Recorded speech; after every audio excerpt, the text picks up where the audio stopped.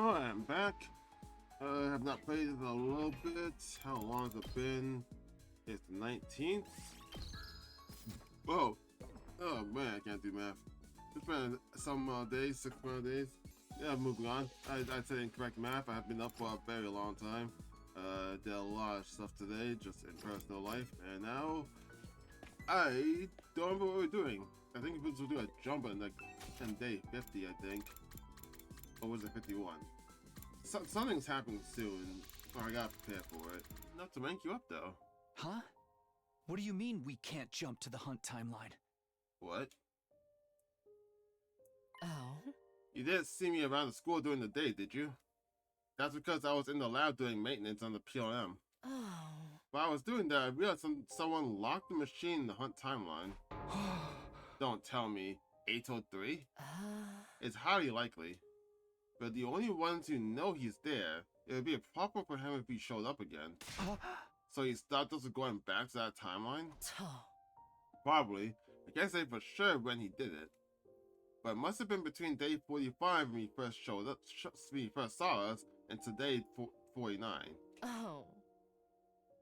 Whenever it was, the lock will only be removed after 50 days has passed, so it won't show up till day 99 in that timeline, so they're just fucked then, huh?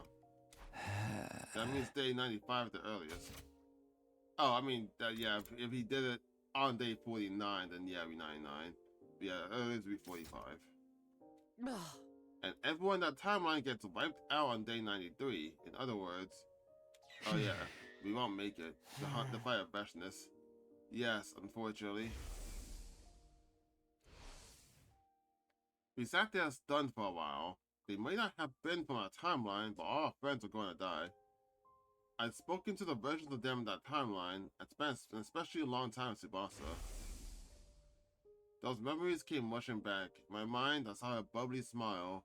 How much longer would she be able to smile like that?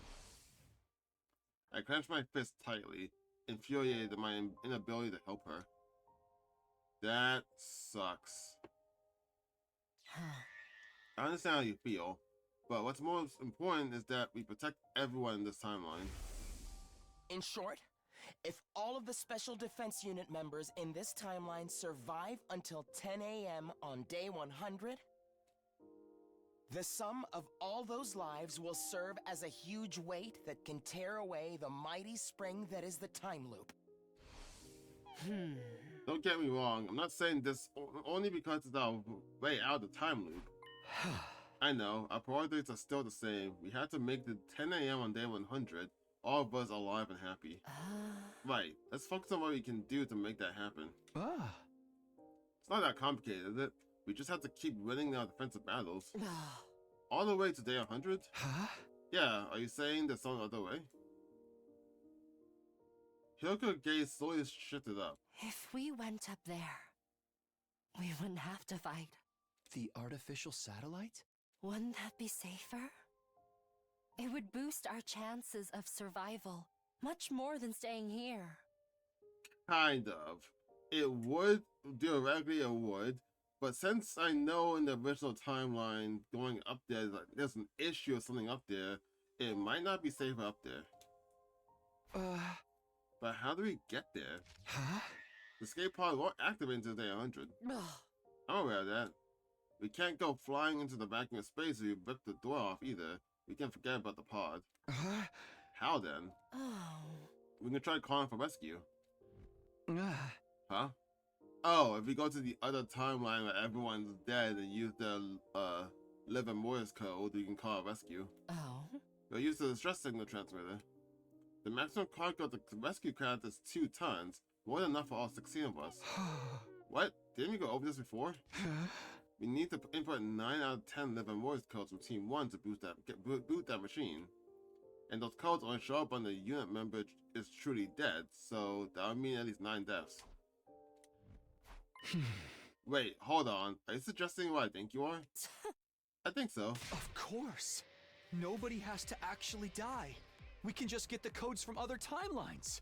That is assuming that the code is the same in every timeline, which is a very dangerous... this is something I would assume, but it's also a dangerous gamble. It could be different per timeline.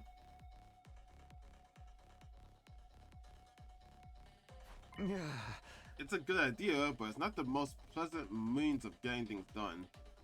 It would mean we'd be using the deaths of our friends in other timelines for the sake of our own survival.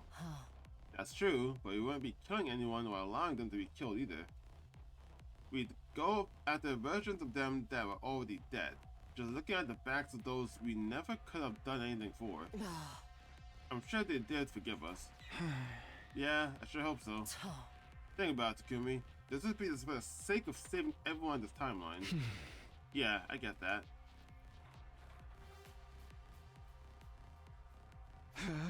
Alright, whose Livor Mortis Codes do we need? I already saw 5 of them in the mystery timeline. Let's review them first. Tsubasa, her Livor Mortis Code was 2, right? I shifted through my memories of the mystery timeline and gave her a firm nod. The other 4 were Kako G's scrapbook. Eito was 8, Gaku was 0, Kako was 9, Shoma was 3. Where does that leave us? There's 5 people left from Team 1. Darumi, Ima, Takamaru, myself, and me. Anyway, we need to find just the 4 of those Livor Mortis Codes. I think the only timeline in which all the people are dead would be the zombie timeline. That's what I could think of right now, because towards the end of that timeline, the only people that were left was Kyoshika and Takumi. But then that wouldn't work actually, because by the time it's just those 2 left, Takumi gets captured and we don't actually go. There's no mention of them going to go see him, unless they do so before the final attack, in which case they'll die. So that can't work. Anyway, we need to find just 4 of those Livor Mortis Codes. Then we can activate the stress signal transmitter and the 16 of us can get onto this rescue craft. Yeah. Once that's done, we'll all go to the artificial satellite together. Okay, but like, 2 questions. How are we gonna get past Zero? He's probably gonna try to stop us. And 2, assuming we can destroy Zero, but then the bomb will go off, we'll die, but we'll come back to life. Will us coming back to life have any impact on this? Like, will that negate the need for all of us to be alive by day 100? Are there any timelines where 4 of them are dead right now? I don't think so. There isn't even one where 2 or 3 of them are dead.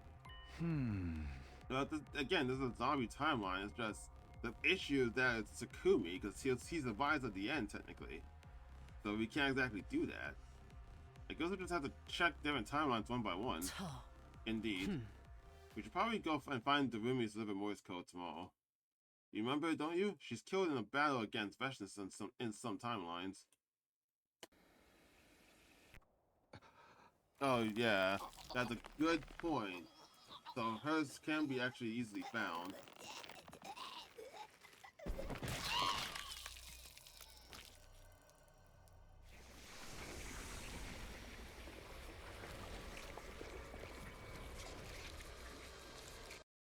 It's wild that's actually a point too.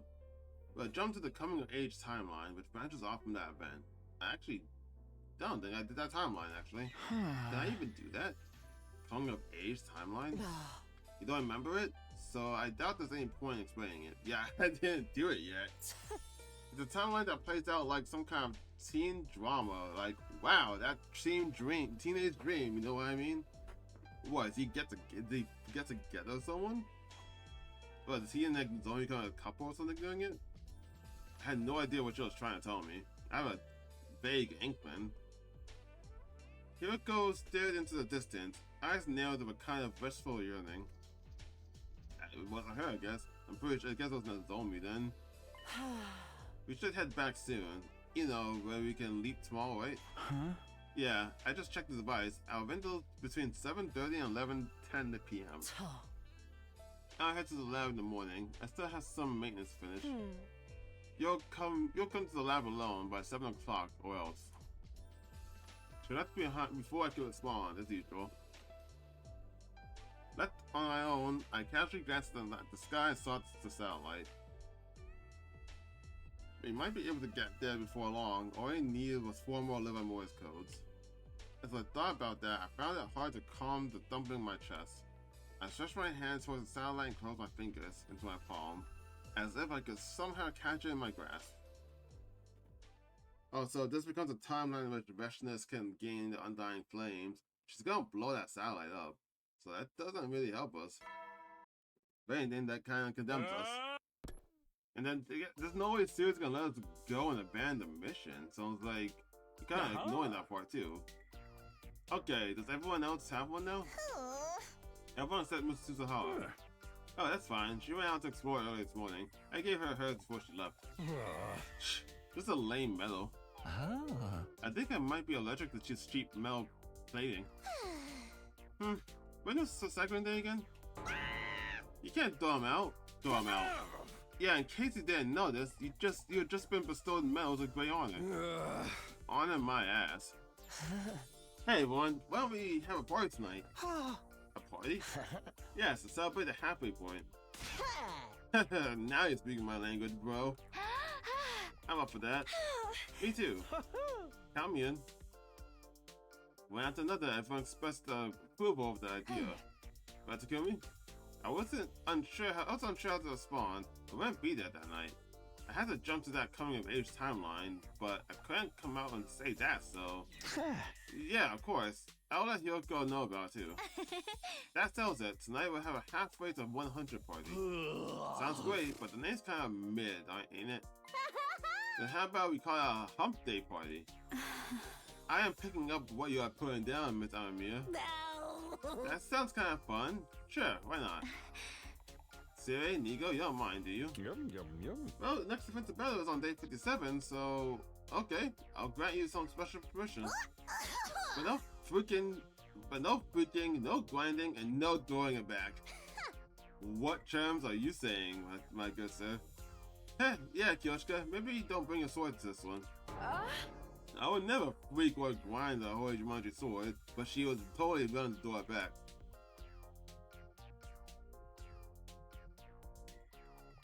We spent the morning and afternoon preparing for the party. I knew I wasn't going to be able to participate, but I was also in no place to appear, so I helped out too. As the day more on, the sun steadily rested in the sky. It was 5:40 p.m. I had time until I had to meet up with Hyoko, but I didn't want to get yelled at for being late, so I decided to leave the school and head to the lab early.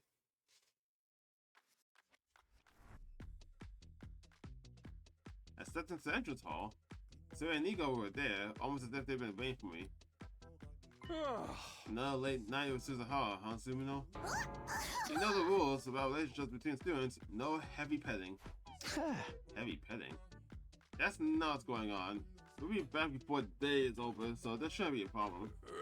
What about the hump day party? You're not going to attend? No, sorry. Do me a favor and come up with an excuse for me. You're a real loose cannon, pal. Although I admit you're the one keeping our operation running smoothly. We've yet to experience a single fatality, and you even managed to get Mr. Kutsuki to cooperate with us. So for now, we'll let your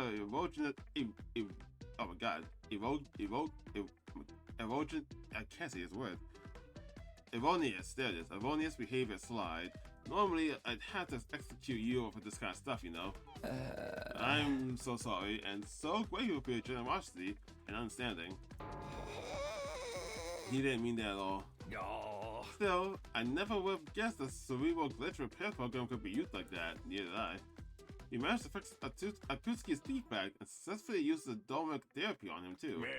Sounds like Suzuhara's handiwork more than yours, but it was such a brilliant idea. You're the one who created the program, sir. I think you're the true brains here. Oh, is that right? I mean, of course, only a 300 IQ genius like me could ever make such a thing. Nigo, the thumb drive you gave Yoko must have had a copy of the program on it, right? I never made any copies. What? Me neither. What? Actually, I don't recall giving Miss Hyoko any thumb drive in the first place. Yeah, there was only ever one of those. What? Yeah, so right there, because like Hyoko said that she got an extra thumb drive from Nigo and used that in one of the timelines. I think the killing timeline. to kill Takumi. But right here, this is proving that that was a lie. What does that mean? On the night of day 16, Yoko and I left the killer zombie timeline. We had 2 goals back then. Yeah. Preventing the death of Hyoko 2 and purging the Gi data from Takumi 2's brain. We succeeded in saving Hyoko 2, but failed to capture Takumi 2. I got cornered by him, fell out the bathroom window, and got knocked unconscious. The next thing I knew, I was in day 17. I woke up back in my room in this timeline. Hyoko told me, Treating Takumi too. That's been taken care of too. oh, I didn't know she said it like that. I actually had 2 thumb drives. Nigo gave me an extra one as a spare. I gave it to Hirako too. I revealed myself to her and explained everything. Which, oh yeah, so she lied about everything. She injected Takumi too with anesthetic and used the repair program I'd given her to treat him. I believed it because it lined up with that timeline with Hyoko in that timeline saying that's what she did. Could it be she lied to me? She never gave Hyoko 2 the thumb drive? Which would mean in that timeline, Takumi 2 is... He's still infected with the Gi data. Yeah. He has to be. That was the whole thing of that timeline. Well, that was the whole thing in that timeline when he was still the serial killer. But in the zombie round, that was before. The zombie round was before he got infected. Zombie round happened, he got infected, and then rerouted into the killer timeline, and he was the killer the whole time. That's how that worked again. I see, so Syria and Nigo exposed my secret. Well, it's true, I never gave Hyoko 2 a thumb drive. What? But why would you lie to me? Oh. I'm sorry, I can't tell you that. I can't tell you that? Why the hell not? Do you have any idea what you've done? If you fixed Takumi 2, then Eva wouldn't have had to die on day 25. And we could have prevented Loco's death on day 43. Hyoko remained silent. Her face was screwed up slightly, and she was staring at her feet. Fine, if you can't tell me why, that's all there is to it. We only have 5 minutes until we can leap anyway. But if you really can't tell me, you have to let me choose the next timeline we leap to instead. Where are you planning to go? Hey! Isn't that obvious? The serial killer timeline. I'm going to erase the Gi data from Takumi 2's brain. If we don't do something, everyone except you will end up being killed. There's no other place for that timeline to go. Just more branches that end up with Takumi 2 murdering everyone. So you want to create a new branching path. Yes, we're going to create a timeline where nobody else has to get killed. The future where everyone who's left can live out a happy life. Okay, but then it'll get reset because people died already. What if I refuse to go with you? I need that thumb drive of yours to fix Takumi 2, but there's only one, so... Are you going to take it from me by force? Takumi, you promised me last night. You said we'd go to the coming of age timeline and find the Grimmie's Livor Mortis Codes. You remember what you said our top priority was? Making it to day 100 at 10 a.m. in this timeline, together and happy. The surest way to do that is to go find the Livor Mortis Codes and call it the rescue path. We'll have a greater chance of survival if we go to the artificial satellite. As a result, we'll finally be freed of this time loop. Yuko's words helped me regain my composure a little. What she was saying made complete sense. The versions of our friends in this timeline are on top priority.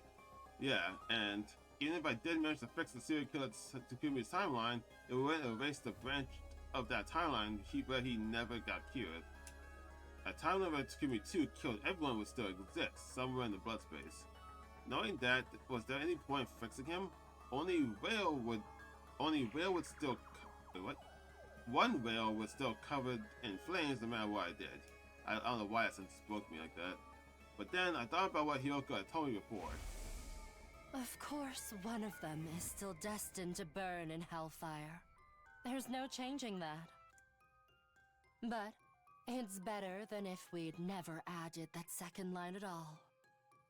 At least this gives the passengers a 1 in 2 chance at happiness. That literally doesn't apply here. That literally doesn't apply because there's already people that died. Like, there's already people that will die, or have already died. At least 3. So we can't say them. People are still gonna be sad. People are still gonna be depressed. Especially Moko, since Moko died.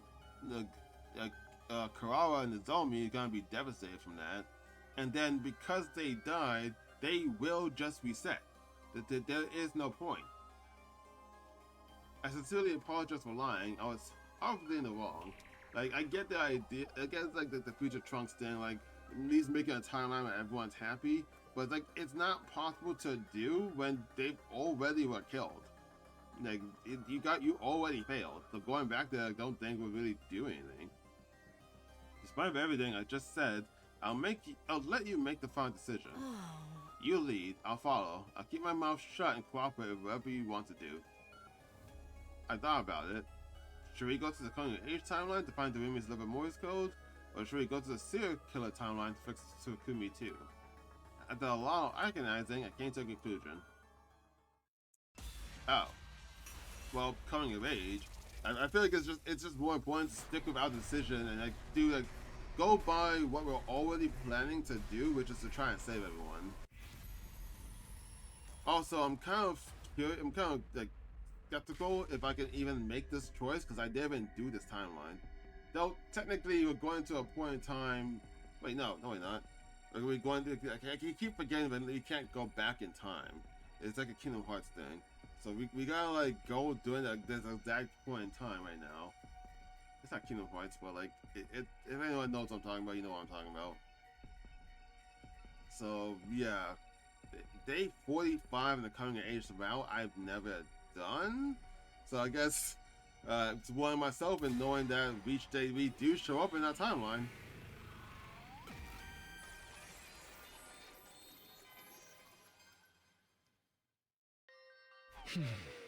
I decided. I think you might be right.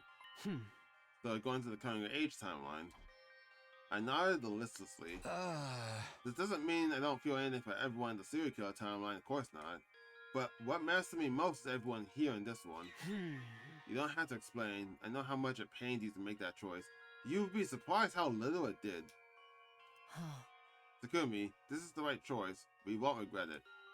No, I won't let cause us any regret.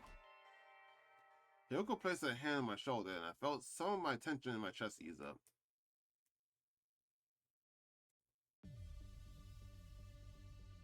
7:40 p.m. It's been 10 minutes since the leap window opened. In order to regain the timeline we'd lost, we speedily pawned the leap suits and configured the machine. And then... No. Here we go.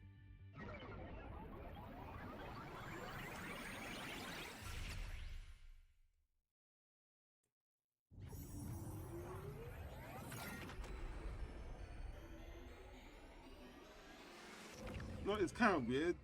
I've always said that, like, the meat of every route always seems to happen on, like, day 50 or so, like past day 50. But this route has so much of it already that I'm kind of scared of when things escalate. Oh wait, we made it to the school, but we can't afford to linger. Why not? We have until 10 p.m. That's plenty of...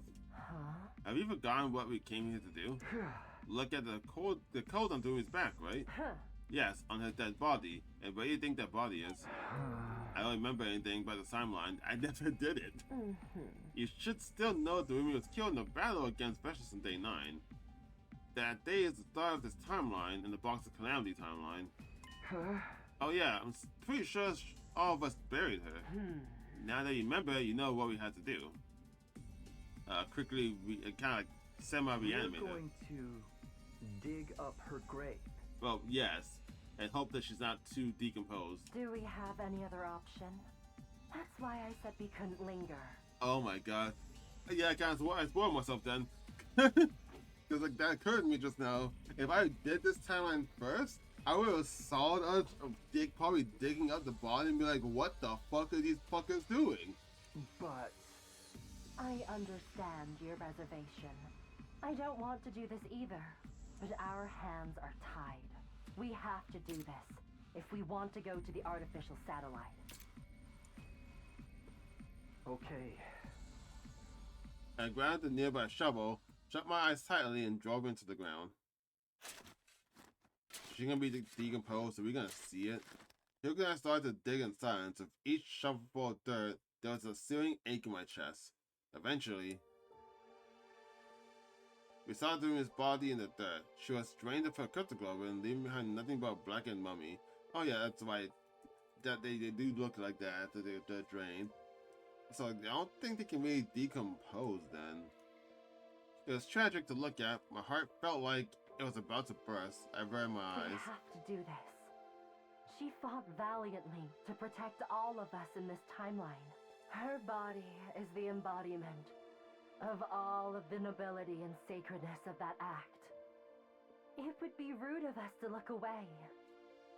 I bit my lip and gave a small nod, looking down at Rumi. I'm sorry, Darumi. I'm going to have to move you a little. We're doing this so you can live on elsewhere. So please, forgive us. Yoko apologized as she lifted up the body and turned it around. On the back was a single number. Does that say 5? Seems so. We carefully restored Rumi's grave. Thank you, Darumi. Please, rest in peace. We pressed our palms together as we said goodbye to her, and quietly took our leave. Okay, so no one actually notices that there. Okay. It was in my assumption that like any timeline we jump to, at least from what I remember anyway, like for most of them, we get seen in some capacity. So I just assumed if we're going there, then that means we got seen with someone. I remember waiting to the cafeteria for breakfast. When I got there, I saw everyone but Siri and Nigo. Yeah, man. Takumi, how many times is this now, man? Yeah, would you kindly stop disappearing all of a sudden, Captain? We went over this last night, didn't we? Takumi went out of the city ruins to destroy some enemy recon device. Isn't that right, Takumi? Yeah, exactly. I wasn't sure why Ato's coming from me, but I decided to be better to just go with the flow. Hyoko, you went off exploring and never came back. What were you up to? Well, you remember Takumi in the city, right? Then you finished the mission together. Yes, exactly. Mr. Suino, at least say something before you take off. Yeah, he would have helped you destroy those devices. There weren't that many of them, so there was no need for us to send a huge group. I think Takumi was just trying to be considerate when he decided to go alone. He didn't want to ruin our plans for the Hump Day party, that's why he did it. But in the end, the Hump Day party was cancelled. Huh? You and Hiroko were gone, there was no point in doing it without you. I see. I'm sorry, I didn't mean for that to happen. No, you had something to deal with, although I guess you don't need forgiveness from this, oh my god, I can't speak tonight. Well, I guess this morning. Degenerate trash heap. Fucking, my brain just cannot function right now. But I'm seething. If you want forgiveness, you have to play Russian roulette with me, preferably with 5 bullets in it. Hearing Doremi say that brought tears to my eyes. It reminded me of her as I saw her last night, and here she was, right in front of me, alive. I couldn't stop the emotions from surging inside of me as I thought about it. Hey, don't look at me like that. It's not good for my mental state. Okay, then let's all enjoy some mushroom roulette. Ava, do you know what mushroom roulette is? Yes, of course. Miss Kawana can just soup up the wheel so it goes full tilt. Miss Dam, what? What? Miss what? I don't know French. Place your bets. Oh, for the love of murder. Thanks to Ato's cover story, Hiroko and I weren't questioned any further. Everyone ate breakfast together and left the cafeteria. The only ones left behind were Hiroko, Ato, and myself. Sorry about that, Ato. Thanks for the help. Yeah, thanks to you, we somehow managed to explain our way out there. But why that story? Takumi, you vanished right before the Hump Day event party, right? I thought if I didn't say anything, everyone would get upset and go looking for you. Then your clandestine activities would be interrupted. So I said what I said to appease everyone. Did you know what we were doing last night? Nothing specific. I have a vague notion you might be leaping to another timeline, though. I told Eto about the parallel leaping, by the way. Oh. Right. I know all about your little secret, too. I know better than anyone that your objective is to keep everyone alive. Huh? So that's why you covered for us. I told you before, right? I'll do everything it takes to regain your trust. And when it's working so far, that's why I came up with the story.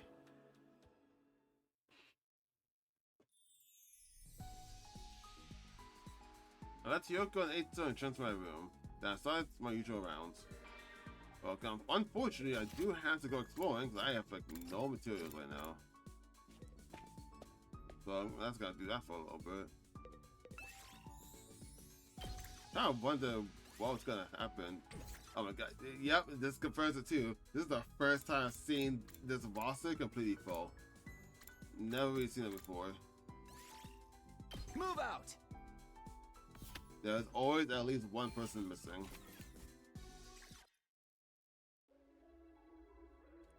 Here's what would happen when we went to the serial killer timeline. I had a feeling you were here. You don't need to arrange meetings anymore, do we? If we have something to talk about, we can just come here. Don't that sound good? I know. By the way, have you looked at your device yet? Not yet. What? You don't care what we'll get to the next Livor Mortis Code? Not really, it's just... Then look now, you'd be surprised. I pulled out the device and looked at the screen. I saw the numbers in the display and... Are you serious? 12:05 to 12:35 on day 74? Damn, that's a far. Yes, that's the next time the bus space race will surge. That's more than 20 days from now. That's right. The Livor Mortis Codes we know right now are Tsubasa, Eito, Moriko, Kako, Shoma, and as we saw last night, there will be 5. There's a total of 6. But we need 9 codes in all. So we need to wait until day 74 so we can find the other 3. Unfortunately, you're still not quite right. It's likely impossible we'll be able to get any on day 74. We only have 30 minutes to leave on that day. It takes longer than that to get from the labs to the school, even if we sprint. It's just not possible. Yoko nodded with a deep sigh. Rendering the bus race increased after that. That's not on the device yet, so we have no idea. So we're just kinda fucked then, huh? Either way, our goal stays the same. We need to get to the artificial satellite as soon as possible. Whether that ends up happening on day 80 or day 90, well, even if we leave with only 10 days left, it beats being stuck here. Then let's stay focused, Kumi. But now we continue about school routine as usual until day 74. Things will be fine. Don't worry about the defensive battles. We know exactly who will attack us and when. At the very least, we can be sure no one's going to die permanently in the battlefield. Of course, I'm not going to let them. I'll protect them on the battlefield or anywhere else. Well said, Captain. I expect great things from you. The artificial satellites suspended in the night sky seemed just a bit farther away than usual. But I couldn't let things get me down. I narrowed my eyes and cast a sharp gaze at the satellite and its cold night glint. You make it seem like the story is gonna slow down to 74. Because like, I can't imagine anything actually happening. Oh, are we going to time skip? Are you going to time skip to 74? Well, no, I don't think they'd do it one by one like this if we were.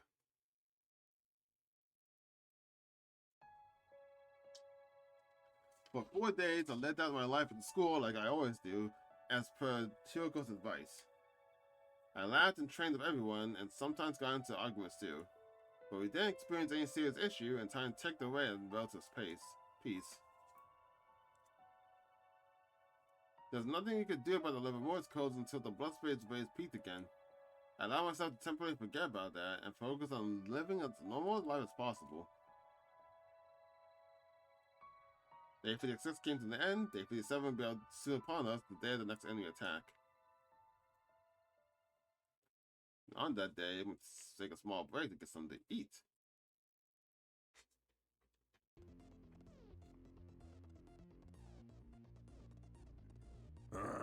Is everyone set? You've all drilled the details of your next phone to your heads, right? The command's name is Zendaya, right? Excuse me? Are you stupid or something? It's Zanzibar. Whoa, what? Is that a reference to something? Zanzibar? I'm not completely sure. You're both wrong. It's Zenta. And she has the ability to make copies of people. Moko had no idea what that ability did to her the first time I ran through all this. I found myself almost slipping up and telling her, but stopped myself just in time. Sounds like a real pain in the ass. It's fine, we have nothing to worry about. This time, Zenta will show up on her with her factory settings, for lack of better words. Factory setting? Is that to say that she's gonna show up in that fucking eyeball form? The hell does that mean? Yoko must have been trying to explain that Zenta would show up as herself, rather than as a copy of one of us. Anyway, I doubt she'll be more of a problem than any other commander. So long as we're careful not to get copied, we should be able to win the these. Or so Siri and Nigo told me yesterday. Yeah, exactly. So true, she got it word for word. When's the enemy's gonna be here? Right around after our wake-up call. Although we disabled the announcement for today. Oh. Why is that? Well, you're all up already. So there's not really no sense in playing the announcement. Niga barely finished speaking when it started. Is this the first time you guys did that? I'm pretty sure there's times when we were all awake before and you guys still play the announcement. I don't think I'll get used to this long. You'll be fine. The Tsukumo twins are by your side. Alright guys, let's do this. Special defense unit, move out. That's one problem dealt with. Now we just have to defeat their commander, Zendaya. I told you, it's Zanzibar! It's Zenta! Never mind her name. We must simply kill her. Here we go. The zombie's getting sick of this shit.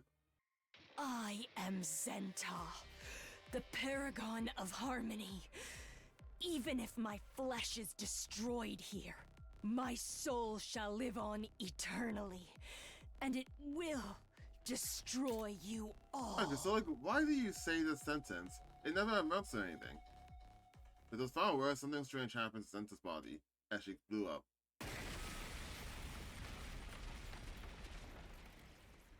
It splinters all over and bursts into tiny pieces, disappearing in a plume of smoke. Like, she always says that, and like half the time explodes. What was that? But then like it doesn't amount to anything. So I'm so kind of confused in what she's trying to do there. Did she self-destruct? I think she did! That bitch couldn't fight for shit. Yeah, Yeah, she wasn't worth getting sick over. yeah. Well, that's a good thing, isn't it? Exactly! We managed to defeat her! Everyone nodded in sync, though they all seemed dumbfounded by the abrupt end to the battle. By the way, how did you like my moves, everyone? I saw signs of effort, but it was nothing to write home about. Ava, stop busting the man's balls, man. Ava, why are you so hard on me? Yeah, bro, what the fuck? Because you irritate me. Jeez. Cut right to the bone with that one. Anyway, since we've won our fight, why don't we do our thing? Oh, you're not usually so eager, Shoma. Sorry. I went and opened my gaping sewer hole of a mouth. Alright, Takumi, you got a lot of expectations by this one. No, I didn't mean it like that. Hey, snap out of it, Takumi. That's your cue. Oh, right. Ready? Go! Special Defense Unit! Best in the world! Indestructible and undefeated! Never lose! Never yield! Special Defense Unit, fight on! And so ended our defensive battle. The next attack will be on day 63. It'd be fine if we could just keep this up. We had nothing to worry about. We patted each other on the shoulders and returned to school for springing our steps. You said that, and now I think something's gonna go wrong, and that makes me worried. It makes me real worried, Takumi. Why would you say it like that? Oh, we just gotta skip to the next battle? Okay, I guess we are. For my free time, Moko. She has like 2 more bond events before I finish it. Another 4 days passed quietly. Like this calm after a storm, nothing exciting happened. If I had to mention something, I guess it would be that the spice blend of Kurawa's curry was extra hot. It upset Shomo's stomach, leading to a somewhat explosive situation. We had to do some cleaning afterwards. Other than that, nothing of serious significance happened, and the days went by almost too peacefully. Yeah, I was honestly starting to forget about the Livor Mortis Codes. If things kept going like this, there would be no real reason to go looking for them after all. I got the feeling we might be able to manage to the last 38 days without doing anything too special. As long as we kept holding strong against enemy attacks anyway. We were due for another battle soon, tomorrow on the morning of day 63. It's okay, things will try to find for us again. I reassured myself, crawled into bed and fell to sleep. You're putting up them death flags. I really don't like that, Takumi. You gotta stop it. Make me real nervous, my guy.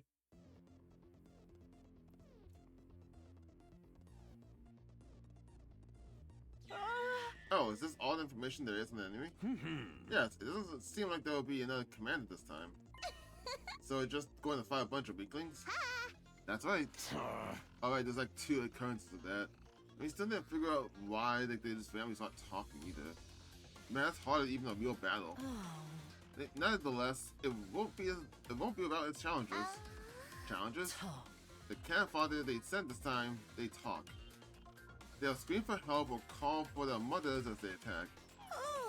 That doesn't sound, challenging. Huh? What's the big deal? Isn't it more fun to kill them when they're crying for their mommies? Yes, that's the greatest pleasure of all. Of the love of murder. There's something seriously wrong with you two. You're the one to talk. Shouldn't we just avoid listening to them? How do we do that? You just don't listen to them. We just yell over them. If they're all screaming, we'll drown them out. But what should we yell? If you just make noises, you might still hear what they're saying. Say your fucking like after battle speech over and over. Then why don't we yell the multiplication tables? Multiplication tables? It's pretty basic math. We were at school after all.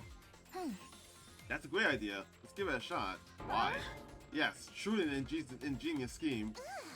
I think you can tell where this is going. And then it happened. We never had a defense to do against this. We kind of just did it. There wasn't a reason to just do something like this. Hey, look who finally decided to show up the ugly mugs. I guess it's probably because we didn't know they were gonna start talking randomly. Hey guys, let's do this.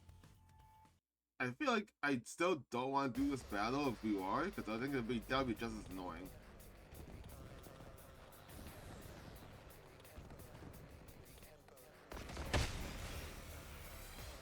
Help me! Not like this! It's true. I can hear them. I can hear them talking. Ah, I cannot get enough of this! It's making me hot and bothered.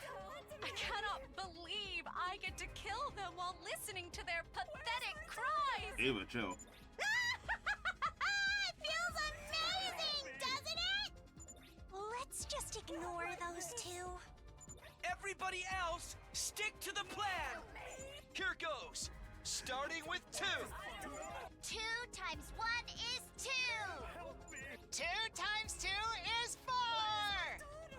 2 times 3 is 6. 2 times 4 is... 51! Yoshka. I saw it coming from a mile away. Mommy! Save me!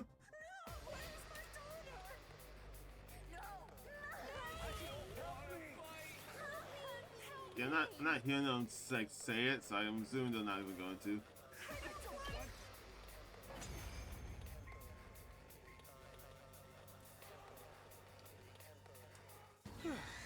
We finished with them before we were even done with 6. We're not done yet. There's another wave. Guess I'm gonna have to face the challenge of the 7 times table. Kaku, don't tell me you can't do math either. Shut up! 7 is easy peasy. Anyway, just ignore what they're saying, guys. Here goes. Don't tell me you can't do math either.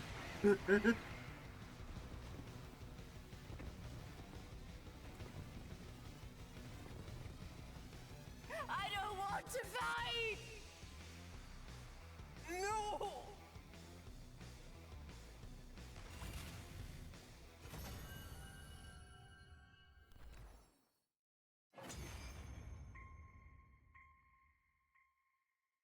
Yeah! Take that, you freaking small fry! That was a piece of cake.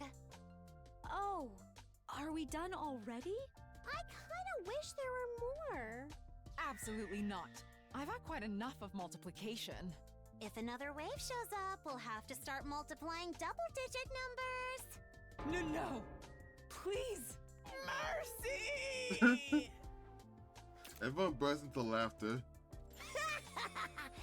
Anyway, seeing as we won... Yep. Right. It's time. Take it away, Captain. Got it. Ready? Go! He's really getting into it now. Special Defense Unit, best in the world, indestructible and undefeated. Never lose, never yield. Special Defense Unit, fight on! If I had to suffer through that every single time, you guys do too. 37 days left, I felt sure that things were really going to work out. We just had to keep going. But unbeknownst to me, somewhere in the shadows, things were starting to come apart. Little by little, it would start to gnaw at us. What do you mean? There's that classic Kadaka of foreshadowing way too much when they don't need to. And this kind of spoils the surprise.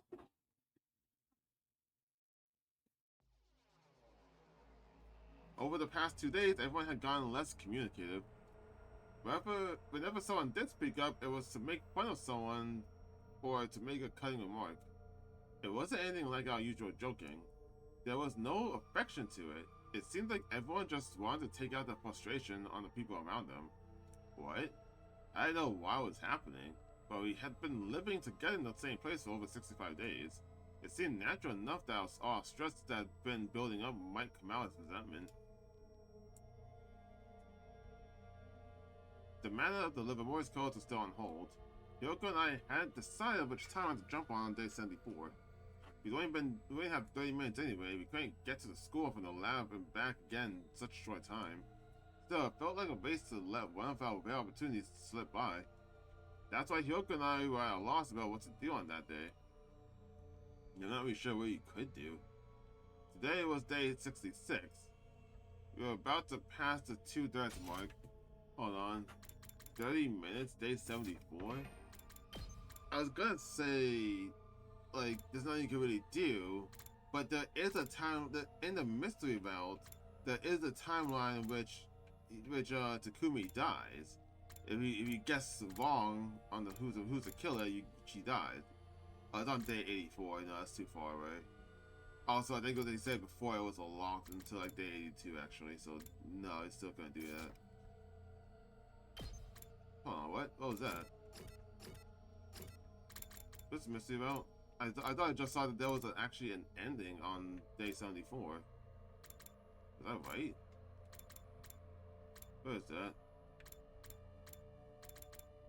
What's mystery about? I just saw that. I know I just saw that. It's on day 75 though, no. Not 74. So no, you can't jump to there. It was like you could just jump there and see Takumi, but no. Today was day 66, we're about to pass the 2/3 mark. 1/3 of our time here left. I hope we won't run into any serious issue. But things don't always work out. My expectations will be crushed the very next morning.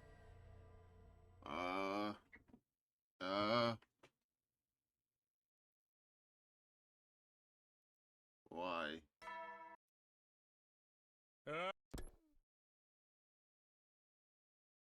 I went to the cafeteria to get breakfast. As soon as I walked in, I heard screaming. Eito, I heard you were making something real loud, Tsubasa, in the garage last night. Loud? Don't play dumb with me. Shoma saw you. What? It's true. It was at 1 o'clock in the morning. I was wandering to school because I couldn't sleep when I saw both of them making something that looked like a gun? A gun? Well, I guess there's no point in hiding it. This is what I made, a beam gun that generates a special electromagnetic pulse. It's just a toy though, it's harmless to the human body. Eito put the barrel to his temple and pulled the trigger.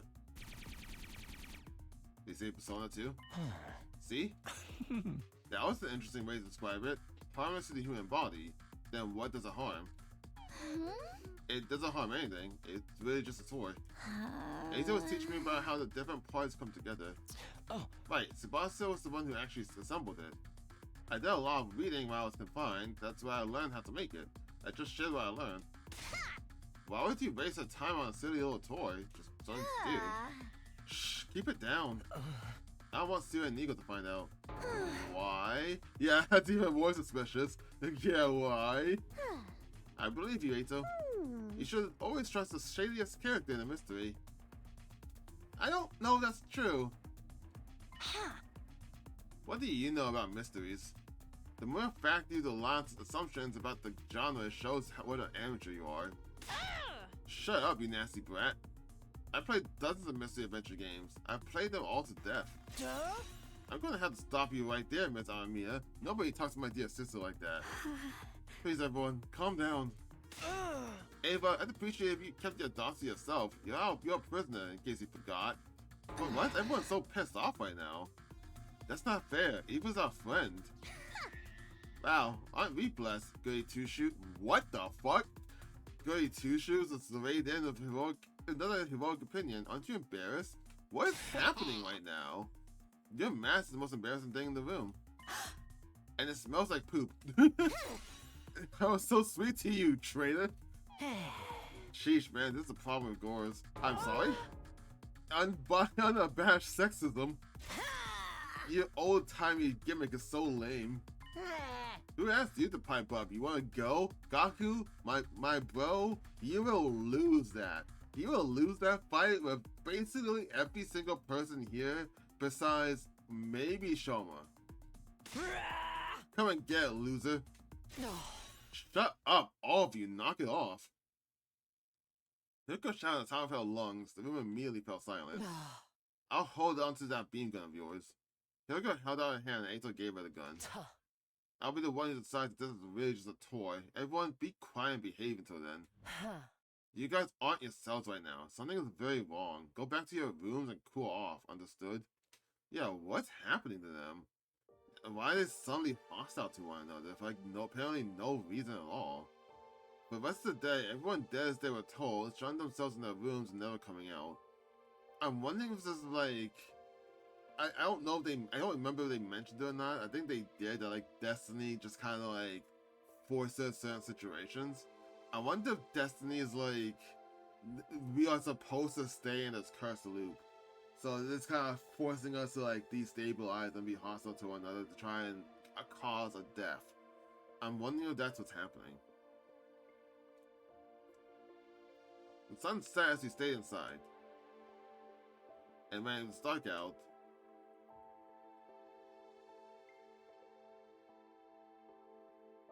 someone suddenly opened my door. It was Hiroko. I have an update about the beam gun from this morning. I wondered if it maybe has some kind of switch somewhere that would enable and disable it. That's why I examined it, but there wasn't anything of that sort. So it really is just a toy? Eito is right that it was harmless to the human body. At least, you wouldn't hurt anyone with this. I took the gun from Hiroko and looked it over. It felt solid and heavy. There was definitely something mechanical inside, but nothing happened when I pulled the trigger. All I did was play a tiny cheap sound effect. So now we know Eito Tsubasa was telling the truth. But that's not the real issue here, is it? Yeah, the beam gun was only the catalyst. There's a ton of resentment building up inside everyone ready to go off. This just happened to be the spark that started the fire. If you know that's the problem, why didn't you say anything like this morning? It's your job to keep everyone calm and mediate between them. I guess so, but I'm sure everyone is just exhausted. You spent 66 days living under serious pressure. Whoever it is, something has to change. Our next offensive battle is on day 72. We had to do something before then. Hyuko fell into deep thought. Her gaze wandered. Like this never happened before in any other timeline, and they had much more serious conditions in those other timelines. Shortly after, she pushed her fingers through her long hair and started looking at me. Takumi, this may sound harsh, but it's your fault things ended up this way too.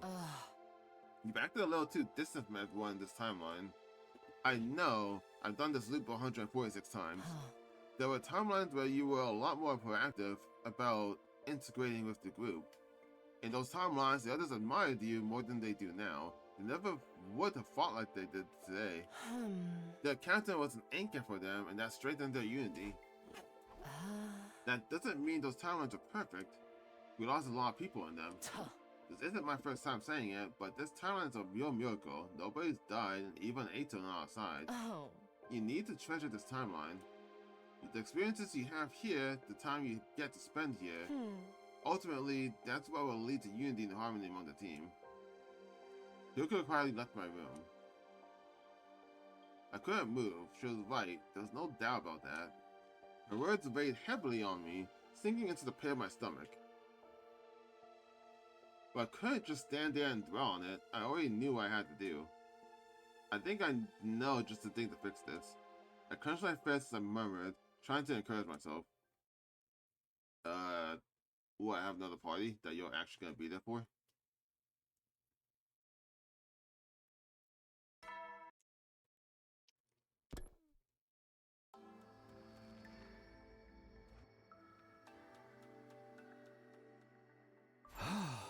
Eito and Tsubasa were telling the truth. The beam gun is just a toy. I had everyone pass the gun around. They each had turned to inspect it, nodding when they were done. But Eito, what'd you even want this for? There was a picture of this beam gun in one of the books I read that I was locked up. I found the shape and design appealing, that's all. Anyway, now that we know, I'm going to give it back to Tsubasa. Me? You're the one who made it, right? I can give it back to Eito, but I don't think it would put everyone on edge. I think it would put everyone on edge. After a moment of hesitation, Tsubasa slowly reached out and took the gun. Sheesh, everyone's still suspicious of me, huh? That's not it. Everyone's just kind of unbalanced right now. Little things have them jumping at shadows. But that's going to end today. Let's wash all those feelings of tension away and leave them behind for good. Oh, we gotta have a pool party? Wash them away? How? Pool party? Pool party! Pool party! Hell yeah! Goodness, is this one of those night pools I heard so much about? Young women and men go wild to get in the pool at night, colorful lights everywhere. We're having an evening of debauchery and hedonism, aren't we? Ava, relax. It's not nighttime, and it's not any of that sort of stuff either. But sure. Are you serious? This is like so crazy. You know, I don't think I've seen Darumi in a swimsuit. No, because she's usually dead in every timeline we do this. I think. Takumi, did you do all this? Well, I had a little help. Gaku? From me. It's our fault that Hump Day Party got cancelled, right? So in a way, this is our apology for that. And don't worry about swimsuits. We made sure to get them for all of you. That's creepy. Hold on a minute. Are we going to swim here? I told you we need to wash all the negativity away. You meant that literally? Tell me this is a dream. You know exactly what the people want. Hell yeah. You mean what you want? I mean, it's good enough, so. But what about Siri and Ego? Of course I got the permission. If things stay as tense as they have been, it will hinder the mission. I can't have that. So you get special permission. Everybody needs a break sometimes. But don't forget to keep it in your pants! Kyoshka, that also means you need to keep your pants on. I would never expose myself at the pool. Of a murder. Does that mean that you would expose yourself at other places? Although everyone griped and complained, they ended up changing into the swimsuits we bought for them. And so began our Paradise Pool Palooza. Yeah, the movie's never there. I've never seen her like that actually. It's jarring seeing her there. I have a feeling all the complaining was just to cover up how embarrassing everyone felt. Oh, Kyoshiko's back there too. Is she usually dead during these times? Cause she wasn't there before. Same with Eito. But I feel like I've seen a scene of Eito there. Oh right, I think it was like when Eito was alone, he imagined that he was there, everyone. I had a feeling all the complaining was just to cover up how embarrassed everyone felt. It took less than 5 seconds in the water for them to start shouting excitement. Pretty soon they all had playful smiles on their faces. Everyone forgot themselves in childlike wonder. Playing like kids, I was right there with them. I joined conversations without hesitation and went crazy and wild with them. All of that strain and tension vanished in an instant. Everyone's faces looked so earnestly bright and happy, with droplets of water flying through the air. I memorized every last detail of the scene. I took in every passing moment and seared it into my brain. I never wanted to forget them. I never wanted to lose them. I could hear splashes of water all around me. Then everyone's joyous laughter echoed in the pool, drowning out the sound of water.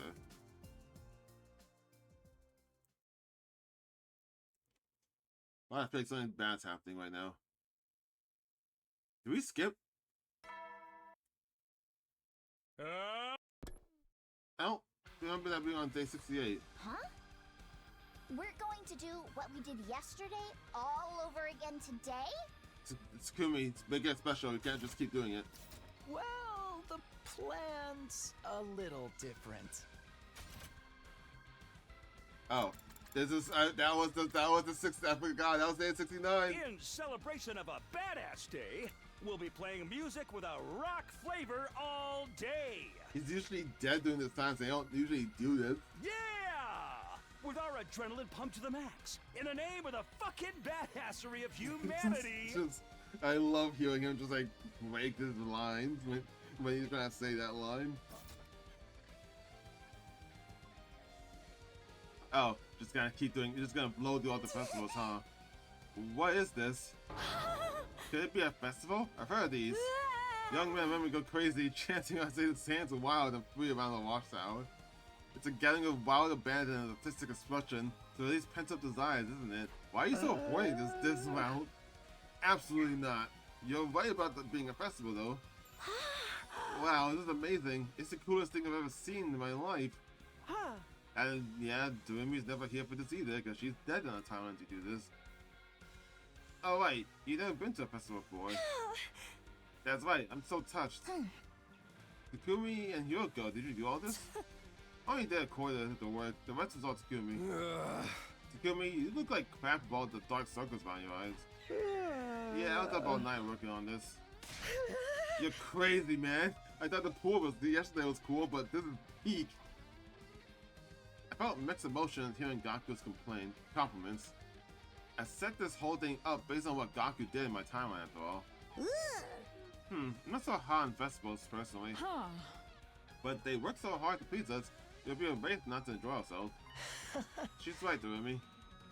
Don't think of it as just a festival, think of it as a dark carnival.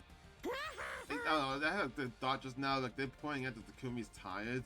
Makes you think he's gonna have like a surprise battle and he has like no sleep and that's gonna cause an accident.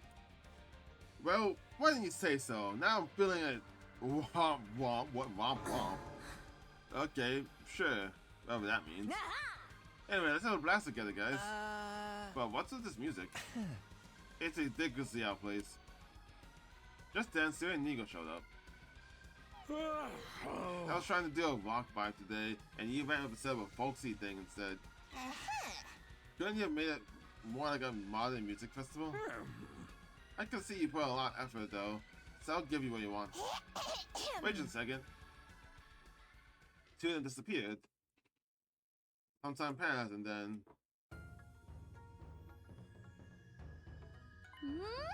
Yeah, that's more like it.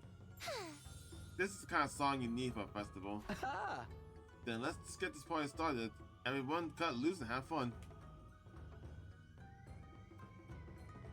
So begin a fabulous frolicsome festival fiesta.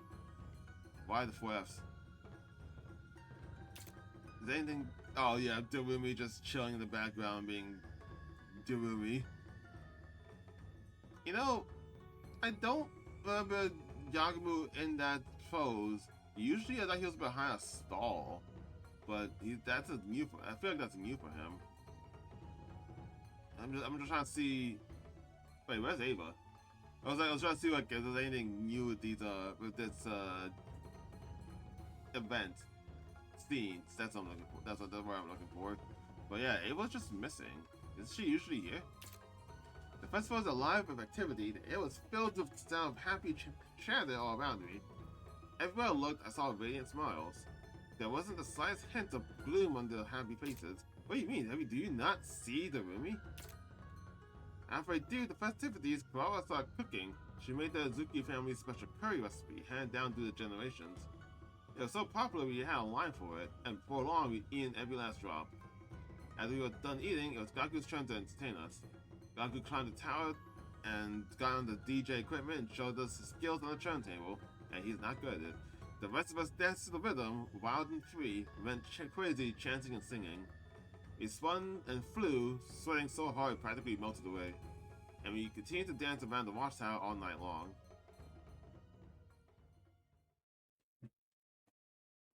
Ours Ava just not there though. That kind of makes me worried. Maybe they just forgot to put an activity for her? When I woke up, the sky was already dusky. I must have reached my limit after staying up all night partying for 2 days straight. I left my room and got ready for the day. By the time I was done, it was completely dark, almost time for dinner. I hurried to the cafeteria and announced my plan for the evening to everyone. Do you relax? You're gonna need a day to just relax and chill. What? You gotta be kidding. We're all going to the rooftop for fireworks? Yep, sparklers, Roman candles, aerial fireworks. I've got them all in my room. Relax, Takumi, just relax. But Takumi, don't people usually space out these kind of events? Yeah. Yeah, you gotta be out of your mind to go 3 days in a row. Don't listen to him, bro. I'm all for it. Honestly, the important festivals weren't quite enough for me. How does a broken bum like you have to stay to parties? Huh? Did you say something? Oh, he's fine at parties because free food. That's what I'm thinking of now. Well, if it's what our captain wants. I suppose we have no real reason to refuse. We're seriously doing this? God damn. If you're going to twist my arm, I guess. Despite their complaining, the smiles on their faces betrayed their true feelings. Then it's on. I feel like you're just kind of overdoing it. You're going to do all the events, every festive event that was happening before, and like other timelines, he's just going to do all of them in one long series. Or I guess short series rather. Burst, that's what I'm thinking of. Huh? Siri and Nigo, what are you doing here? You need adult supervision to play a fire. Are you an adult? We're just here as chaperones. Oh, for love of murder, you've made us do a lot worse than lights and fireworks. I bet they're just being coy. You actually wanted to join us, didn't you? At the pool and the festival. Absolutely not. Not at all. Not at all. Okay, then you guys can hang tonight. Let's lose our freaking minds. Doesn't it feel like something's missing? Are you talking about my mask? You are, aren't you? I just can't see the fireworks with it on, that's all. That's why I left it in my room. I'm so embarrassed, don't look. Wow, you don't need to wear that mask. You're only saying that because you think it stinks, right? Like poop, right? No, that's not it. I just think it's a waste of a very cute face, personally. That was surprisingly sweet. Huh? Cora froze at a loss for words. Her face was red as a ripe tomato. I think there's been a misunderstanding. I wasn't talking about Cora's mask. Come to mention it, we are missing some people. 4 of them. Kyoko, Moko, Ima, and Eva. Where the hell are they? What? Everyone looked around. Just then, the missing 4 showed up. Y'all got me worried. Sorry we're late. No. Oh. It took some time to explain what we're doing. Explain? We have a surprise guest for everyone tonight. What? Oh, is it the boy? The Shion? He's all ready for us now, introducing our special guest for the evening. Yeah. Shion. Shion. Yo, Shion. Everyone called out his name in surprise. Huh? What's going on? Why does everyone know his name? Oh. We met him playing Time before. Yeah, while you were busy trying to knock up Hiroko. In other words, while we were jumping into other timelines. Hey, that's not what we were doing. Anyway, that's how they know him. I only found out yesterday at the festival. I heard it from Moko, Ima, and Eva. We thought we should bring Shion to the festival since it was such a big event. The four of us left the gym to ask him to come, but come to think of it, the four of them had disappeared for a while the night before. Oh, I didn't realize that Moko and Hiroko wasn't there. I thought it was just Eva that wasn't there. That explains that. Siri and Nigo wouldn't allow me to come. But besides, I'm not a real special defense unit member. I didn't want to get in the way of your fun. He tried to refuse again tonight. He was hesitant to come to this. But we managed to convince him, and now here he is.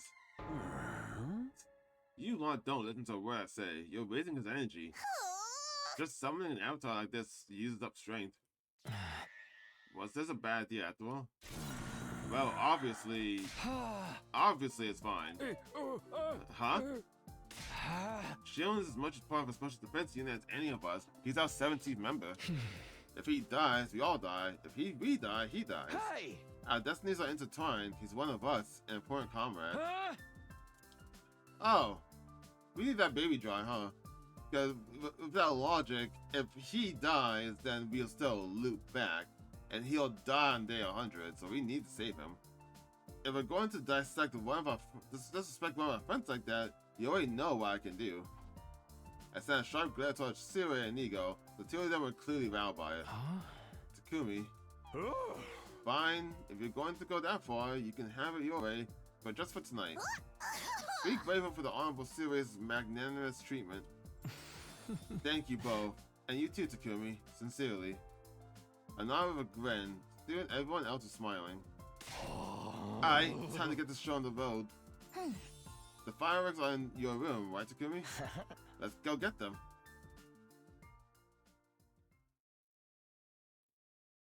So began our Special Defense Unit's Shining Fireworks Shindig. Oh, you know what? I think this is new. I don't remember us doing. I thought we were just gonna do like what we do in like where you lit the bonfire in front of the school. I thought that's what was gonna happen. But no, this is actually a new one. I don't remember ever seeing this before. Every member of the team was there. Hiroko, Nozomi, Moko, Tsubasa, the Tsukumo twins, Gaku, Shoma, Takamaru, Karawa, Darumi, and Kyoshika. Even Yagumo was having a blast with everyone. This is sweet. I really like this. wait, why is Eva and Darumi chasing Karawa? It's like we had our two commanding officers with us too. And Eva and Eito, who were once hostile to us, were joining in on the fun. Last but not least, there was Shion. 19 including me, all of us alive and well. Ooh, that's also a good point too. I don't know if Nigo and Siri counts towards that everyone needs to live part, because if I assume they don't, because of the business of day 100, they weren't there. But if we assume that they do count, then we can't just leave in the pod, because like they'll try to stop us, and we can't kill them because then we'll get reset. So yeah, I'm not sure how we're gonna do this. I'm assuming they don't count though. We've gone through so much hardships in the past 70 days, trying to survive. This was a true miracle. I took it all in, reveling the joy in my heart. A long time ago, someone once said that life and fireworks aren't all that different. For a brief moment, they shine brightly, then they disappear into the dark. People struggle and strive to create a spark, all for that fleeting moment. That's what makes life so beautiful. Every word of what was said rang true to me. Who said that though? I don't remember anyone saying that. Who'd ever want to live forever, being trapped in an infinite loop was a curse. I was going to break free. I was going to end this. I'd venture into the future that started from day 101. With all my friends, I'd get older with the passage of time and eventually die. One day, my firework would sizzle out. This was going to be the last time I lived through this war. I'd never experience these 100 days again. The thought made my heart swell. The instantaneous flash, the spike vanishing into the darkness, the flicker of the decaying embers were all breathtakingly beautiful. Damn, Takumi, you make me feel depressed, man. That's usually a thought I try to avoid thinking about. Yeah, the idea of dying terrifies the hell out of me. But it's gonna happen eventually, and we just gotta make the best of what we have. Our 3-day party binge finally ended yesterday. The next enemy attack will be tomorrow, day 72. We couldn't keep up the merriment forever. We need to switch gears.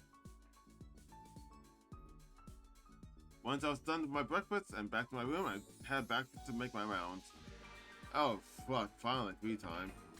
I don't know if I'll be able to max out Moko during these last few days. I don't know when they're gonna do another jump cut like that. But I guess I'll take the chance I have now and give her something. The next gift I give her should be enough to rank her up. Because I got like, what, a 4 and a 5, so that's 9? What was the amount that it needed to be again? I think it was 15? If it was 15, no, actually I had 2 4s and then a 5. So that's 13. So if it was 15, then the next one will rank her up, and then I need like just a little more to get over. But I have enough for 2 folding chairs.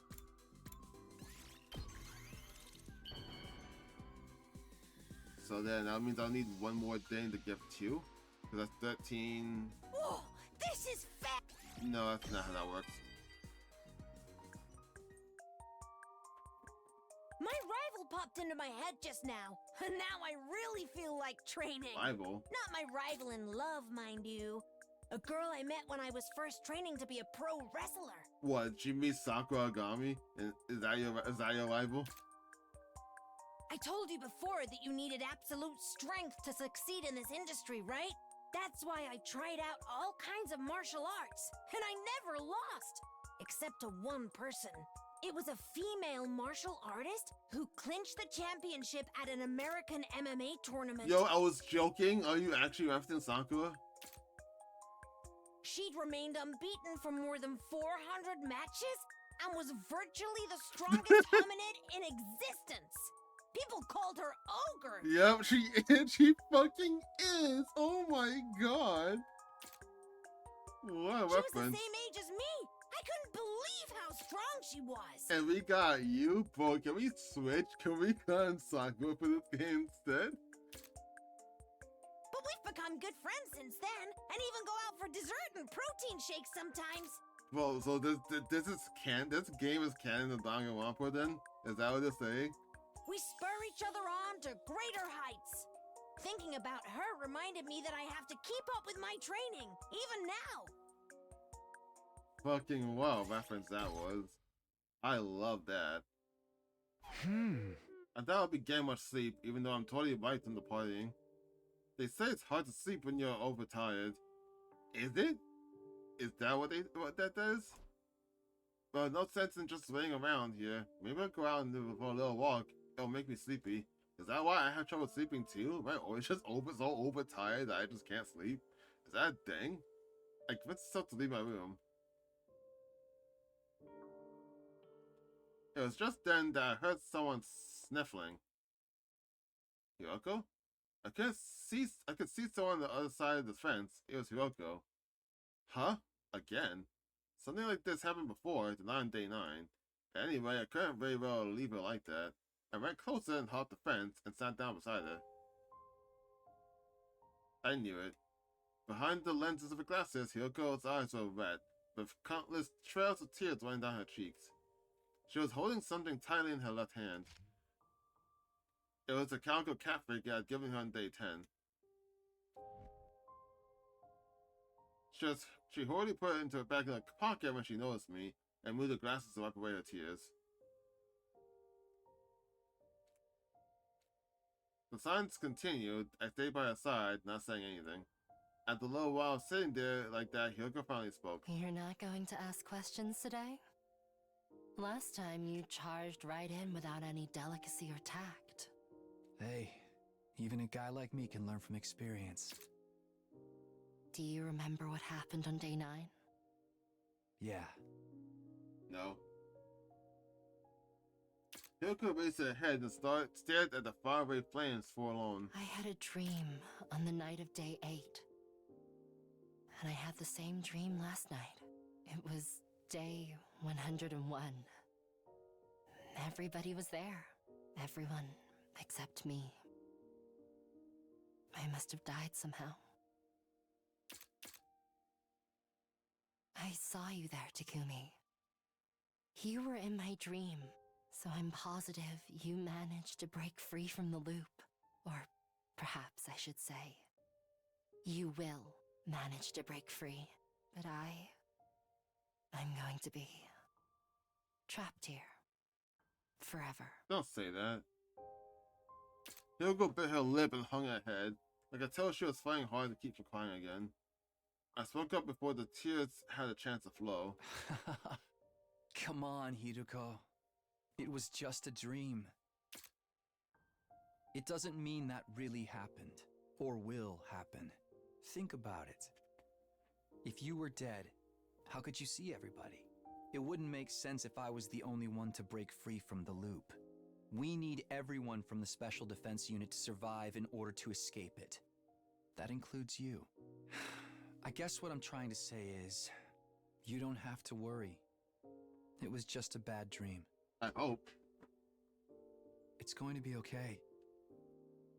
You're not going to die, no matter what happens, because I'm going to protect you. That's a promise, okay? Remember what I said before? I promised we'd both get out of this, that I'd build us a future where everyone can be happy. Takumi. A freshening evening breeze blew.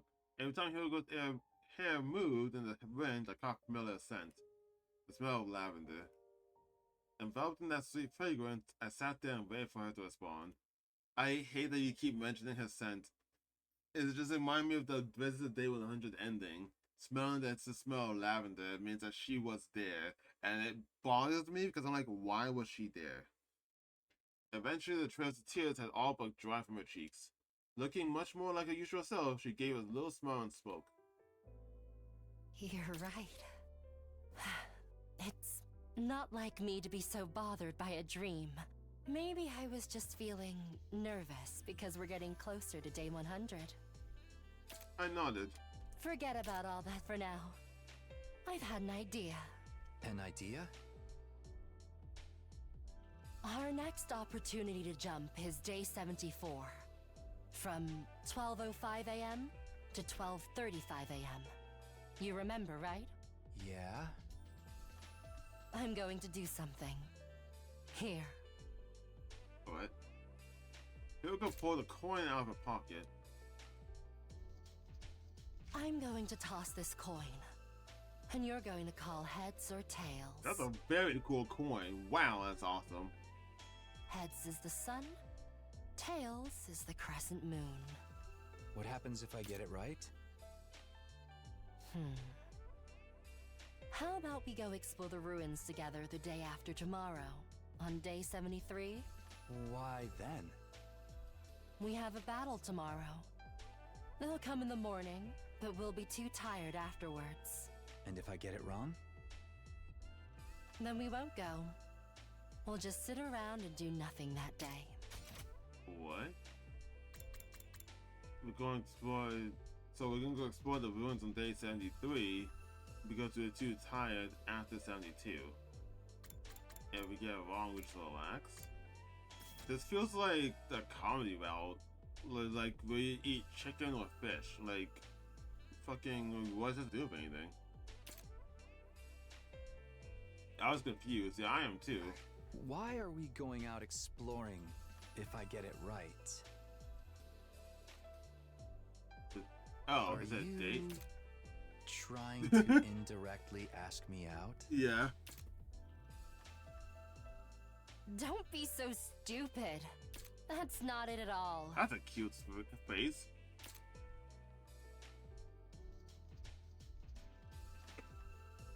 Well, I don't really get it, but this coin flip is related to leaping in timelines somehow, right? Yes, I'll explain everything later. Why later? Tell me now. No more questions. Just call it. Yoko flipped the coin. It tumbled through the air and landed on the back of her left hand. Quickly covered it with her other hand, hiding it from my sight. What's your guess? Heads or tails? It's such a pointless question that felt silly to think about so too seriously. Even if I was wrong, all it meant was that I wouldn't spend the day outside of Hyoko. There's no real risk involved, but I felt strange stirring in my chest. Was there a fateful choice hidden behind this light-hearted pretense? Was something unforeseen creeping closer? I couldn't help but worry. Instantly I was conflicted. Logically, there was no real right answer, and yet, I couldn't just choose blindly. 2 more timelines would be created based on what I decide here. Hello? Takumi, what's your answer? At Hyoko's urging, I steeled my resolve and gave her my answer. What the fuck is happening? I want to say heads. I want to say heads just because, like, oh, it's just it's the sun, so it's like, you know, everything will be fine kind of thing. Like, that's what it comes off as to me. But I feel like it's actually tails, signifying that like something is gonna happen that you don't expect. Like, you would expect like everything coming on a perfect clear day, that would imply that everything is fine. And at least like just seeing if I were to hear that phrase about a clear sun, I would just assume everything is fine. But since it's one of a crescent moon that shows that covering up part of the sun, to me it foreshadows that something is gonna happen. Like something's gonna pass, it's gonna obstruct the sun. The sun's gonna pass, it's gonna obstruct the clear day. That's what I take from that if I was trying to look at this from a more meaningful perspective, like they're trying to imply that this has. So I want to take that and pick tails, because they keep kind of foreshadowing that something is going to happen. I don't know what, but I feel like something's going to happen. So I want to pick tails because of that. I'm also kind of afraid to pick tails and be right, because it then feels like one of those like self-fulfilling prophecy situations. Like I'm picking this because I think something bad is going to happen, and me picking this causes something bad to happen. But I'm still gonna go with it.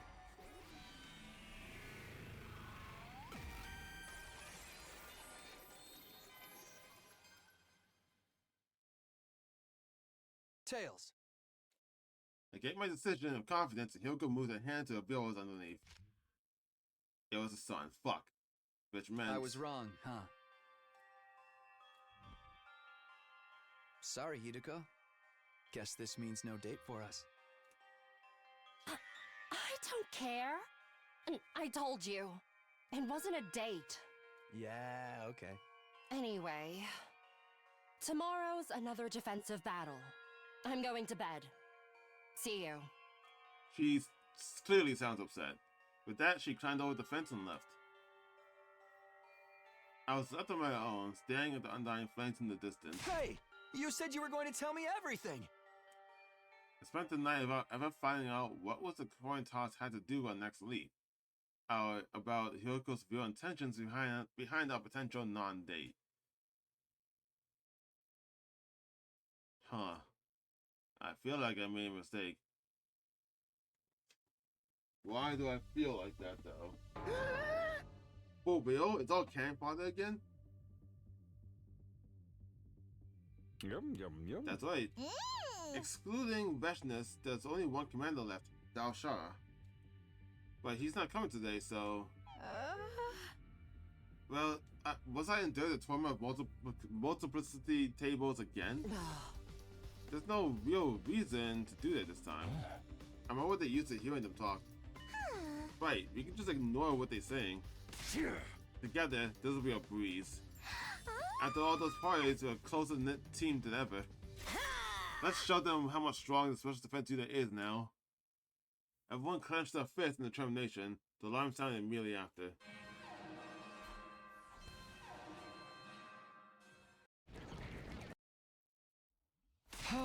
Okay guys, let's do this. Special defense unit, move out. I'm feeling nervous. Was that really it? Ugh, what a letdown. Huh. That was freakishly easy. And trust me, I would know about freakish. Well, victory's ours all the same. So... There you again. Wanna do the thing? I nodded. All right. Ready? And... go! Special Defense Unit, best in the world, indestructible and undefeated. Never lose, never yield. Special Defense Unit, fight on! Everyone's cheery voice echoed across the empty battlefield. But for some reason, I felt a strange stirring in my chest. There wasn't any direct cause for it. Maybe it was an instinctive gut feeling or something like it. The stirring didn't go away until I got to sleep that night. What?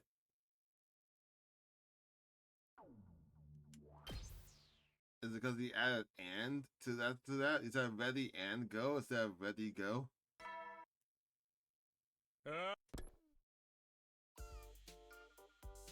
It had been almost 3 hours since I finished breakfast. Hyoko and I were standing behind the school building in a daze. Hey, Hyoko, what exactly are you doing right now? I told you when we did a toy cross 2 days ago, if you lose, we'll just stand here, stand around, do nothing. And that's what we're doing, isn't it? Nothing at all. I don't get it. Huh? Seeing as we're here, how about that explanation you promised me? You want to know? Yeah, of course. Then get on all fours, bend 3 times, and bark. Why would anyone do that? Because I want you to. Do you need any further explanation? This is just like psychopathic 4-eyed freak. I curse her mentality, but... did you do it? Round and round I went. Woof. Very well, I'll explain. For fun. With a smug grin on her face, Hyoko began to walk eastward. I followed close behind.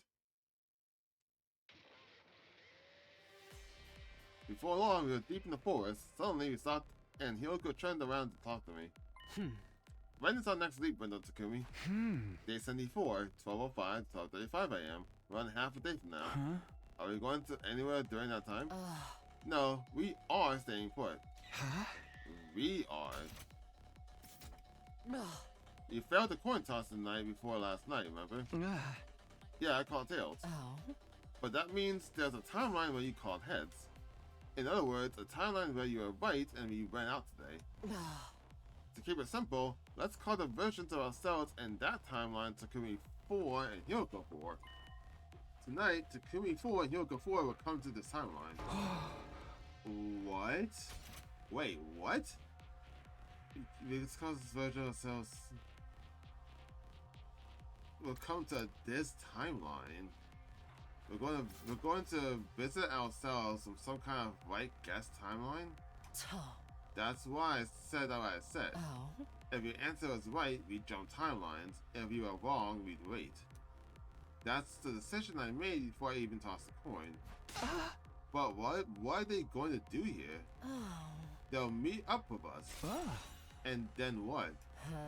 The more people on our side, the better, right? 2 heads are better than 1, and 4 are better than 2. But they'll have the same knowledge that we had from just yesterday. That they won't be able to help us with anything. And then also, what will be the point of this? They'll just be here and just, well, I guess technically it's the same timeline, right?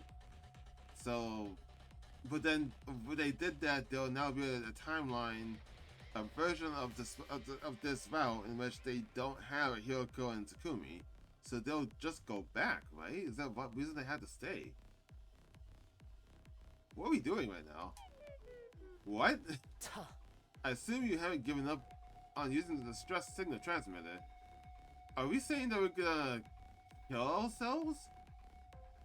Are we gonna offer ourselves to them so they know the code? What? Of course not. The chances of everyone's survival goes up if we can get to the satellite even one day earlier.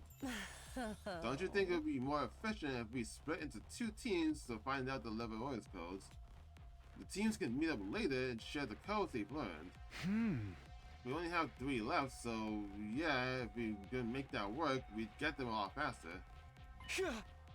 Now things are making sense, are they? You deliberately made us stand around and do nothing so that history would branch off, right? You needed to make something happen in this timeline that was the complete opposite of the one that the other one. The ones where we're on a date right now. What's the matter? Are you disappointed you didn't get to go out with me after all? No. I told you it wasn't a date. Yoko yelled viciously and put me in a headlock. My arteries were being squeezed, the oxygen wasn't reaching my brain. 3 seconds later, I was out like a light.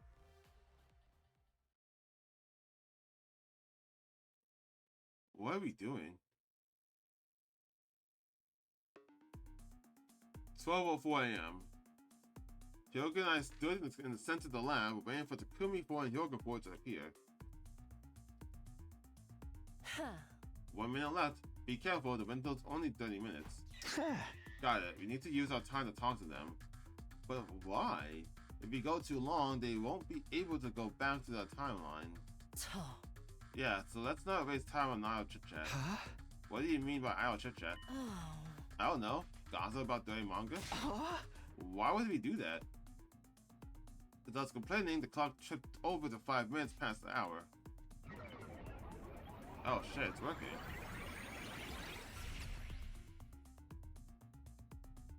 And just like that, 2 people wearing leap suits appeared on the circular platform in front of us. You must be meeting Hyoga from the White Guest timeline. Yeah, I guess so. You're right on time. Hold on, we're going to take these off. I'm confused now. What is the point of this? Isn't this a plan a little overly complicated? It feels like that. And it feels like we're just doing the same. It feels like it wouldn't amount to anything. What would be the point of this? I'm the one over here. I'm the one over here.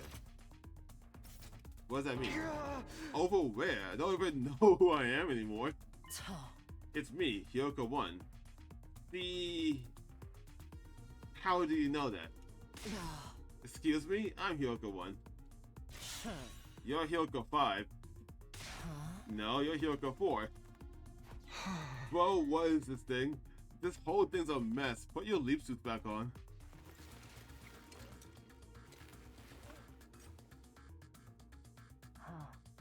Is this better? Yeah, I see your face now. Let's just move on. We don't have time for this. Let's get down to business. We still need 3 Livor Mortis Codes, right? Yes, the one we have found yet. Takabaru, Ima's, and Takumi's, and mine. We need to find 3 out of 4 of them. Yeah, see, that's the problem. If we also don't know Hyogo's. Why do we not? I mean, technically, can't we just go back to the timeline in which, like, you can just go back to the original timeline where Eito killed Hyogo and put it out in the ruins. If we go over there, we can find a dead Hyogo over there and just dig her up again, like we did to Rumi. So, I don't know why that just occurred to me. I thought with this idea that they're gonna say that, like, this is why one of them doesn't get to leave the loop, because one of them needs to die to get the Livor Mortis Code, but we don't need to do that. We can just go back to, like, and we just need to go to a timeline in which Hyogo died, in which there is one in the original timeline, and it happened pretty late, so I feel like, I don't remember which day it was specifically, but I feel like it was like 70 or 80 days in. And the next time we can jump is in 5 days, from 1:30 to 4:30 p.m. on day 79. So at that time, we need to split into 2 groups and check a total of 3 Livor Mortis Codes between us. Oh, that is why. So then wherever timeline they decide to jump to, we'll jump to a different one and then come back another time and compare notes. That's why we're doing this. Okay, that makes more sense. The question is, which timeline does each team jump to? Okay, I get why we're doing this now. Okay. We started to investigate and narrowed it down to the two most efficient timelines. First up is the serial killer timeline. 6 of our team will be dead by day 79. Eito, Ava, Kawara, followed by Moko and Choma, and lastly Takamaru. I couldn't bring myself to say anything. There was a suffocating pain in my chest. Takumi 4 was probably feeling the same way. He was staring down at his feet somberly. After all, the person who killed those 6 people was...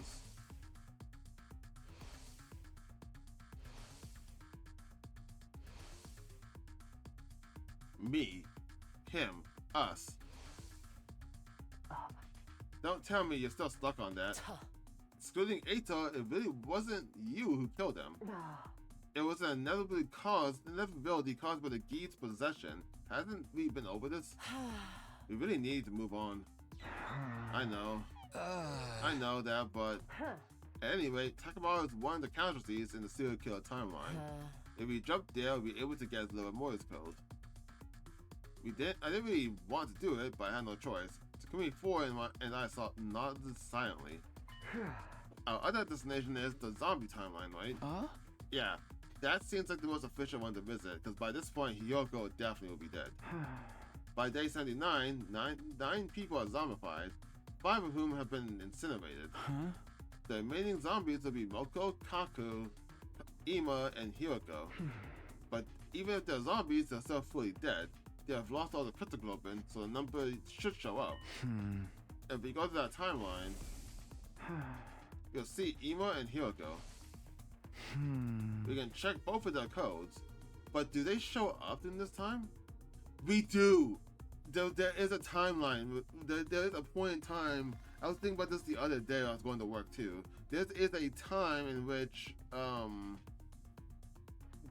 everyone's hiding, I think, in the garage, and Gaku is keeping watch, and he states that he saw Takumi running in the halls despite Takumi being in the garage and got confused. So that is a timeline in which we do show up. My issue with that is, usually he would be in his sleep suit, right? But Gaku recognized that was Takumi, so that means he wasn't in the suit. Well, what reason would there be for him to not be in the suit? Takumi 4, in my assertion, it was now Hyoko's turn to appear displeased. You don't seem too happy about this plan. Of course not. What kind of person would be excited to go see their own zombified back? But we don't have any other choice. This is the only timeline where we can get both codes. The Hyokos looked at each other and each let out a sigh, hanging their heads. We continued ironing out the details of our plan. Hyoko and I from the wrong guess timeline would go to the serial killer timeline. Hyoko 4 and Takumi 4 from the right guess would go to the zombie breach. We knew who was going to do what. Allow me to repeat, we leave on day 79. We'll have 3 hours, not a ton of time to waste considering the trip to and from the school. We'll report the Livor Mortis Codes to each other the next time the blood space waves surge. And after that, we'll all go back to our homes. Timelines? Yes, I think that would be best. We'll jump to your timeline when it's time to meet. Got it. We'll be waiting for you. In exchange, you better not show up empty-handed. I could ask the same of you. You'll pay if you screw this up. Excuse me? How dare you speak to me like that? Okay, guys, let's remain calm. It's past midnight by the time we were done. Our time was almost up. The right guess timeline duo confirmed the machine, hit the red button, and jumped up onto the platform. Well then, we're counting on you. And we're counting on you. Don't let us down. Boy, this is getting weird now.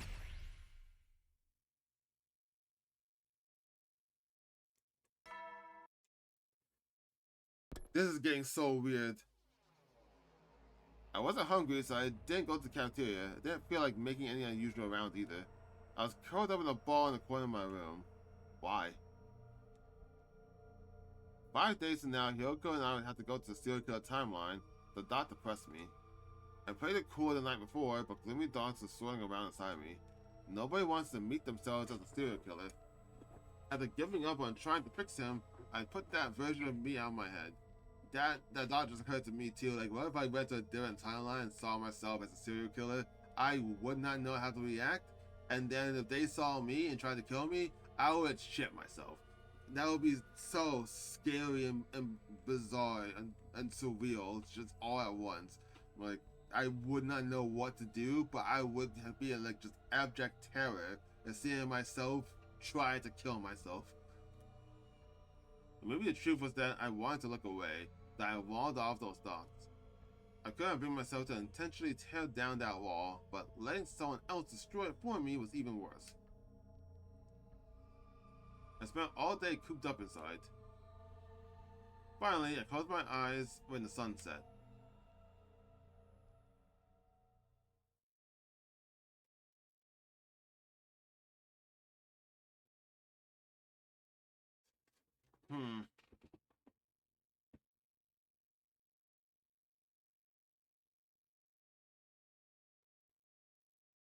Day 79. And so, 4 days passed in the blink of an eye. It was finally day 79, our next leap window. But because of all the stress, I barely knew what I was doing. I felt like I was wandering through thick fog all day, my memory skipping around. Of course, we went to the serial killer timeline like we planned. I remember that much.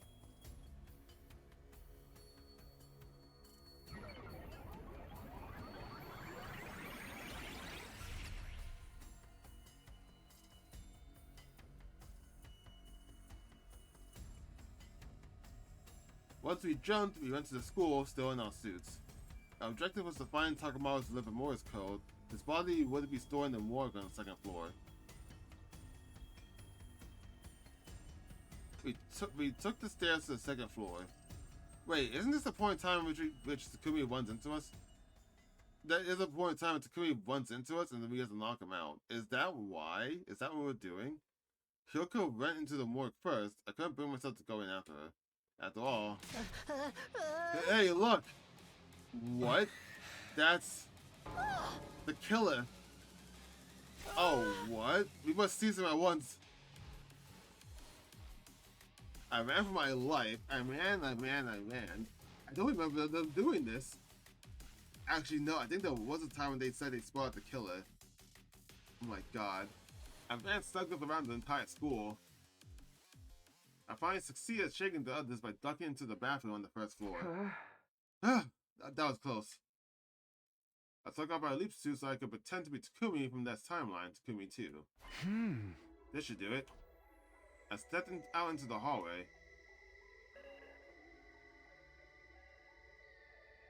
Somewhere near the stairs, I ran to the four who'd been chasing me earlier, as well as the real me and the twins. Hey Takumi, why are you walking around like nothing's wrong? Didn't you hear? We saw the killer. You shouldn't be walking around here alone. Oh, right. Don't worry. I'm fine. I gave them all a thumbs up and hurried up the stairs, rushing to the morgue. Okay, but then... Oh, I think they did mention that Takumi just kind of vanished, and when he does show up, I'll be like, what happened? Where'd you go? It's giving me a whiplash a little bit. Are you? Don't worry, it's me from the SF timeline. What happened to your leap suit? Some stuff happened and I had to take it off. Don't worry, I'll get it back when we leave. I see. You don't get it back. Because I think Yakumu ends up finding the other leap suit. I know there's a point in time in which he's like going back and forth pretending to be the killer. But I think there's supposed to be a point in time when Takumi actually puts it on, so that there would be two leap suits. So what's Takamawa's number? Hyoko approached one of the bodies and peeled back the white sheet. 7. That's right. Seeing talking about his disfigured body in front of me made me feel like someone had pushed a dagger into my heart. That's all I can clearly remember. In the end, for better or worse, I never saw that timeline Sakumi, and before I knew it, I was back in my own timeline. I guess we do get it back. Some reason thought that they didn't. You've been out of it all day. Are you alright? Yeah, we're back in our timeline again, so I'm fine. I hope so. Anyway, we made our quota. As long as the right guest timeline team gets the code from Ima's body and yours, we'll have a full set, and that'll be all the Livor Mortis Codes we need. When's the next leap window? 11 p.m. exactly, day 84, and it's only 15 minutes long. Bring a notebook. Well, all we need is to tell each other the Livor Mortis Codes. That should be plenty of time. Still, we should be careful. We'll be jumping to their timeline. If we miss the cutoff, we'll be stuck there. I know that. Do you think they'll pull off? Hyuko nodded deeply at my words. I don't just think so, I'm sure of it. They are us after all.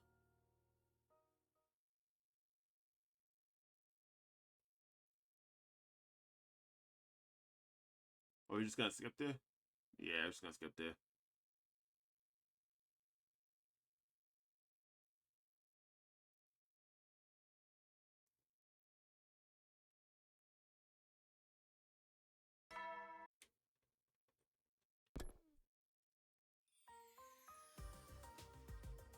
I couldn't sit still all day. It was day 84.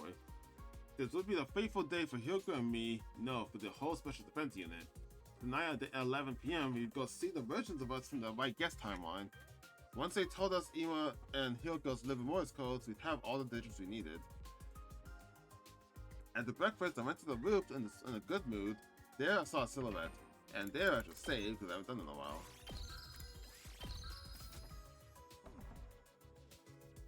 It was Hyuko. She was standing there with her back to me. For some reason, I had a sudden urge to startle her. Maybe the excitement pumping through me just put me in that kind of mood. With careful, quiet steps, I slowly caught behind her, and then... Boo! I grabbed her by the shoulders, and she leapt away with a quick shriek. At the same time, something fell, her glasses. They clattered across the ground. She scrambled to pick them up, making sure they weren't scratched before putting them back on. Have you ever been turned inside out? Inside out? No. I'll shove her arm down your door and pull your tailbone out the long way. These glasses are worth more than my life. You know that. I didn't know, but I couldn't come out and say that. Sorry, I didn't think they'd fall off. They're not broken, are they? No, the lenses are fine, but don't think it means you're forgiven. That's why I'm apologizing. Too late, you'll pay for this. Hyuko stared me down with a sharp glare. She was standing her ground. My back was against the wall. It was time to resort to desperate measures. You told me you went ape just now. What? I didn't know you were the kind of girl who shoots like that. When did she get surprised? Never would have guessed. And immediately disarmed her. Expertly done, Takumi. Going for the kill. Maybe I should tell everyone. I bet Gaku would love to know. You went too far. Fine, I'll wipe her off the record. I nodded to smirk. Hyuko looked away, her face beat red. Never mind, you did well. After that, I couldn't help but skip back to my room. Oh, free time? Be able to jump at 11 p.m., still plenty of time. Can't just sit around, so got to see what everyone's up to. Alright, so free time. Aw, how... Hey, it was enough, let's go! You know, I used to have a really weak constitution. I couldn't eat a lot of food, and I hated my veggies. But then I found out about pro wrestling. The first match I ever watched completely captured my heart. I made becoming a wrestler my goal in life, so I could stand in the same ring with my idol someday. After busting a gut training, I was finally able to invite my idol to my debut match. But I was criticized for not leaving enough of an impression. I was too good with my moves, for better or worse. Too stylish. No hint of desperation. And that made it hard for people to empathize with me. Wrestling is so hard to get right sometimes. So I broadened my wrestling horizons, even joining a heel faction called the Chronic Hematuriac Maniacs. So what? When I was finally at the cusp of entering the realm of top wrestlers, my idol suffered a serious injury and got hospitalized. He's still there. Even to this day, I have to keep fighting to protect his place in the ring until he's ready to return. He's a masked wrestler who goes by the name of Anal Boss. Nobody does mysterious shtick like he does. Anal Boss? What the fuck? I've never seen his face before, but he's basically my first love. Oh no, no, don't make me talk about romance. Forget what I just said. Oh. Anal Boss. Love terms a year. Well, not everyone's maxed out, so I guess from now on, I don't have a reason to do free time at all anymore, actually, since everyone's maxed. Oh my god, from now on, I'm just gonna be resting. There's like not a whole lot of reasons to do anything else now. I guess unless I want to hang out with them to get what the preferred items would have been, that'll be the only other reason to do any free time anyone. Yeah. Oh, you want tombstones. You tools. Huh. I was all finished repairing and had my leaf suit on, but there was one thing missing. Where was Hiroko? It's already past 11 p.m. In our early meetings, we agreed to meet here at 10:30 p.m. And yet, there was no sign of her at all. What is she even doing? We only have 15 minutes. My knees grew stronger, and an unpleasant sweat broke out all over my body. Just then, Hiroko burst into the lab. Takumi, this is all your fault. Huh? What? You broke the eternal clock in my glasses, that's why I'm late. You mean this morning? Obviously, the impact must have done it. Oh, I'm sorry, but we need to get going. With an irritated grunt, Hiroko raced over to the locker. She flung the door open and quickly changed into a leap suit. Okay, is that gonna affect anything? Is the PLM ready? All set. Then let's hurry. 11:10 p.m. We only have 5 minutes. Hiroko hurried onto the platform. I signed the red button and jumped on after her, and then... Here you go. 11:15 p.m.? Are we cutting it too close?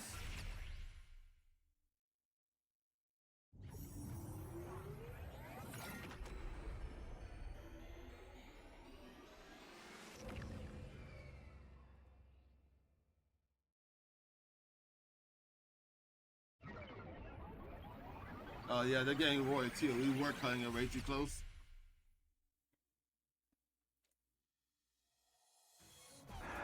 Sorry we're late. What were you doing?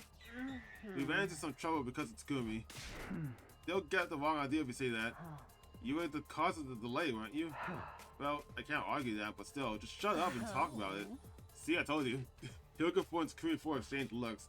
What have they been talking about before you showed up? We don't have time for this. We need to exchange information. Hiroko and I nodded. We'll go first. Ima's code is 1. Hiroko's is 4. That's 1 and 4. It took a few seconds for it to set in. As soon as it did, Hiroko and I turned to each other and loud cried for joy.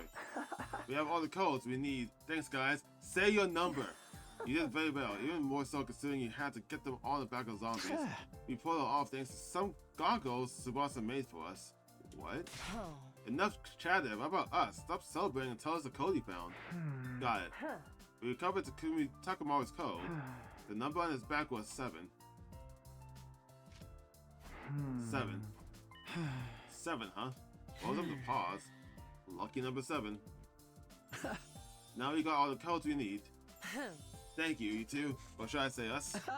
I knew we could do it. You took the words right out of my mouth. You've been a huge help. Thank you, truly. No need to thank us. You need to get back quickly. Yeah, you're right. Good luck to you. We dashed to the console and configured the machine. Except it failed because it's 11:16 p.m. Hyoko and I stood stunned. Hyoko first spoke, looking at us with sympathetic gazes. I'm sorry to say, looks like the window is closed. No. This can't be. Oh, fuck. Just because he wanted to scare her? Seriously? Hyoko, One, and I hung our heads. We couldn't bring ourselves to say anything. It took some time for us to recover. Finally, I raised my head and spoke quietly. Well, there's no point getting depressed about it. We just had to change our mindset. Sorry, guys. Oh. We should have exchanged info faster. Yeah, you should have. You should have. I also don't know why you were just like talking like your old friends. You had such a short window. We should have like number 7. The number's 4 and 1. Okay, cool. Thanks. Bye. Like you should have just did that and left. Why we have to talk like this? You don't need to apologize. We're the ones who were late. I thought Takumi is the one responsible for that. Stop making it sound like it was all my doing. No. Huh? It looks like you two would have to stay in our timeline until the blood space waves rise again. Oh. When would that be? Let's find out. Oh. Good, it's sooner than I thought. The day after tomorrow. Yes, day 86, from 8 to 11 a.m. We have 3 hours, plenty of time, even if someone shows up late. What's that supposed to mean? I'm not so sure what happens between you two, but you should try to get along. Yeah, you're going to be stuck together here for another 32 hours after all. Right here? Sorry, but there's no way we could take you to the school. That makes sense. I'd say the same thing if I were in your shoes.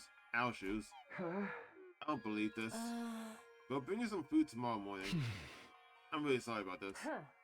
It's fine, don't worry. Well then, after thanking us one last time for the Livor Mortis Codes, they quietly left with apologetic looks on their faces. Well, that sucks. Hyoko and I moved our leap suits, forcing our sluggish limbs to cooperate.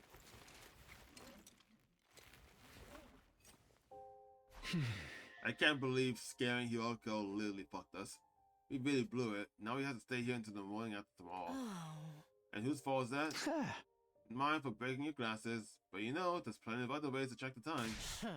Now you have the nerve to be insolent with me? I mean, he's right. There's other ways to check the time.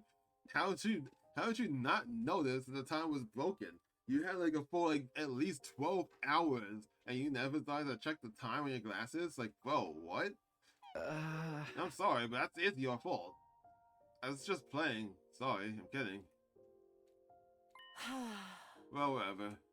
Those two were right. I'd rather not spend the next 32 hours being hostile with you.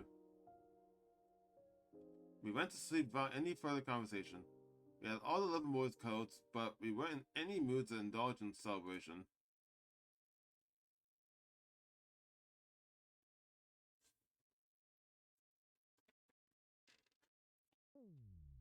The right guest timeline, Hyoko and Takumi showed up shortly after sunrise. Oh. Sorry to keep you waiting. We bought you some food. We put in a camping over there. Thanks, we appreciate it. Oh. Sorry to make you go out of your way. Oh. By the way, we have something we would like to discuss with you. What's that?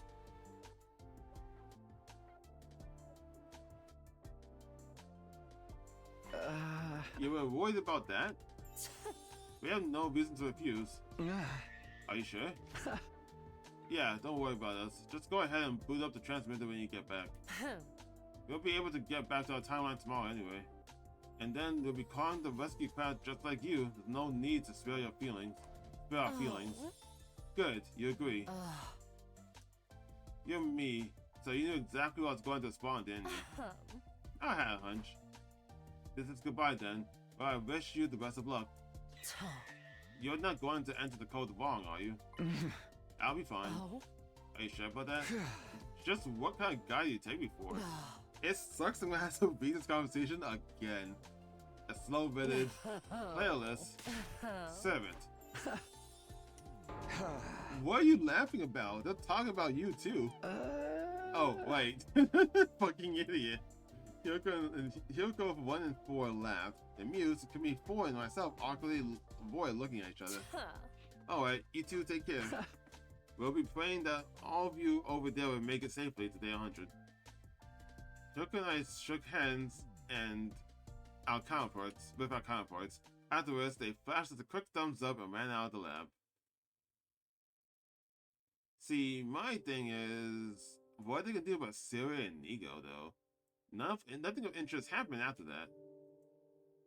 Time just slowly ticked on by. Eventually, night fell.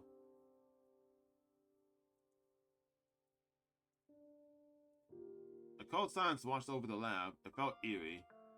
There was no reason for it, but I felt weird. It was the same kind of stirring in my chest I felt after our last defensive battle. I feel like you guys should have looked outside to see if a spacecraft actually came down. Because I feel like if it didn't, then that means something was gonna happen. And then you guys can try and infer what's going on and try and make a decision based off that. What? What do you mean, what? Huh? You kept looking at me. You're looking at me too. And you're looking at me, they looked at me. And I looked at her. And she looked at me. And I looked at her.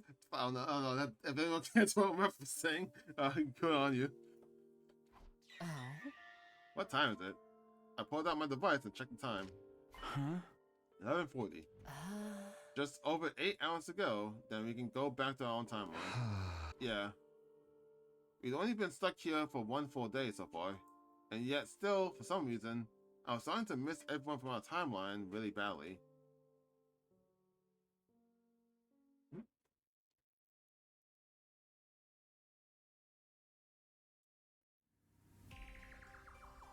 7:58 a.m., 2 minutes until we could jump. Hyoko and I finished setting the machine, already wearing our leap suits.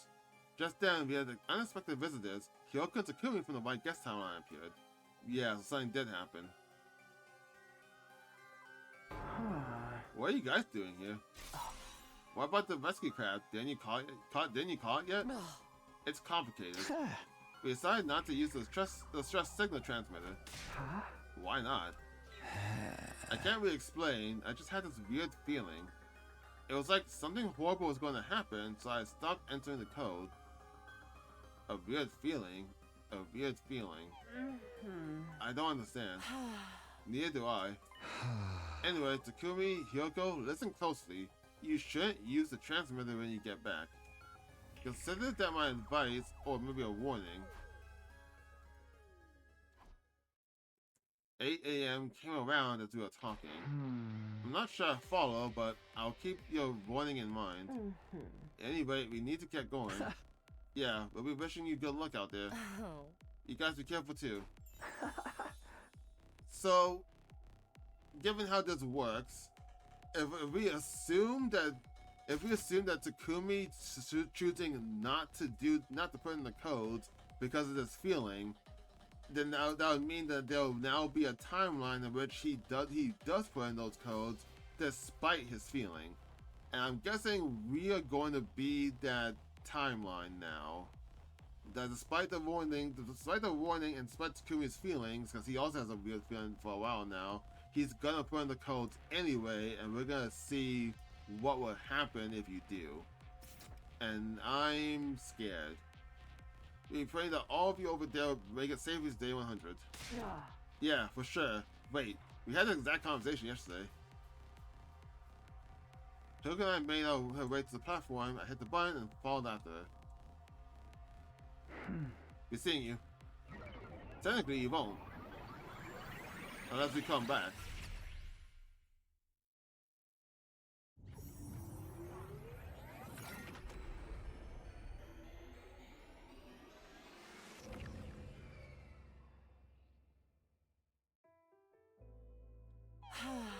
We finally made it back.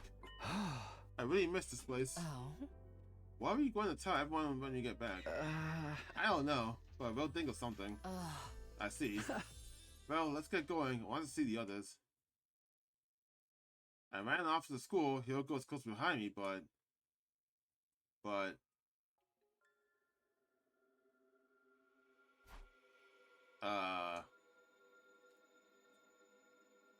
Guys?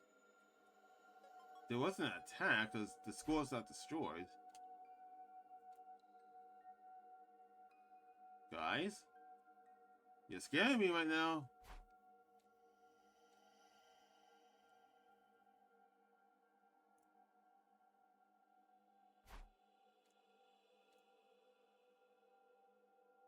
the fuck?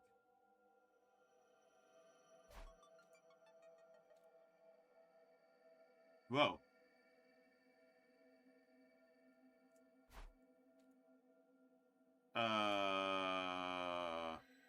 Did they go on an exploration? You wanna check? Did we check the school bus?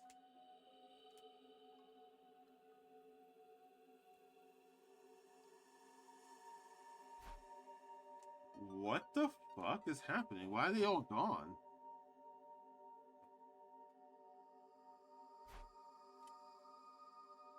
What is happening?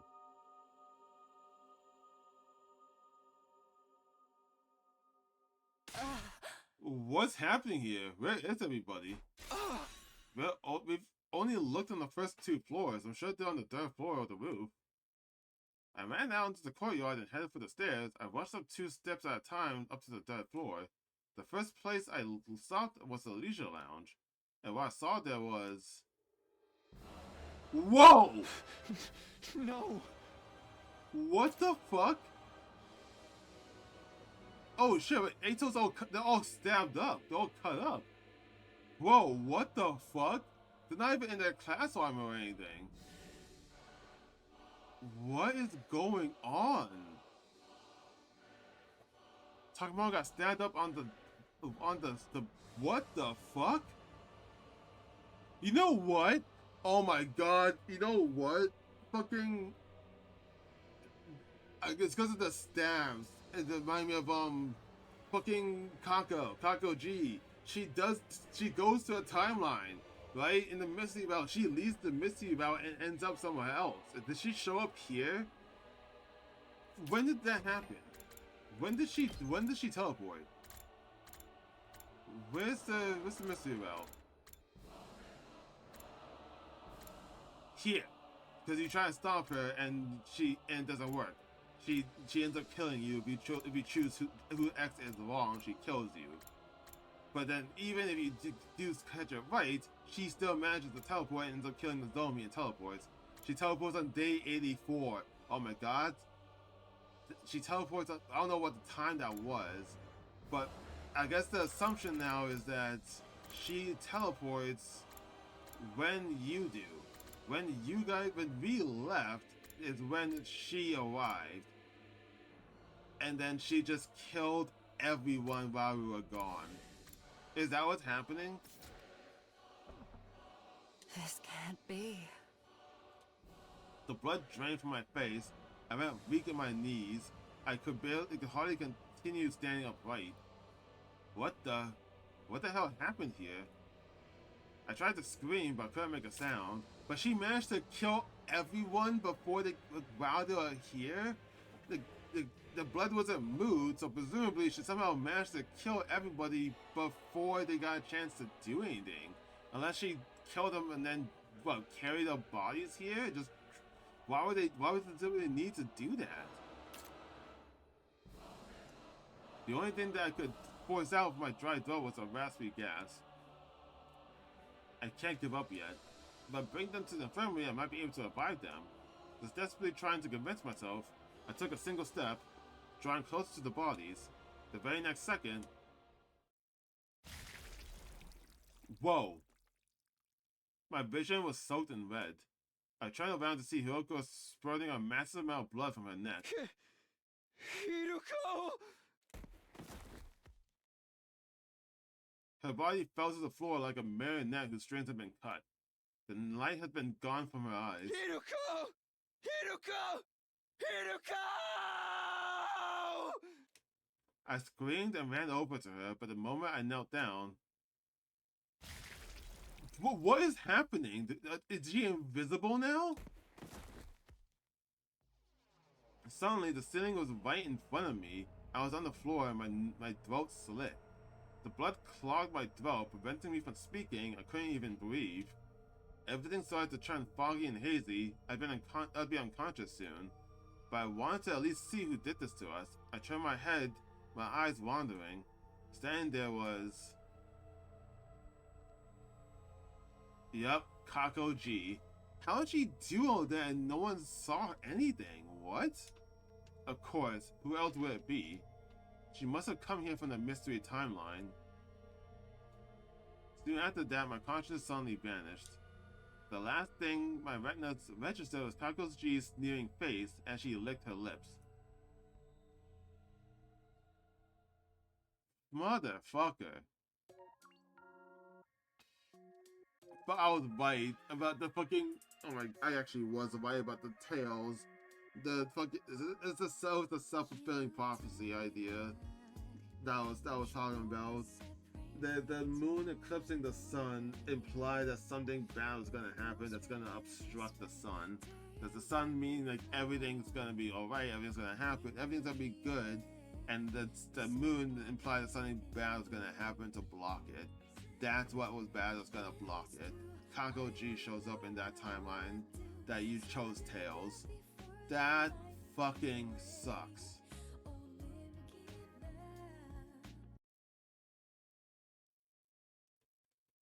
'56 SF route, Revenge of Kako G. Fuck this bitch, dude. Well, that blows. Well, I'm gonna stop because I'm not sure if I work today. I know I'm supposed to, but I'm not actually sure. So I guess let me choose heads. So we start in this timeline, and then I'll come back to this if I can confirm later on if I actually work today or not. Regardless if I know or not, I should still try and get some sleep just in case I actually do. I was told before that I am working today, but when I check my schedule, it's not there, so I don't know.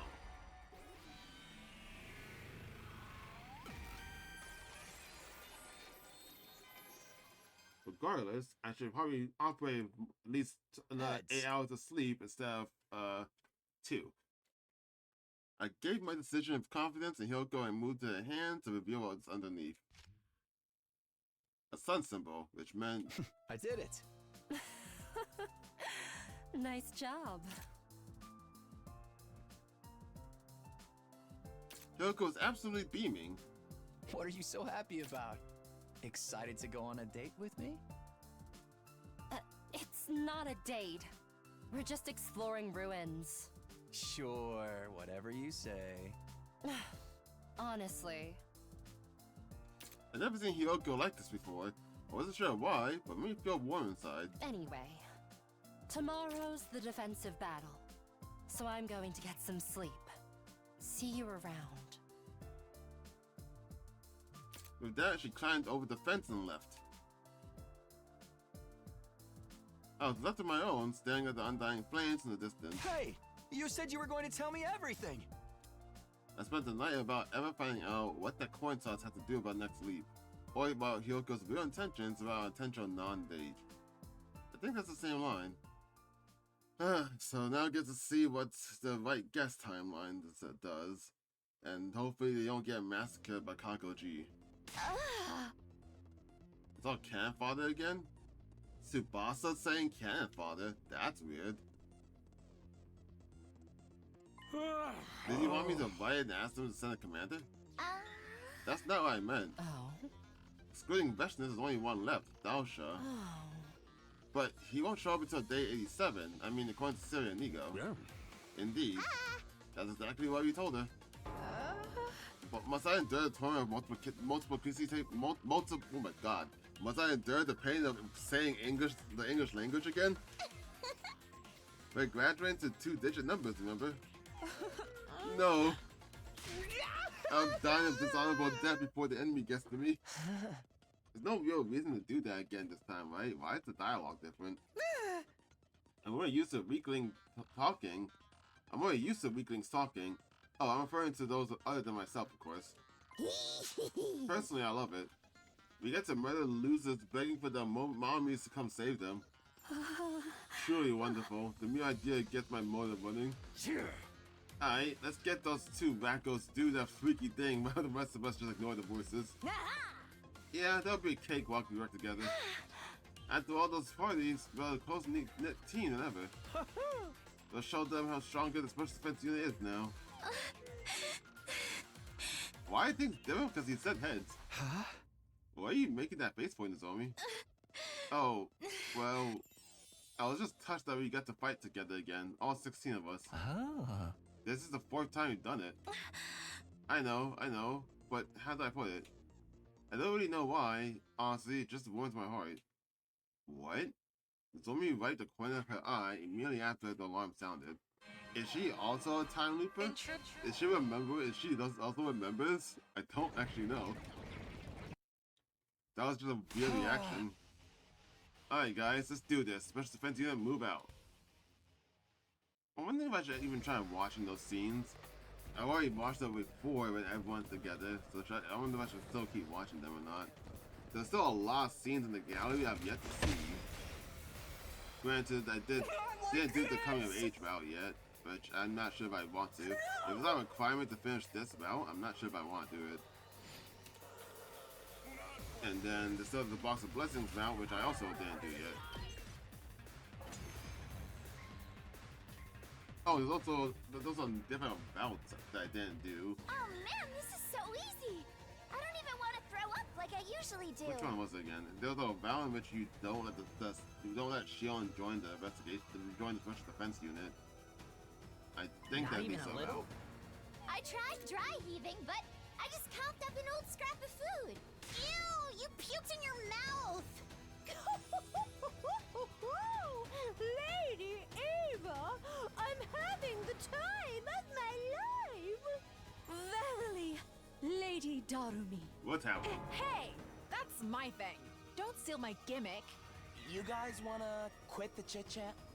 Yeah, it looks like the next wave of enemies are here. Then we take them out too.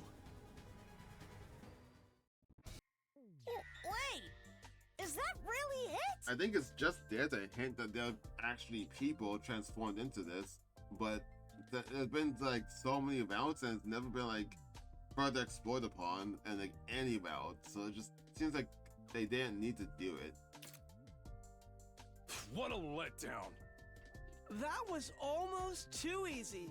I almost passed out from boredom.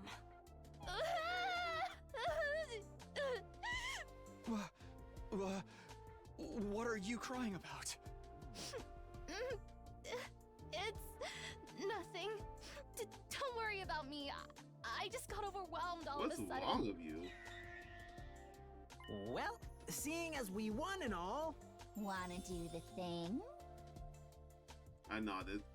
All right, ready and go! Special Defense Unit, best in the world, indestructible and undefeated. Never lose, never yield. Special Defense Unit, fight on! There's nothing to be afraid of. Are you sure about that? The path ahead looked as bright as the clear blue sky above. Are you sure about that? Everyone was smiling from ear to ear. In that moment, I could believe that we are truly invincible. I'm honestly not sure. Because if Kakuji shows up in one timeline in which he gets wrong, but no, I was like, would that mean that she'll also show up in the time when he gets right? But no, she, I guess, specifically jumps to that one. So it's not like a reason that she'll jump to ours as well, right? I finished breakfast and headed for the entrance hall to make good on my plans with Hyoko. Oh? Oh, how unusual. You're 10 minutes early. Huh? How early did you get here? We're looking forward to our date, huh? How many times did I tell you it's not a date? I'll say it again and I'll rip your hand off and gag you a bit. Okay. Well, I rip off his hand, though. Okay, yeah, so where are we going to explore today? How about the mansion on the western outskirts? Mansion? You know, a big house, a manor, pronounced just like the things you are apparently raised about. Manners, manor, you understand? I understand, it's just not funny. Zip it, don't look back, servant. I'm going. Hyoko went on ahead about me. She's in a weird mood. Well, whatever. I murmured to myself and chased after her. Oh. Man, you know what they're going out there for.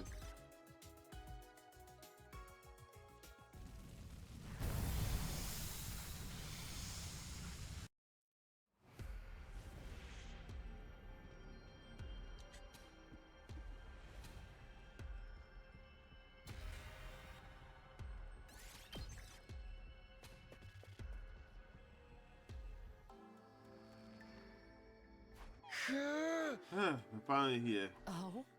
Okay, time to head back. What? Huh? It's that time to go back. Turn up your hearing aid. But we just got here. We don't have any business in this place. Too bad there isn't a typewriter here so you can save. I know it's a reference to an RPG or some kind of game. I'm just not sure which one uses a typewriter at the save point. What? The whole point of this was just to go exploring.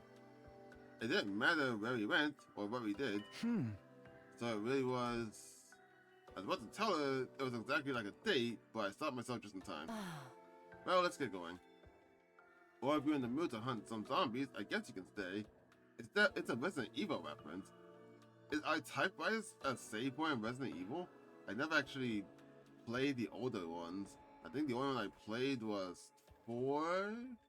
The one in Africa. I was talking about this with my friends the other day and I always forgot which one it was. That and the one with Jake. We turned around and headed straight back to the school.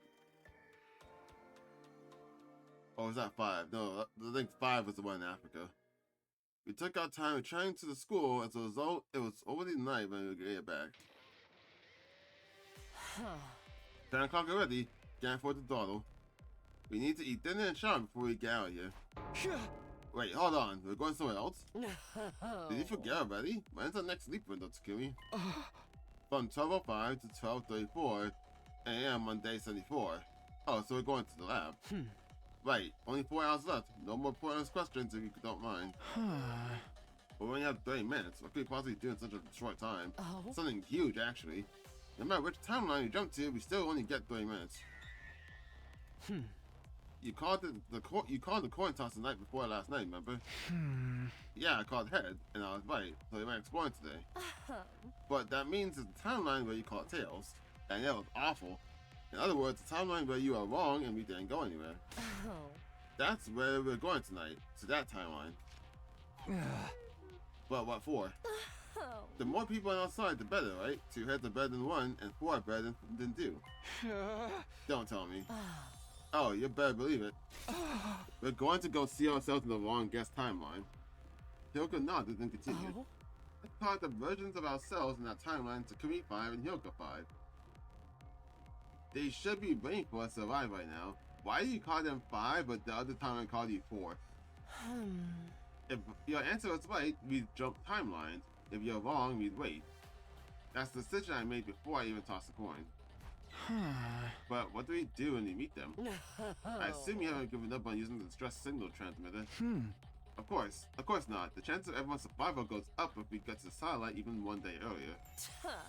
Don't you think it would be more efficient if we split into 2 teams to find out the Livor Mortis Codes?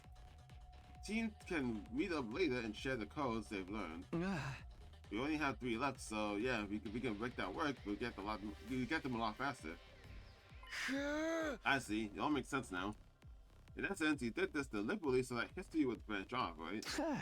I needed to make something happen in this timeline that was completely opposite to what happened in that one. So that's why we're on a date today.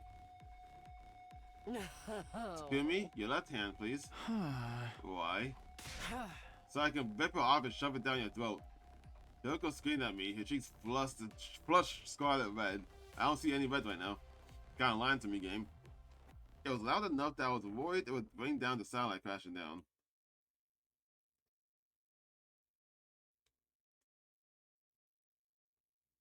Alright. This time, 12:04 a.m., Hyoko and I already put on our suits and configured the machine. She explained it a lot better this time than last time. This must be my millionth time mentioning this, but remember we only have 30 minutes. I know that. I need to use that time to talk to Takumi 5 and Hyoko 5, right? Yes, so let's not waste time on idle chit chat. Like what?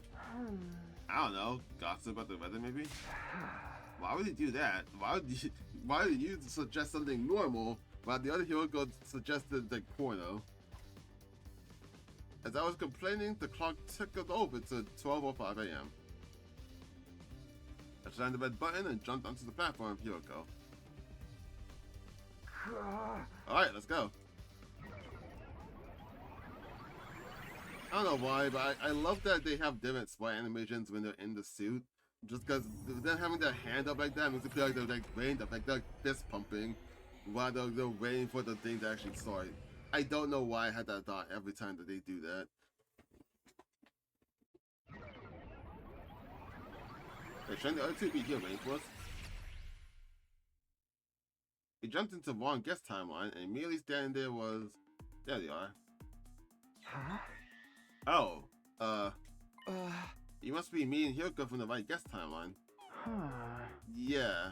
Did he say that last time? I don't remember. Oh. Yo, right on time. Huh. Hold on, we're going to take these off. Fucking weird, man. Especially since I just did this a few hours ago. Isn't this plan a little overly complicated? Oh. I'm the one over here. Over where? I don't even know who I am anymore. It's me, Hyoko 1. Excuse me, I'm Hyoko 1. You're Hyoko 5. No, you're Hyoko 4. This whole thing's a mess. Putting your leap suits back on.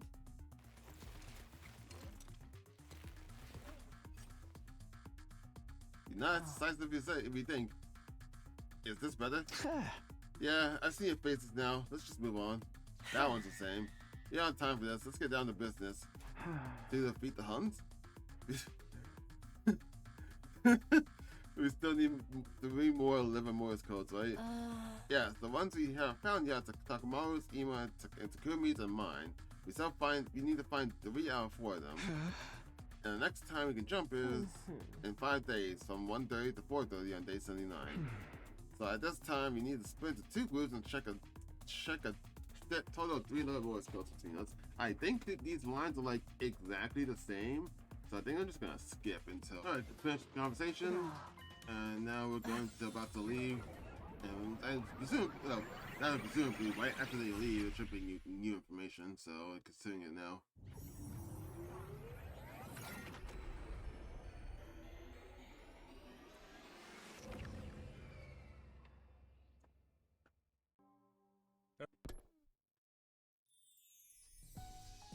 I devoured an egg breakfast in the cafeteria and returned to my room, holding back yawns.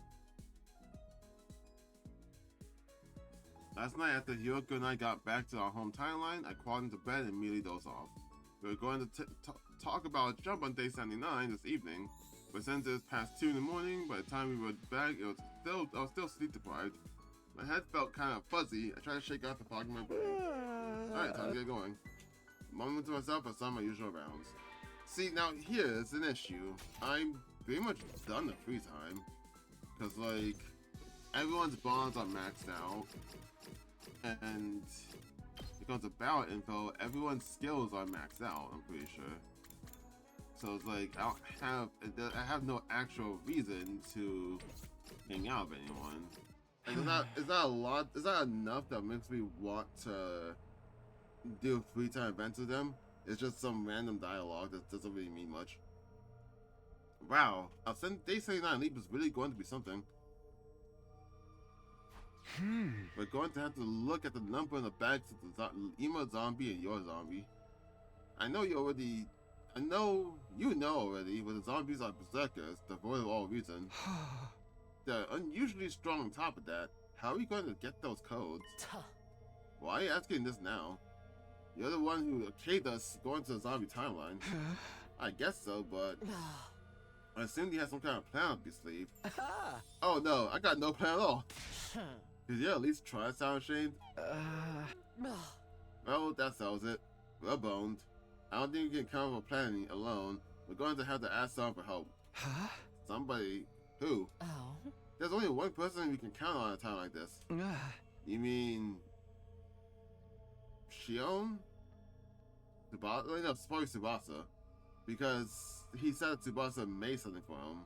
So I'm guessing Tsubasa's who you're asking, right? Yeah. I see. So on this top secret mission, you need to be able to see the backs of some kind of monster wearing clothes. Yes, they're incredibly vicious, so it's hard to get near them. But what kind of mission is that? Can't even imagine what kind of monster wears clothes. It's top secret. We can't tell you any more than that. But everyone's life depends on it. Tsubasa crossed her arms and thought for a while. Okay, I can trust you too, so I'll help. Does that mean... Leave it to me. I'll make a useful device that will help you on your mission. Oh, it's like X-ray goggles, probably. Hugo and I looked at each other with a smile. But it's going to take some time. A few days at most. Until then, keep quiet and hold tight, okay? Sure. Thank you, Tsubasa. She's the GOAT. She was real great. Her and Hyoko are both, like I would say, is tied for best score.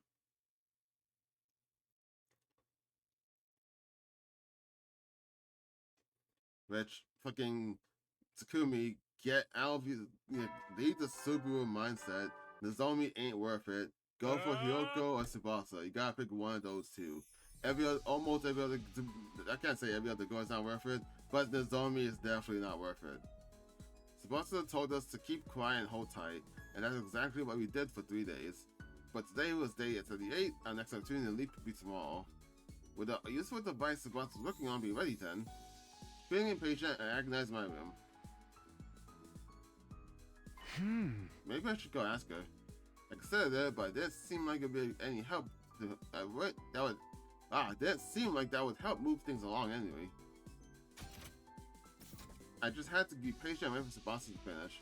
Sitting around like this felt like a waste of time though. Moving around like it seemed like a good idea. Decided to make my usual rounds. In my dreams, I fell asleep.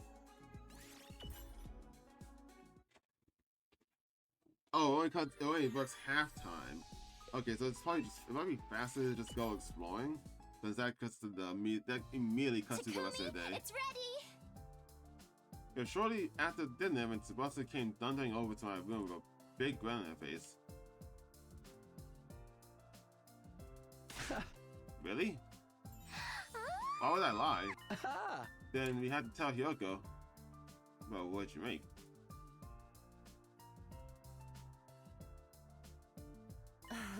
So where's this device?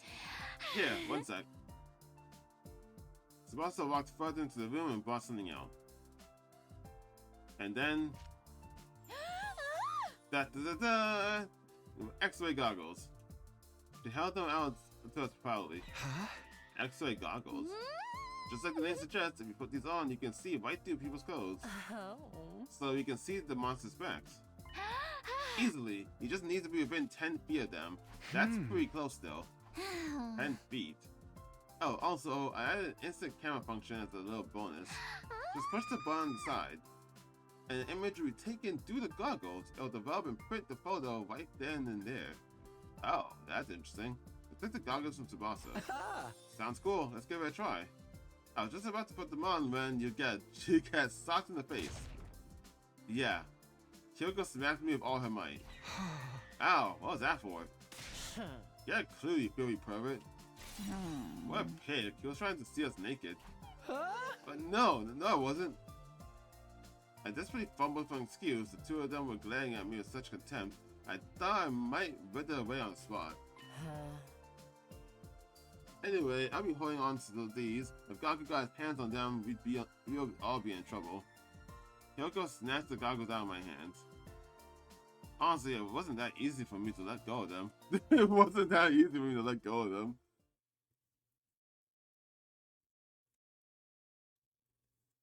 As soon as he took them, I was like, you can't be the one to suggest using them. I would just give it to the Hyoko and then have her use it. If she uses it, it doesn't have as much like bad connotations if she was to use it. The afternoon rolled around. After a quick break from lunch, Hyoko and I made our way to the lab.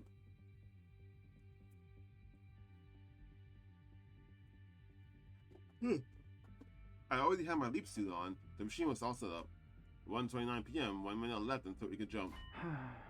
You bought the X-ray goggles, right? No. How could I forget? I had them right here in my suit. We have 3 hours this time. There should be more than enough to...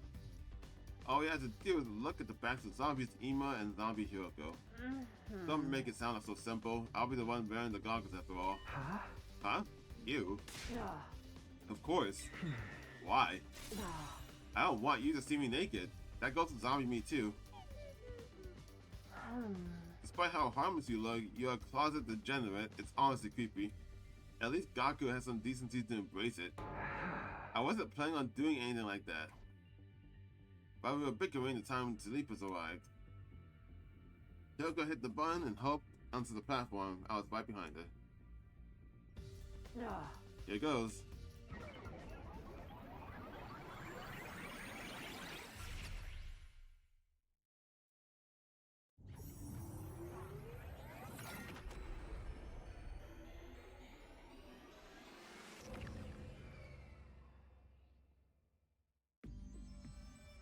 Oh? Does anyone else like lean back during that whole sequence and then lean forward towards the screen as they go into the light?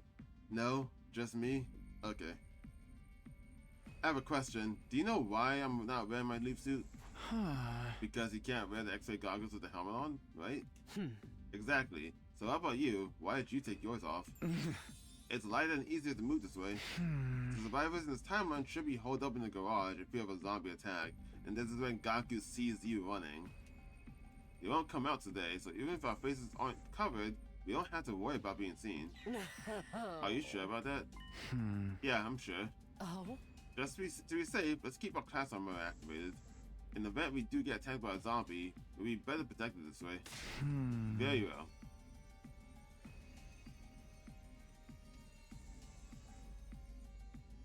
Oh. Now then, where are the zombies? Fucking, this is such a weird timeline to come back to. Hearing them talk about the zombies, my mind just can't, like, wrap my head around that concept of, like, what? There's zombies in this game? Like, it's so weird to come back to that this was a thing. If we just walk around for a while, they'll come attack us eventually.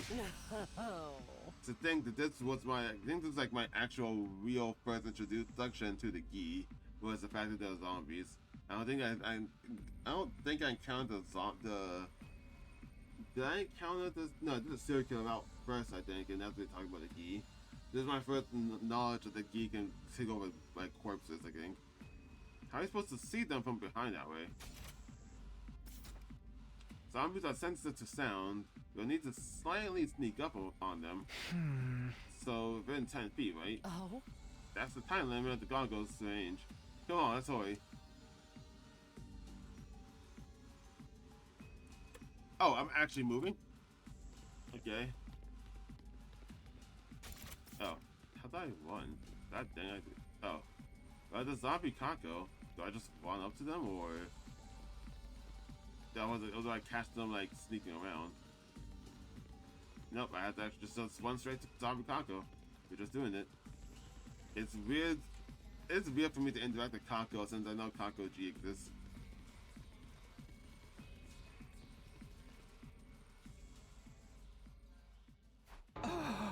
Zombie Kako. We need to run.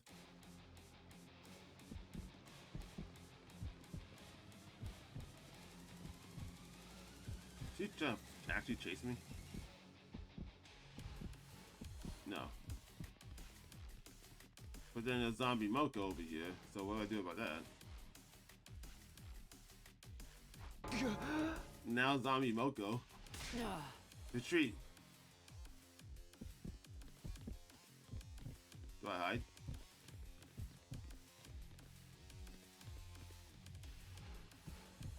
This was a mechanic that such a weird fucking mechanic. Oh my god, you turned! I didn't think they were gonna do that. I didn't think they could turn like that. It looks like we lost them. You should just run back. Keep it down. Oh? Look over there. It's zombie Ema. My voice dropped to a whisper. He's just standing there, menacingly. I don't think he's noticed us yet. Now's your chance, Yoko. You can do it. Why me? I'll do it instead if you want. That's 100 times worse. Then, fine, just hold on. Yoko circled behind zombie Ema. She took a deep breath and began. She took a few cautious steps, getting closer and closer to him. It was going well, nothing changed with Ema's demeanor. Finally, Hyoko stopped. 10 feet away from Ema, she put on the goggles and looked at his back. And then...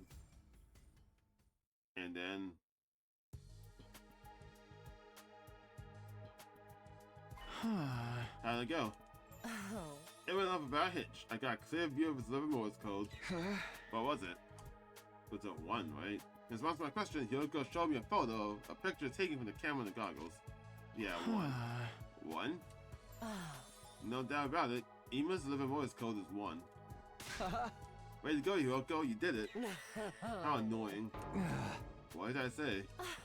I don't like getting complimented by a servant. She may have said that, but the slight smile on her face betrayed her.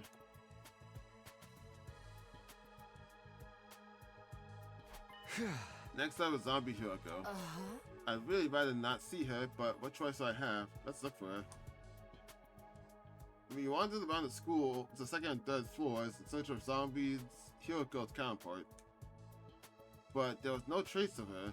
We gave up and returned to the first floor hallway.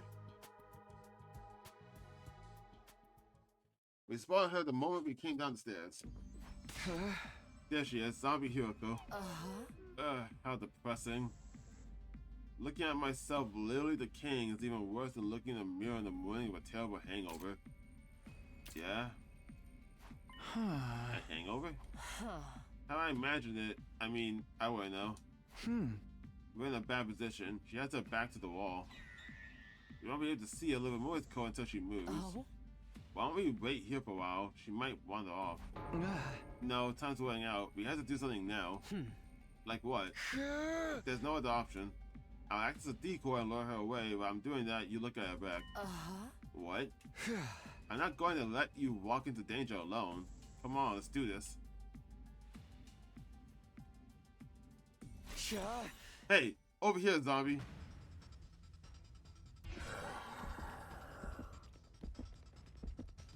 I thought I got to see Hyoko actually like running behind, but I guess not.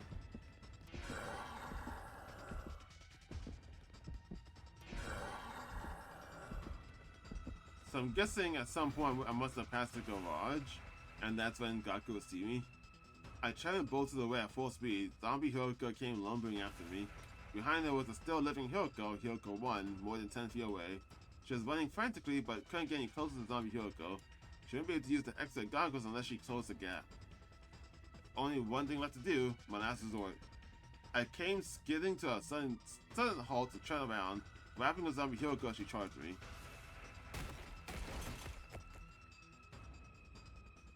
I felt something hard against my back. She had knocked me over.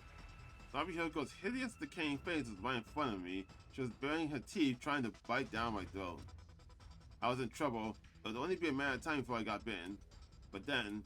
Hiruko! It's the same scene, just if Hyoko said Nozomi.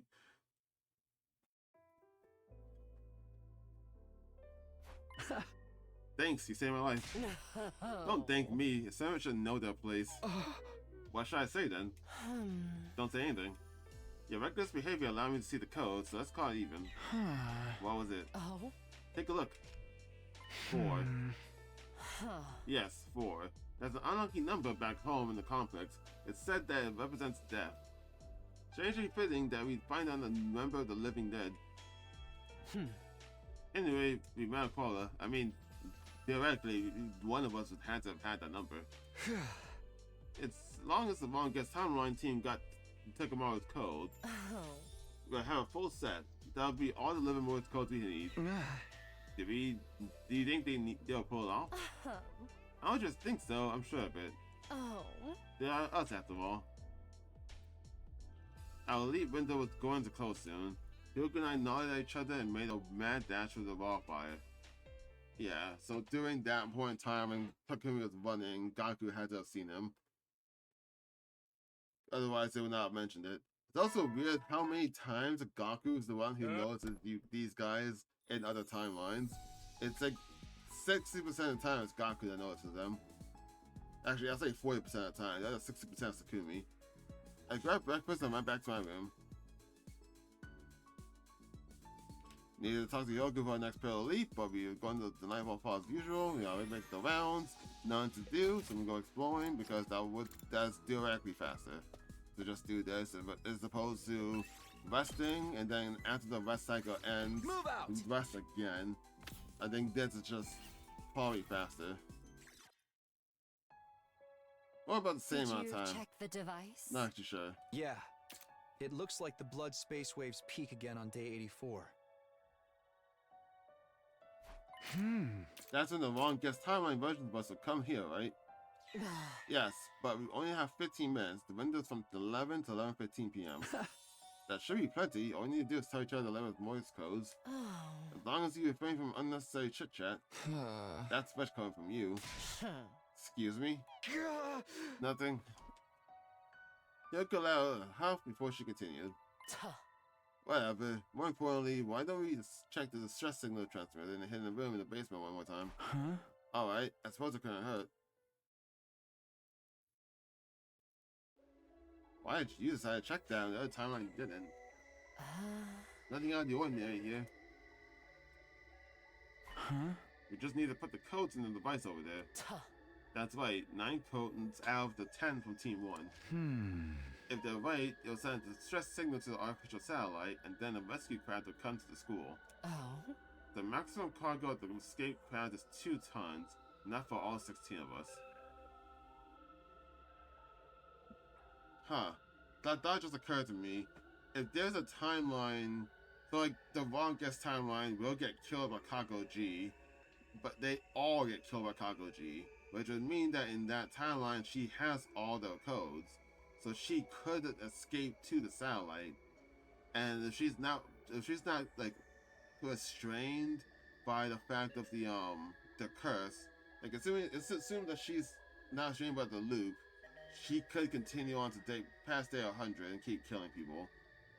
But even if we assume that she is actually no, it doesn't matter if the loop works on her or not. The fact still remains that like on day 86, she will kill everyone and have access to her codes, which means theoretically that could mean that she can possess everyone to turn to zombies, as well as go into the satellite, turn all of them to zombies, and then come back here before day 100 and just send them off in any timeline. She could theoretically just send a bunch of zombies to our timeline. I don't know why that just came to mind. The maximum cargo of the rescue craft is 2 tons, enough for all 16 of us. Then we'll be able to escape to the satellite without leaving anyone behind.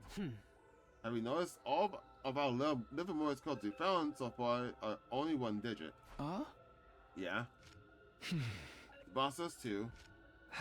Ato is 8, Gakko is 0, Kako is 9, and Shoma is 3. The army is 5. Then, as we found yesterday, Ema is 1. And mine is 4. 2, 8, 0, 9, 5, 3, 5, 1, 4. Everyone has a different number. 1, 2, 3, 4, 5, 6, 7, 8. Yeah, 8. Which would mean that Takumi, if you do positive elimination, Takumi would be 6. What are we getting at? I was wondering if Livor Mortis Codes are unique numbers assigned to each of us. You mean there are no duplicates? I'm not sure, but if that were the case, Takamaru would be 6 or 7, right? And it was 7. So yeah, then if that was true, Takumi's would be 6. By positive elimination. Hyoko smiled devilishly. No way. Don't tell me you're just going to guess. Hey, slow down. There's no guarantee it's to be 6 or 7. And even if it's one of those, if we put the wrong one in... Poison gas will come out of those tanks over there. It's a terrifying toxic gas, capable of melting any object into a soupy mess. Sere and Nigo said that gas masks or protective clothing won't do anything to stop it. Right, we better not. Oh. I see an issue now. Because they keep mentioning this, that tells me that this is going to go off. Especially coming with this music, I think I'm right. Are we gonna get to a point in which like Kako G sends like a whole bunch of people here, like a whole bunch of zombies here just to kill us and to make more zombies? She could theoretically make an infinite number of zombies through this method of just killing people, turning them to zombies, repeat the timelines, and just keep doing them. she could theoretically spill out into every timeline, just killing a bunch of people and turning them into zombies. So I'm thinking she's going to do that, starting with the wrong guest timeline, bring all of them here to try and kill us all of us here. People are probably going to die and get turned into zombies. And then I'm gonna guess that Takumi puts in the wrong number on purpose to cause the poison gas to spill out, and it's going to wipe everyone. Because they said before that clothing and gas masks won't do anything to stop it, even if all the zombies and Kako G come in with the leap suit that protects them from human anima, it won't stop from the gas. But Takumi will die. And then after that, Hyogo's gonna take the survivors from this timeline and send them to the mystery realm in which everyone survives. And that's why that says that has the visitors from day 100. That's why that ending happens. I'm pretty sure I'm right. I think that's why that ending happens. And then Hyoko goes off by herself. Because I guess she can't stay. For whatever reason. And so they all get to move on past day 100. But Hyoko doesn't. That also would mean that her dream that says that she is the one that's not going to move forward, and Takumi is, will end up coming true because of that. Oh my, I kind of hope I'm not right, because that would be fucking tragic. But I can't see another reason, like, why would they keep bringing up this whole thing of the gas? Why would they keep bringing up the gas and the importance, they keep pointing out the importance of nothing can stop this gas from melting you. And I've always seen the business of day 100 because I apparently needed to do before I came over to do this. So that gives since that Takumi smelled the scent of lavender, which is Hyoko, there has to be some reason why Hyoko shows up. That she has to have done that or sending everyone else there. That has to be why. Don't freak me out like that.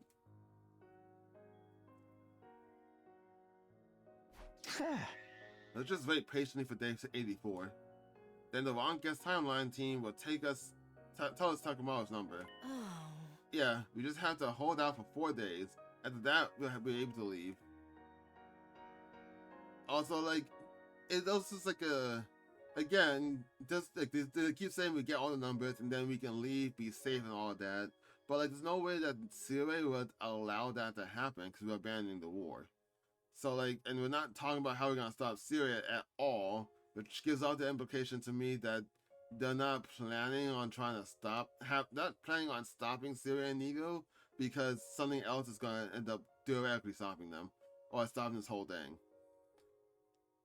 Hyoko looked up the night sky. The shining silver artificial satellite hung in the void space. If we can just get there, we won't have to fight anymore. In doing so, no one would die and we break free of the time loop. Thinking about it made my chest grow hot. My pulse is thundering in my veins. But beside me, Hyoko didn't look too happy. Maybe she was still worried about the dream she had. I think it might actually come true. Everyone except me. I must have died somehow. I'm going to be trapped here forever.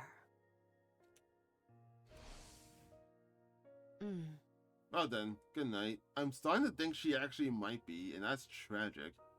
She's gonna create a timeline in which everyone can get out from the cursed loop. That's the mystery route. But in doing so, she'll be trapped. She'll go back to a different loop, and she won't be able to escape. Because she's not from the mystery timeline. And that's tragic. With those forlorn words, Hyoko returned to her room. The only thing she left behind was a sweet scent of lavender.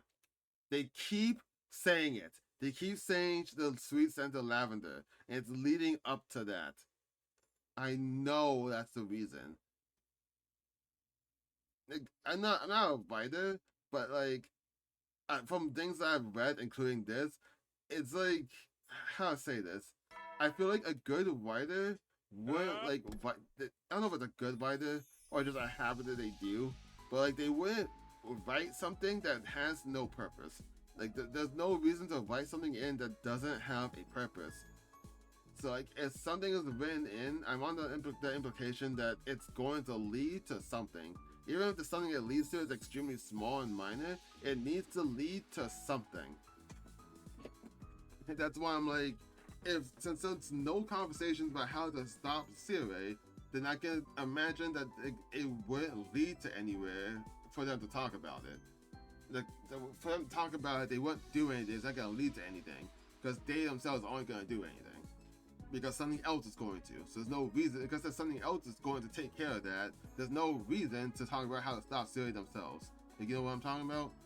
Like, if they're going to take care of Siri to make their goals, they'll discuss it and then go cut Siri in half. Or have Siri constantly be destroyed because of Ato. Because we already established that Ato is going to do that to interfere with us. But if Ato's not going to interfere with us, there's no reason why he would do this. It's that kind of down process. And Zeri's already said that he's not going to let us divert from the mission and get to all 100 days. So let's plan to do something about getting past the 100 days, about doing the mission. Like, there's no reason for that. I'm rambling. I know I'm rambling. But, like, I gotta get this point across. I couldn't sit still all day. Hell, I can't even sit still in my chair right now. It was day 84. That would be the fateful day for Hyuko, me, no, for the whole Special Defense Unit. When the clock struck 11 p.m., the longest timeline team would jump here. Once they told us Takemoto's Livor Mortis Codes, we'd need have everything we needed. It also only has 16 days until the route ends. So I'm kind of freaking out here. I paced around my room, unable to settle down. I knew I'd never relax like this. I'll go check in on everyone. Maybe they will calm down. I saw them in my usual rounds. Well, gotta ignore that then.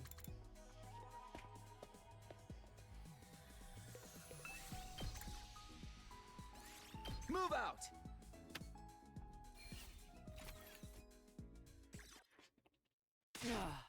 What's going on? Where are those two? Sorry, Takumi decided to be a little silly bunny and it kind of fucked over. It's already 11:10. They only have 5 minutes left to leave here and back. You don't need to tell me that. This must be your fault. It was. It was both his fault and your fault. You must be darling in that timeline. How would you know? Because you're always being a nuisance. Hey! Hey! I was just about to retort when they showed up.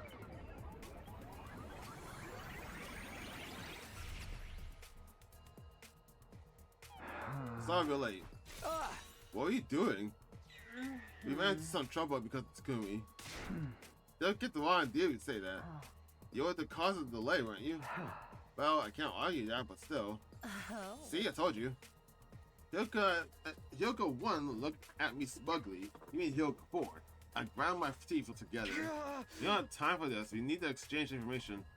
The longest timeline deal nodded and swiftly stepped down the platform. We'll go first. Ima's code is 1. Hyuko's is 4. That's 1 and 4. Okay, now we have all the numbers. Thanks, guys. Alright, fuck off. Bye. Very well. We've been more so considering you had to get them back to zombies. We pulled all thanks to some goggles Tsubasa made for us. Enough chatter. What about us? Stop celebrating. Tell us the code you found.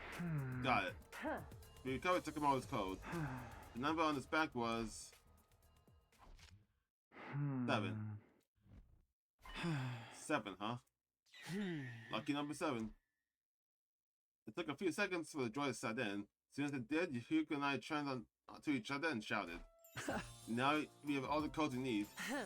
Thank you, you two. Or should I say us? I knew we could do it. You took the right words right out of my mouth. You've been a huge help. Thank you truly. No need to thank us. You need to get back quickly. Yeah, you're right.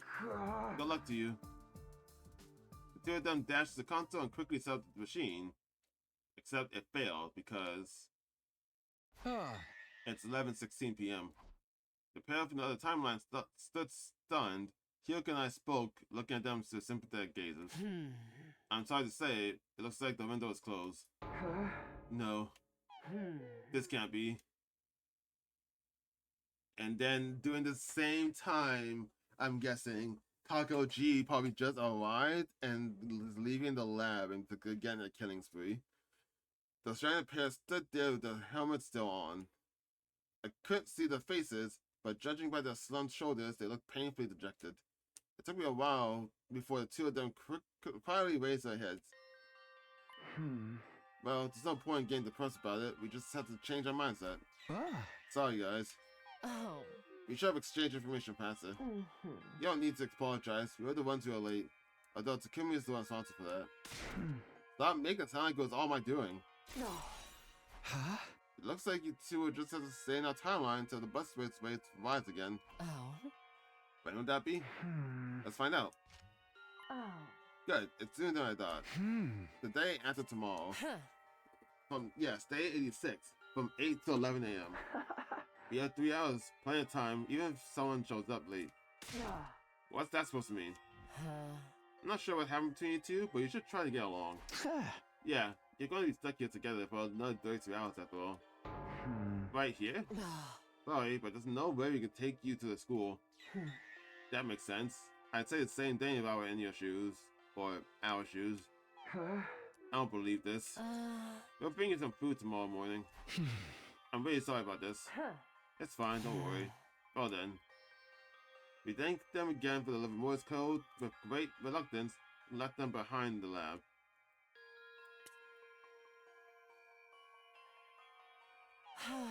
You will have all the codes we need, but it's hard to get in the mood to celebrate. Yeah, I worry about the others too. I'd like to boot up the distress signal right now, but it would be a little awkward. You can't just leave them here while we escape. You'll need to explain things to everyone, at least to some extent. They won't understand what's happening if the rescue crash suddenly showed up. That meant our plans to the transmitter were on hold for now. Feeling frustrated, we went back to our rooms. But what are we gonna do now? This morning, Hyoko and I woke up early and went to the visitor's lab.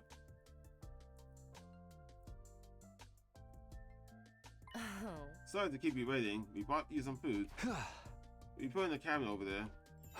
Thanks, we appreciate it. Glad to make you get out of your way. By the way, we have something we would like to discuss with you.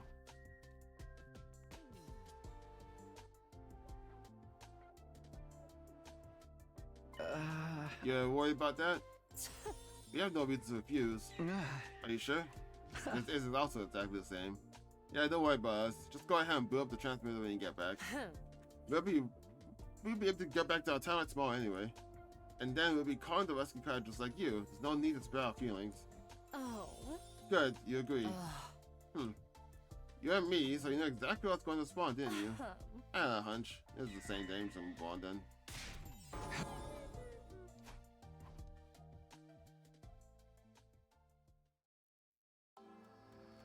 And now new dialogue. I was about time for breakfast when we got back to the school. We expelled our council and changed back into our regular clothes. The others should be in the cafeteria around this time. Can you go and explain the plan to them? What about you? I'll go to the war room and distract Syria and Nigo. There's no way they'll agree to us call for rescue. You're not wrong about that. If they catch wind of what we're trying to do, it'll be a mess. Good luck then. Hyoko dashed away into the school. Watching him leave, I head to the cafeteria.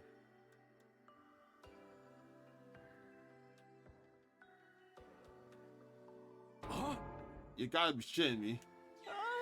I'm shocked to my very core. A distress signal transmitter. I can't believe a device like that is in the basement. Is it really true? Of course it is. Come on, seeing is believing. Just gotta show them. Oh boy. The moment everyone laid eyes on the machine in the hidden room, they were lost for words. A few minutes later, Hyoko showed up. Don't worry about Syria and Nigo. The two of them are busy trying to break down an astronomically long number into its prime factors. I told them it was encrypted to top secret enemy information. They won't notice anything for a while. Nobody seemed to hear what she was saying. They were frozen in place, staring at the transmitter. Please forgive a subterrate sucker like me for asking, but how did you and Hyuga find out about the machine? Well, we stumbled on it by exploring the school. It happened a couple days ago. How did you find out what it's for and how to use it? We did a manual to display on the central monitor. It described everything. If I understood what Mr. Suno told us correctly, mysterious numbers are assigned to 10 of us who are originally from the school. And if you input 9 of those numbers, we can send a distress signal. I didn't explain the Livor Mortis Codes fully. If I had, I'd have to explain parallel leaping too. So you already know those numbers? Then let's pop them in and summon the rescue path. Yeah, okay. I slowly made my way to the transmitter. Everyone stood behind me, practically surrounding me. Huh. I let a big slide and cautiously entered the codes. Eventually, after entering 8 digits, I took my hand off the keypad. That's just one left now, correct? Takumi and Hyuko's thoughts are so blank. Which one do you guys know? Here it goes. You see how I already have her selected? Do you need to press enter some kind of configuration button when you're done? No, once I enter in the last number, the system should automatically detect it. And if all 9 numbers are correct, the distress signal would be sent. That's right. But if it's wrong, poison gas would come out of those tanks over there. And everyone would be all stoopy. Sounds filled the air. I can hear everyone's breath hitch. Do you guys need to be here? Maybe you could wait upstairs. Are you out of your goddamn mind? Well, we're your friends. Yeah, if we die together. I don't feel so good. I'm having a ball. This is a real killing game now. See, Takumi? Everyone's on the same page. Do it, Takumi. I looked at everyone and gave a firm nod, then transferred the terminal again. 808, Sakamaru 7, Gaku 0, Shanwa 3, Imo 1, Dami 5, Tsubasa 2, Kako 9. Okay, all the other numbers were right so far. Just one left. Unlucky number 4. As ominous as it was definitely Hiroko's Livor Mortis code. All I had to do was press that pound button. Show a little confidence, Takumi. You don't have to worry. We're right here with you. Okay. Here goes. I reached out the keypad, and with a trembling finger, I hovered over the number 4 key. Whoa!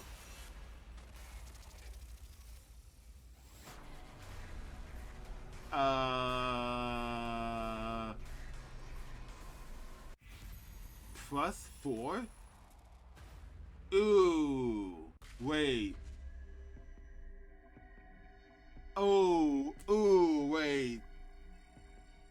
I don't like that. Because I picked Tails before, we encountered a timeline in which Takumi didn't hit 4.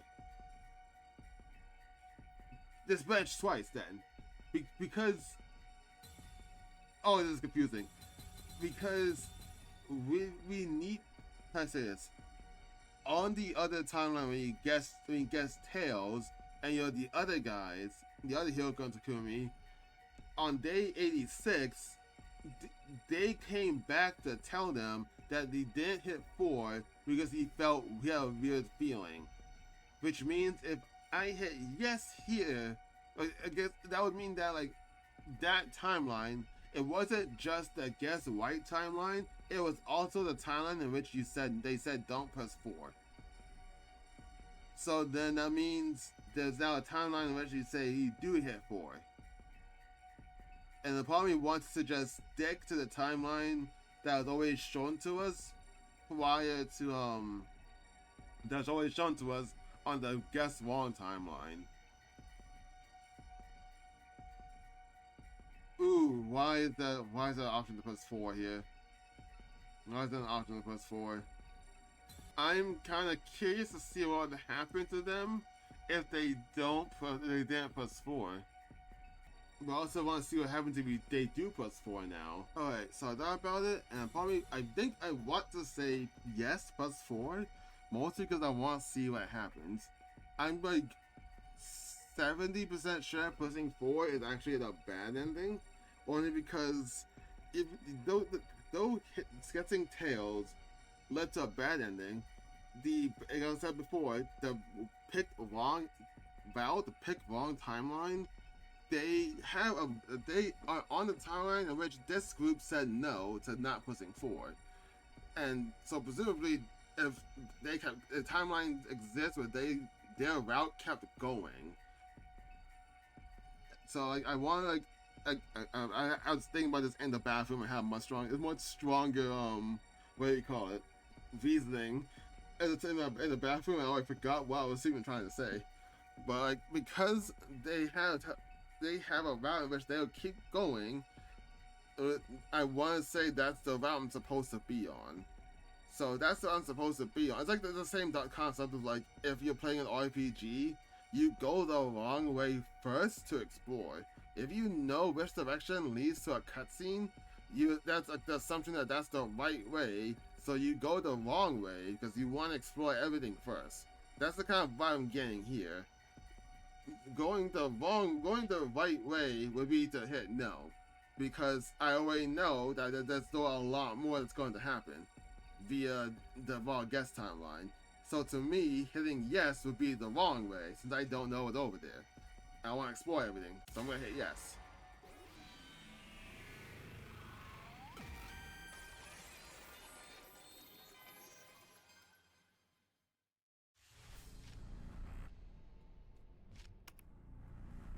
I pressed it. In the very next second,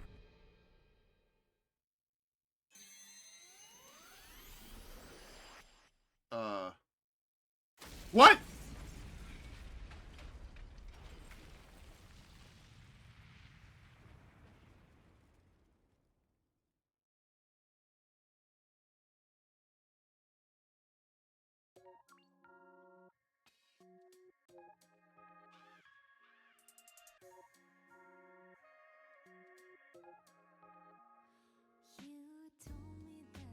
I'm sorry, what?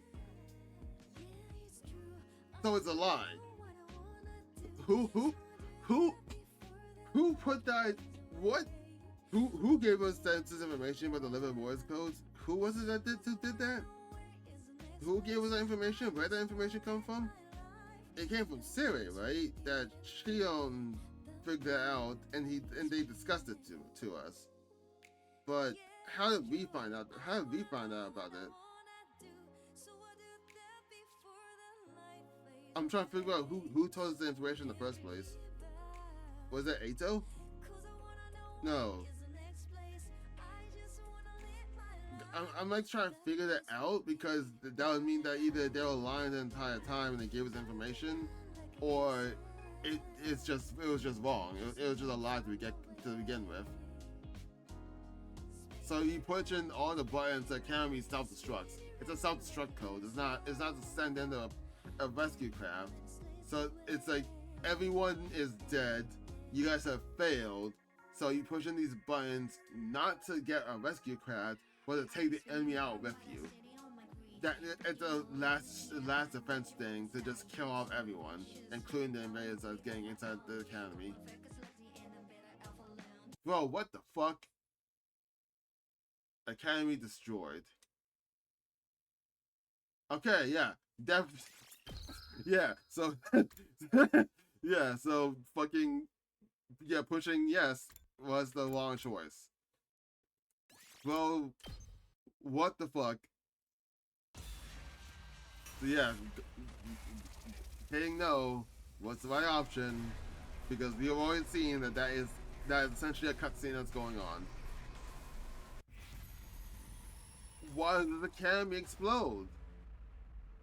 So that's not poison gas, those are explosives. Bro, what?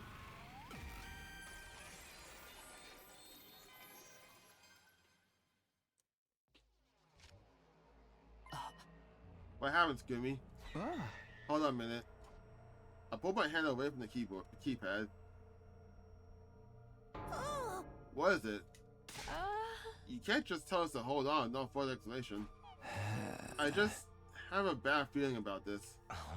A bad feeling? Oh, I get it. You locked your nerve, didn't you? I thought you were better than that. Man, here, tell me the number. I'll smash it in myself. I hadn't said the final number out loud yet. No one other than me and Hyoko knew it was for. Spit it out, asshole. I told you to tell me. Hyoko, you know the number too, right? You can tell us. Hyoko held her tongue. Maybe she knew what I was feeling. Then I'll just put in any random number. You can't do that, Mr. Yakushiji. The toxic gas will be released if you put in the wrong one. Why are you guys all chickening out? You can finally call for rescue. Why the hell are you hesitating for? Takuma stomped his foot angrily on the ground. Takumi, can you tell us why you're hesitating? A groan crawled out of the depths of my throat. I tried to saw it back before answering. I'm sorry, I can't explain it very well, but we can't activate this transmitter. I don't know why, but I can just feel it. What? Seriously? Huh? Unbelievable. Not to me. I know what it's like to have visions. Visions? That's right. Tako's words gave me an idea. The next day, the blood space raise surge would be tomorrow, day 86, between 8 and 11 a.m. in the morning. If we parallel left then, we'd be able to know an unknowable breach of history. Not exactly a vision, but enough to prove my point. Oh, there we go. So, yeah, that happens because on day 86, along with them, along with Takumi and Hyoko 4 or 5, as we call them, along with them going back to their timeline, we're gonna go to the timeline in which we did hit 4 and see the academy blew up. It was worth a try anyway. I might be able to prove it. Prove it? Prove what? Prove that I just made the right decision. Takumi, are you out of your... Hey! Enough, Yoko. I know what I'm doing. Anyway, guys, I just need you to wait until tomorrow morning. Please, for me. I lowered my head as I pleaded with them. Everyone looked at each other with troubled faces. Alright, if that's what you think is best, Captain. Is he gonna bring all of them along with them? Tomorrow morning, you better have your proof by then. Are you all okay with that? The others reluctantly nodded in spite of how unwilling they looked. Is he gonna explain to them why? Is he gonna explain to them the parallel leaping?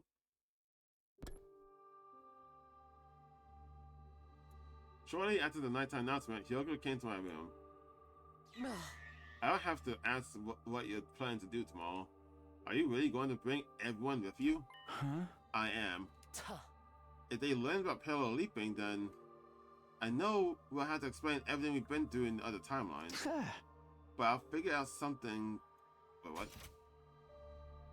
That's a typo. I feel like they were trying to say that Takumi is gonna say that. I know we'll have to explain everything we've been through in other timelines, but I'll figure something out. As long as I don't mention the loop, it should be fine, right? Do you think you can handle that? I have no idea. I need you to be sure. I told you 100 times, if you tell them the truth, we're guaranteed to have the worst possible outcome. So what do you want me to do? Hey! I have no other choice if I want to convince them that machine is dangerous. How do you know it's dangerous anyway? You never even pressed the final 4. Well... fine. Just remember, keep the loop a secret, stick to that if nothing else. It'll be fine, trust me. Alright, it's all in your hands now. Hyoko gave me a sharp glare before quietly exiting my room.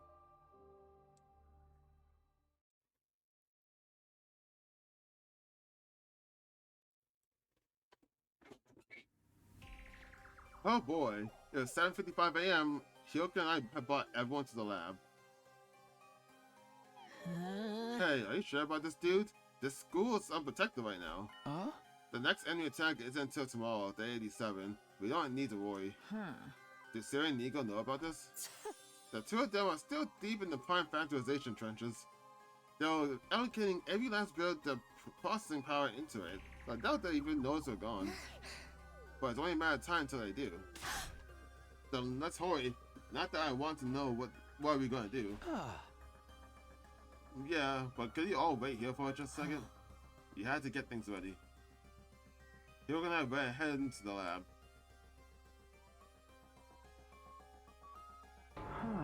What are you guys doing here? What about the rescue crowd? Didn't you call it yet? It's complicated. We decided not to use the stress signal transmitter. But why not? I can't really explain. I just had this weird feeling. It was like something horrible was going to happen, so I stopped entering the code. I don't understand. Neither do I. Anyway, Takumi, Hiroko, listen closely. You shouldn't use the transmitter when you get back. Consider that my advice, or maybe a warning. 8 AM came around to do the talking. Not sure if I follow, but I'll keep your warnings in mind. And anyway, we need to get moving. Yeah, you'll be wishing you good luck out there. You guys be careful too. We'll be praying that all of you over there will make it safely to day 100. Yeah, for sure. Wait, we had this exact conversation yesterday. Actually, I did too. Hiroko 5 made her way to the platform, Takumi 5 hit the button, and followed right after her. Be seeing you. Well, technically it wasn't yesterday, it was just a few hours ago. Hiroko 1 and I nodded, giving them a thumbs up as they left. I saw Hiroko and then I saw the 1 and I in the same sentence, so I confused as Hiroko I and I. Stop with the wait, we're ready. Come in, we'll show you around. To think that everyone was right outside during that time. Yo, what's all this dork-ass researchy looking shit? It's not researchy looking, as he put it, it's an actual research facility. Takumi and Hiroko called it the lab. How come you know that? Oh, a little birdie told me. The lab, huh? Sounds futuristic. Euphemistic? I knew Hiroko and Takumi were up to no good. I said futuristic. If you allow a sniffling, stickling slime bugger to ask a question, what kind of research is this lab for? We'll explain later. For now, save your questions, come with us. Oh yeah, in this timeline they've never seen a loop suit, so it shouldn't freak them out. That's a pretty big ask. Where are we going? There's only one door in here, and this is the one you came into. Like I said, save your questions, it'll all make sense soon. Everyone looked at each other in silence. Brushing off the confusion, Hiroko and I head to the lockers. We opened them up and counted the leaf suits lined up inside. 1, 2, 3. We have 17 suits in total. We have the exact number of people that are here. That includes Eva. So someone put 17 suits in here.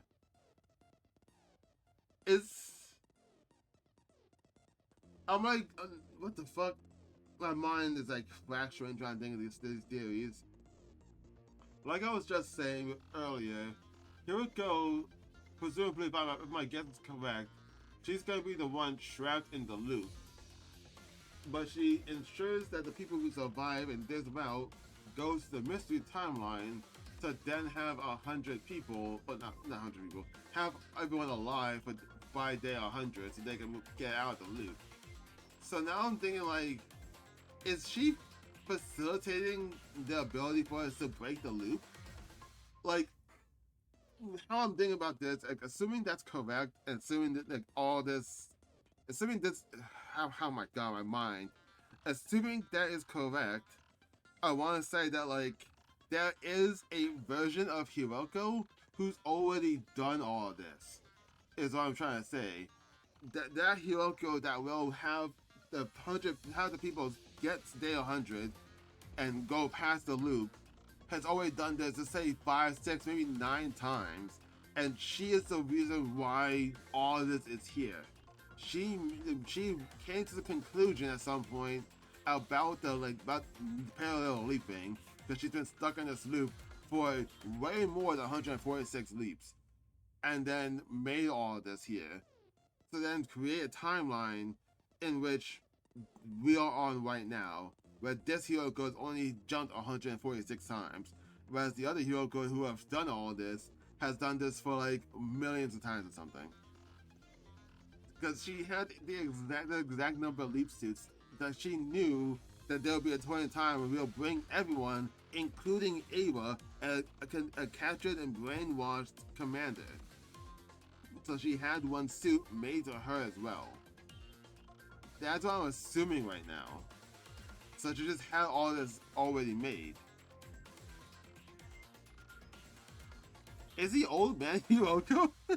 I'm like, my mind is all over the place right now. Because the old man knew about parallel leaping and all of that. So I'm like, if it's not Takumi that's left behind, it can't be Takumi that's left behind to do all this. Because of the Central Lavender hint every now and then. That's what I'm thinking is Hyoko.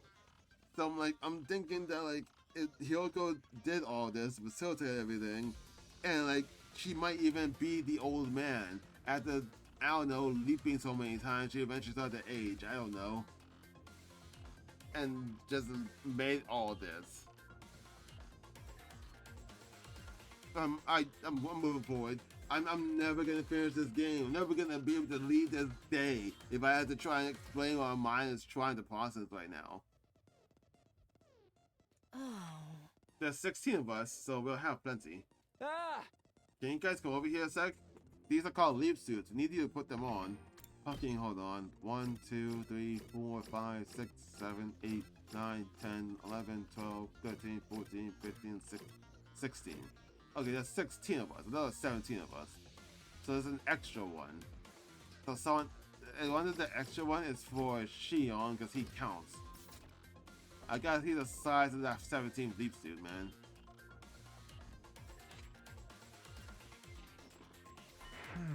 Okay, everyone's ready. We finished preparing the machine while everyone else was putting on their suits. And motioned everyone into their positions. 15 people stood crowded together on the cramped circular platform.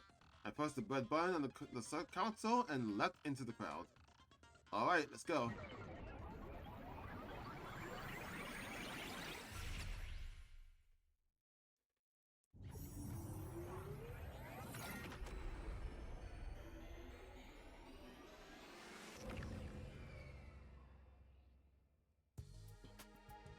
We successfully made the leap.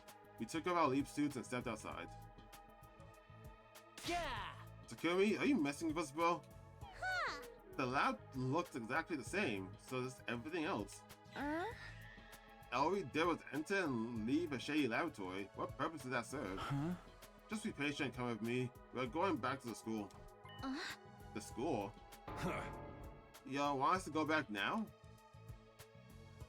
I didn't enter, I just started walking. Soon after, I heard the footsteps of the others following. We kept walking for some time. And finally, in the distance, there was no sign of school because...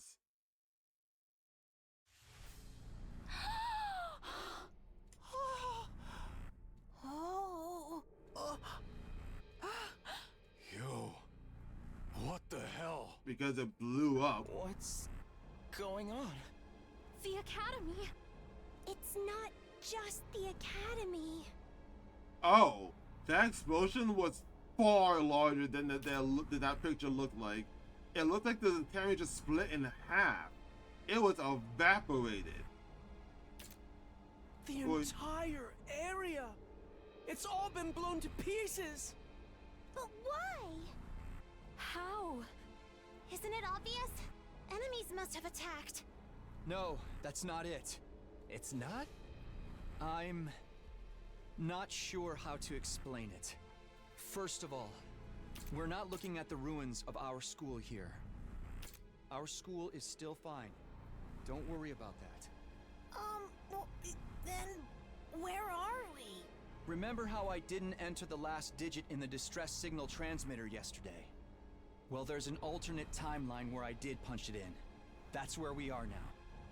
A parallel world where I entered the code. Everyone was completely taken aback. I could practically see question marks floating above their heads. Excluding Eita and Hyoko, of course, who were already familiar with the whole idea. So if you'd entered that last digit yesterday, this is how things would have ended up. The very idea that we could request rescue was a lie from the start. I don't know the reason why. But one thing's certain. Even if all of the numbers were correct, the system was designed to set off a massive explosion. Wait, can you explain this timeline stuff a little more? What does it have to do with the device in the lab? All kind of questions started rolling in. I cut them off. I'll explain when we get back. We have a limited amount of time to return to our timeline. Now come on, let's get going.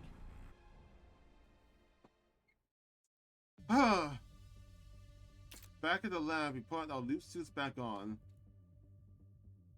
There was 17 there, just like we left them. Hyuga put on one of the last 2 suits, and then everyone was dressed.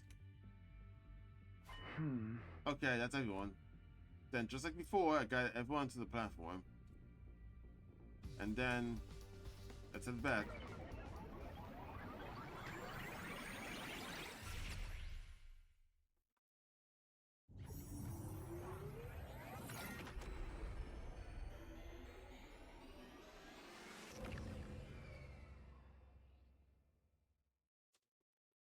The leap was complete.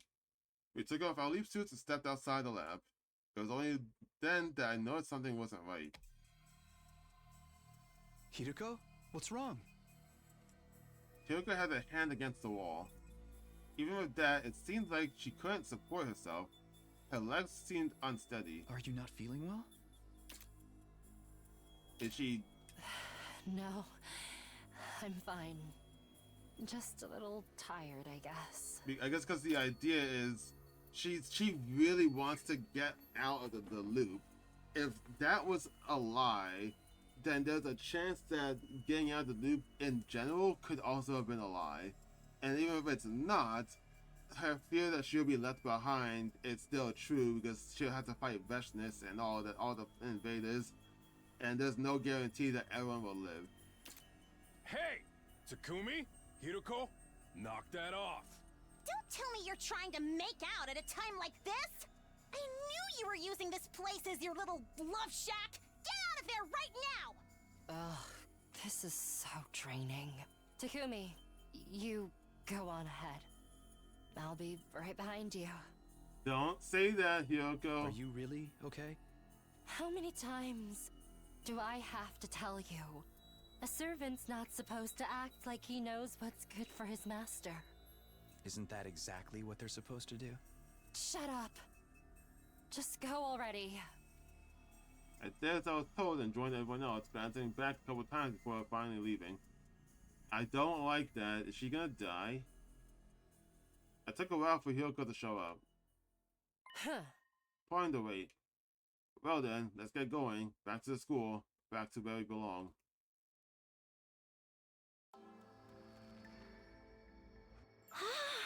Everybody, look! It's there! The school's still standing.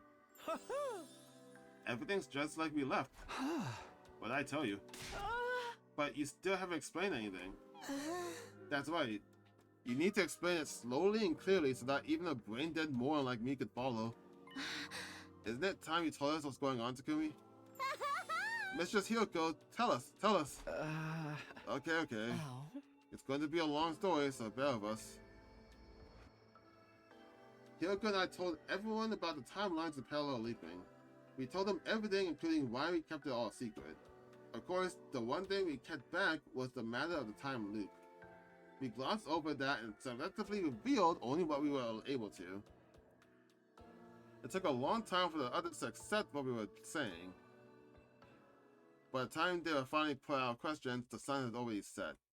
And now, but we said it out loud outside, so Veshness could have also heard. I think we inadvertently just fucked it up by revealing the truth now. Even though it was 14 days away, I think mentioning it at all is still a bad idea, and it's gonna cause a problem. My head hurts after all that information, but it's fine, it all makes sense now. We were basically went to another timeline where we entered the last number in the transmitter. If we'd actually done that yesterday, we wouldn't be alive by now. Thank goodness we didn't enter the code. Takumi, You made the right choice. You were trying to force him to do it. So were you, Lady Clara. It's like, yeah, I'm glad I didn't. But why did it explode? Did that timeline to me get the wrong number? Impossible. I'm certain all our codes are correct. Huh? Even if we got them wrong, I can't imagine it would cause an explosion on that scale. All the manual mentioned was toxic gas. But then why? Why did it explode? I don't know. If I can say something for sure, it's that there wasn't poison gas in that tank in the basement. Those tanks were more than likely filled with some kind of liquid explosive. And as for what set it off, Hyuko shook her head listlessly. At least now we all know what about timelines and parallel leaping. Hyuko, Takumi, you've leapt timelines multiple times, right? I'm so jelly. Yeah, I'm gonna visit other timelines too. Sorry, but no. I think we best avoid that. Huh? Why? There's no happier timeline than this one. Here and now, all 16 of us are still alive. The same can't be said of the other timelines. Someone is always dead. Either casualties in defensive battles, or killed by one of us. No way. You're kidding. So please, don't even think about sneaking onto the other timelines. We need to stay in this one and keep everyone alive. That's what will lead us to the best possible outcome. After hearing our earnest protest, everyone firmly nodded in agreement. As our adventure, we all grabbed a little late dinner in the cafeteria. Siri and Nigo showed shortly afterwards. I'm surprised, like, I feel like that mentioning that, like, in other timelines, one of us just ends up killing someone else, which is like, bro, what the fuck, guys? I would be so mad and creeped out and thought, like, oh yeah, we're buddies and friends with everyone for like 86 days, but other timelines, one of you just kills me? Like, that's fucked. She's like, oh, just what were you trying to pull? That massive figure is impossible for us to prime factorize. Yes, it seems that was the red herring. There's no need to solve it, so you may as well forget it for now. Say what? I thought so hard I gave myself a fever. Our two commanding officers waved their arms around and pouted. Everyone desperately held back laughter, watching them out of the corner of their eyes.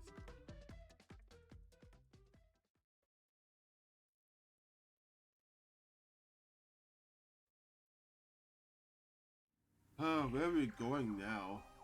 Early in the morning, Hyuko asked me to meet with her in the classroom on the first floor. Huh? What did you want to talk about? The enemy will attack today. I have two things I want to tell you before we fight them. What are they? First, the commander coming today will be Daosha. As I'm sure you already know, Daosha is the power of a foe, so much so that we have no chance of winning a fair fight. But there is a way to weaken its power. Do you remember Zashin, the commander of the power to destroy living organisms? You said that the first time you beat her, you used a poison created by Yagamu. It was a kind of battle weapon created by analyzing enemy DNA, yes? It'll work on Daosha as well, however. I haven't given Siri and Nigo that piece of information yet. Why? I didn't think I needed to. We were supposed to have left for the satellite on day 85, remember? We were going to activate the transmitter and call for rescue. In the end, that rescue plan was a complete fabrication, so thankfully you didn't enter the Final Four. At any rate, I didn't imagine that we'd still be around to fight Daosha today. Huh? You could have said something yesterday. We didn't have time, and also... Hyuko stopped herself. Putting her hand against her forehead, she didn't look well. Could it be... Are you still feeling sick after yesterday? Is that why you didn't have time to tell the time? Is that why you didn't have time to tell them? No. Come on, that's obviously it. You should go back to your room and rest. We won't be able to fight with you. Shut up, I'm fine. Anyway, that was the first thing I had to tell you. What's the second thing? It's about you. Huh? Don't let your guard down the battle today. Even if Daosha de-transforms, he'll seize on that opportunity and kill you. Kill me? Strictly speaking, he'll just behead you. Oh, well, in that case, I have nothing to worry about. Are you kidding me? This is a serious matter. In the timeline I know of, you get revived immediately after. But that doesn't mean the same thing will happen in this one, so be careful. Keep your guard up, even if it seems like he's relaxed, understand? I've wrapped up our conversation with Hiroko and we headed for the schoolyard. Everybody else is already there. Simino, Suzuhara, you're tardy. Were you making babies again? I wish. Oh, for the murder. How many babies is this now? Are you guys active sex tuplets? I wasn't even in the mood for a toy, so I just ignored them. We already finished our briefing. Not that we had much to talk about. We hardly have any information this time. We heard that Daosha would be coming alone, and that he's a very powerful foe, and that was about it. Don't forget that the defense system doesn't recognize them, so the alarm won't go off. That's why we had you all come out of the schoolyard. To do a visual check for enemies. I looked at Hiroko, she nodded in silence. You've already given all that information to Siri and Nico in advance. Speaking of the fucking devil, look who just showed up. Everyone looked into the distance where an imposing figure was standing. He just fucking shows up. No. Hear my plea and lend me thy strength. Hiroko suddenly lurched forward. She looked awfully pale. Even her eyes looked hollow. She looked like she might collapse any second. Okay, so what's actually happening with you? I thought you were just like depressed about what's happening, but no, Takumi's right. You actually look like you're about to pass out. It's like she's losing power. Like it's like the fucking thing that Nozomi goes through. The hold on, I'm looking for something. Like the rejection symptoms. It's actually she's having rejection symptoms somehow. But I'm like, that can't be it. Also, wait, what the fuck? That thought just occurred to me. We haven't had a need to deal with the zombie's rejection symptoms for like, I think the past like 2 or 3 routes. I don't think it became a thing the Box of Calamity route or the Box of Blessings route. I don't think it's come up in either of those routes. And definitely doesn't come out in this route. Why is it just not coming up anymore? Questions for later. Huh? Are you okay? This is why I told you to rest up. Internet servant, worry about yourself. Here we go. Okay, everyone, here we go. Let's give our guests a warm welcome. Here we go. Signal, everyone pulled out their infusers. Might as well watch the scene again. We're outside. Here's a brand new scene of everyone transforming together outside.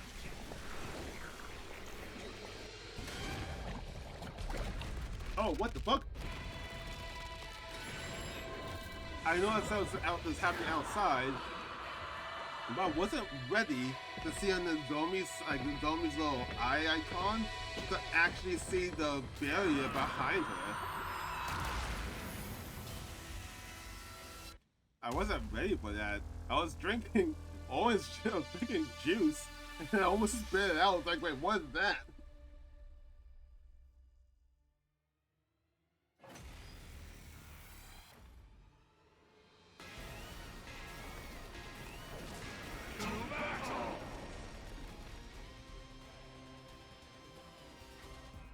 I have less memory than a floppy disk, so maybe I'm mistaken, but doesn't this Dalsha look like the very first commander we fought? He's practically the spitting image. The 2 of them could do a mirror spot. What? Darumi, you know about mirror spots? What even is that? Stop your idle chatter and fight me. I have something important to do today. I don't have time to waste talking to you. What? Then why'd you even come here? I'm not here because I want to be. Enough. Let us begin. First, I want you to show me your strength. Yeah, something you need to do? What are you talking about?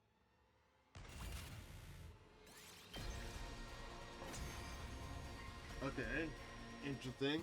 That's all. What a disappointment. I expected more.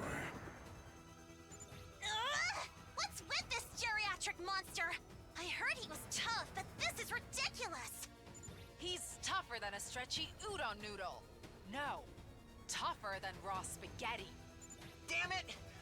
What do we do? It's all right. Leave it to me. Shion! I'll do something about him with my ability. No, Shion! I forbid you from doing this! Your prime directive is to build up energy for the final attack! You can't waste it! Waste it? How can you call protecting my friends a waste? I'm going to fight, no matter what anyone says. Remember what Takumi said about me? Shion is as much a part of this special defense unit as any of us. He's our 17th member. If he dies, we all die. If we die, he dies. Our destinies are intertwined. He's one of us, an important comrade. The same goes for everyone else. Because they accepted me as one of them. It makes me so happy. Happy enough to cry.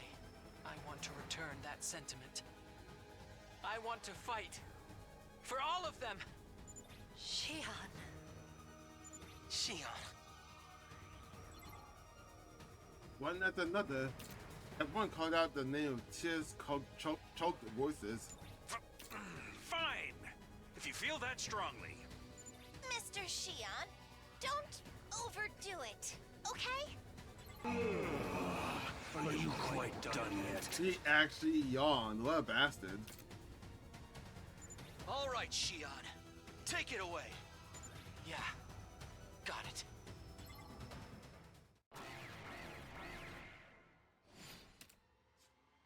The Shion bomb. Oh.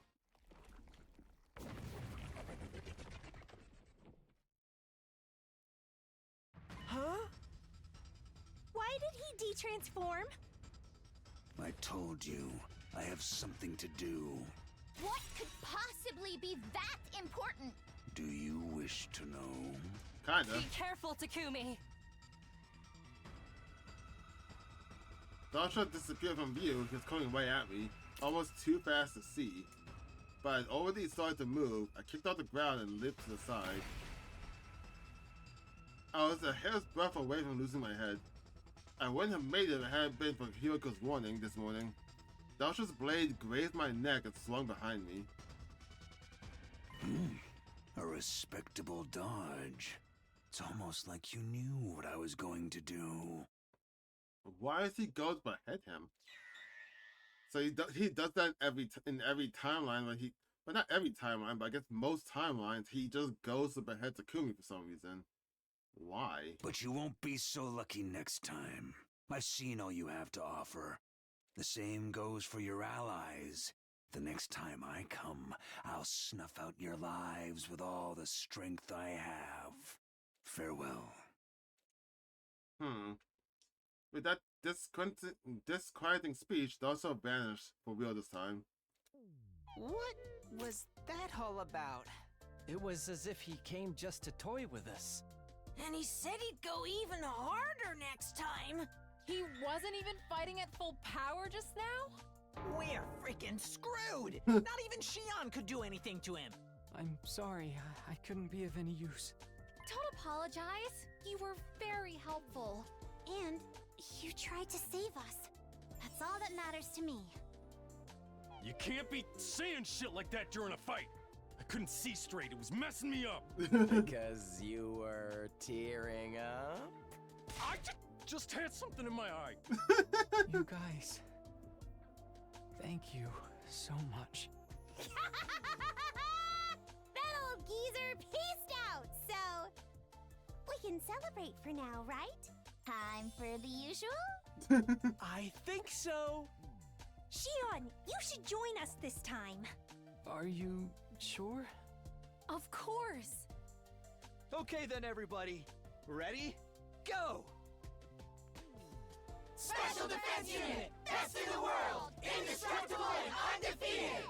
Never lose! Never yield! Special Defense Unit, fight on! Everyone's voices resonate the same as always. Well, not quite everyone's. One voice was missing. Hiruko, Are you okay? What's happening to you? I'm fine. Ugh. On second thought. Sorry. I guess I am a little tired. I'm going to go ahead and rest a while. See you. Hiko stumbled away. I watched her walk further and further away, as unsteady on her legs as a newborn deer.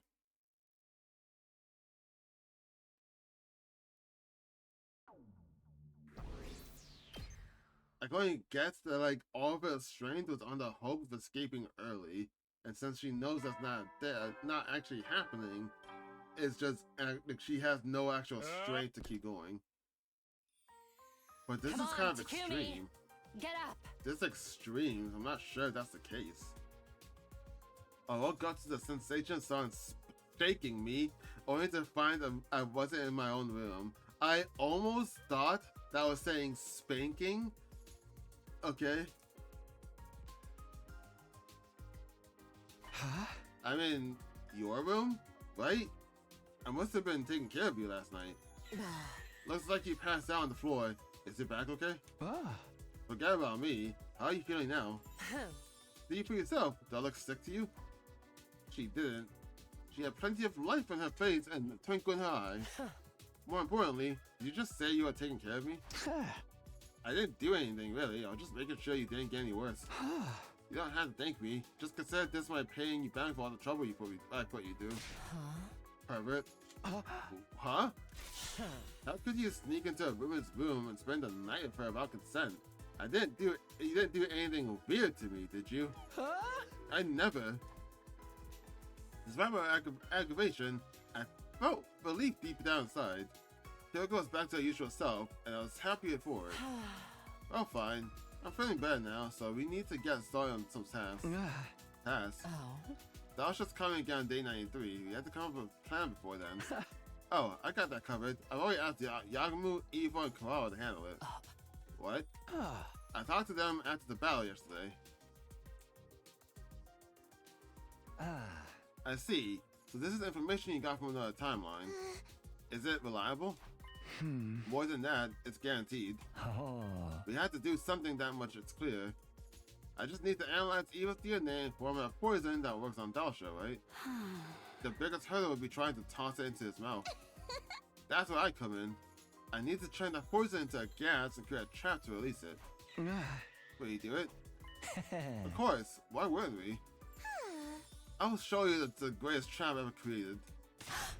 I'm happy to contribute too. I shall offer every bodily fluid I have for the cause. What a phrase. Did you tell the others too? Yeah, Siri and Nico included. Not bad, Servant. Just doing my best. Just doing my job, man. I found slightly proud of myself after being praised by Hiroko. Somewhere along the way, I've gotten used to her calling me her servant. Well, I'm gonna hop into the shower, so can you leave? Are you really okay now? What are you going to do if I say no? Stay here and watch me shower? I shook my head and sighed. Okay, I'm going. After that, I ate breakfast and went back to my room. Stretched on my unwound on my stiff body, then went up to my usual rounds. My usual rounds of skipping free time, because what else would I be doing? At night, I headed to the usual spot to talk to Hiroko. Why did the stress signal cause that explosion? I can't make sense of why it would explode, even with the right codes. Dion said he found out about the transmitter because he overheard Sarah and Nigo talking about it, right? Oh.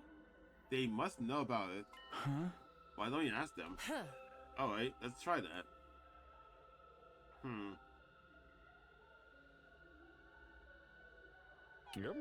The stress signal transmitter. Don't play dumb. You know about it.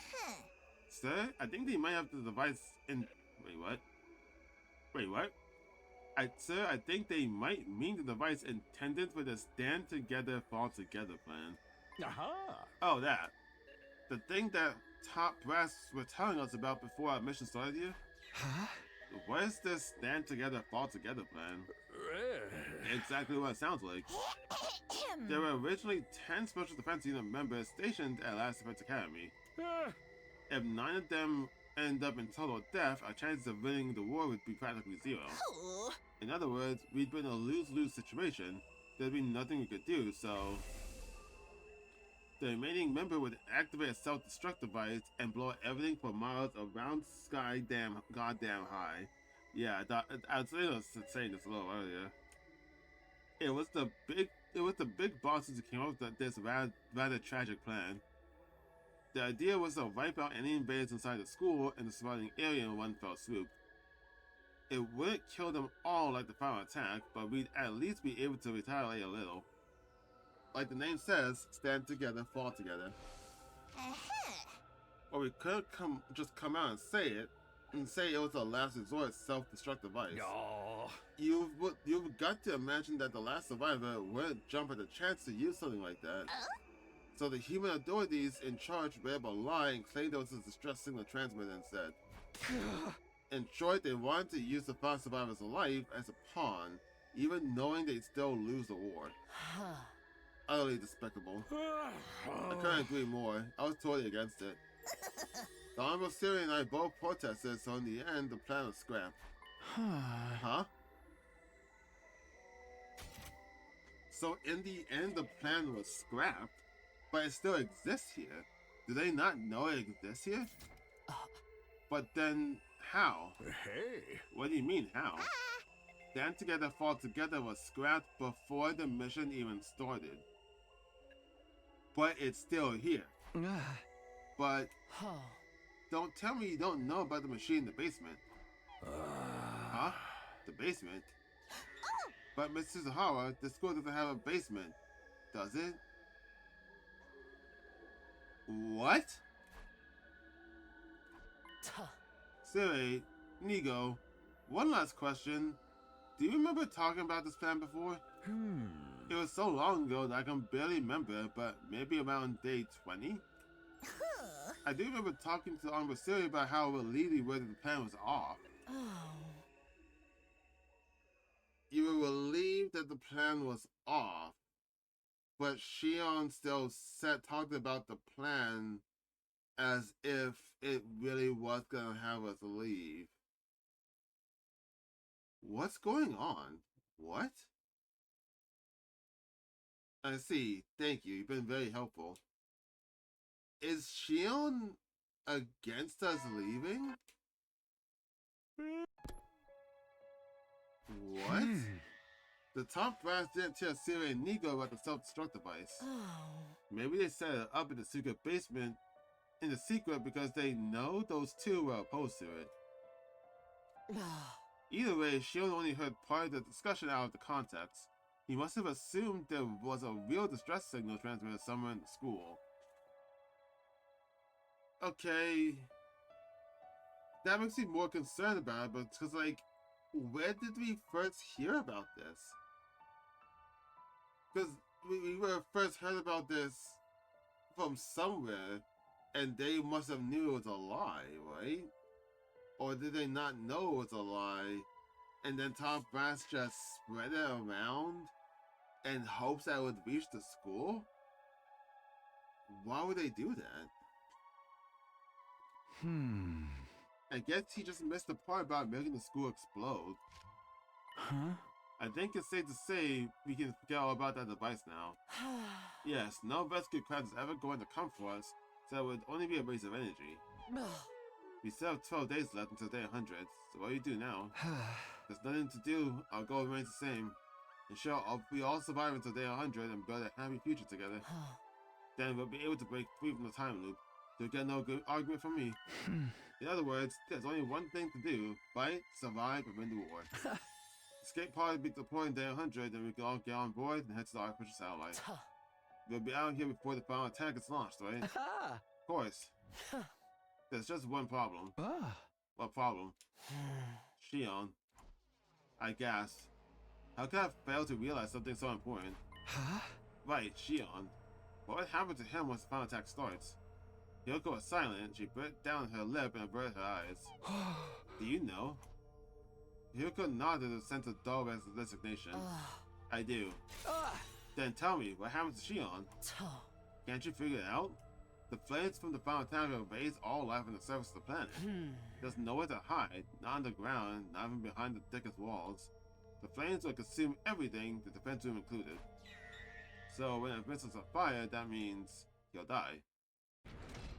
We don't need to see the scene 80 times.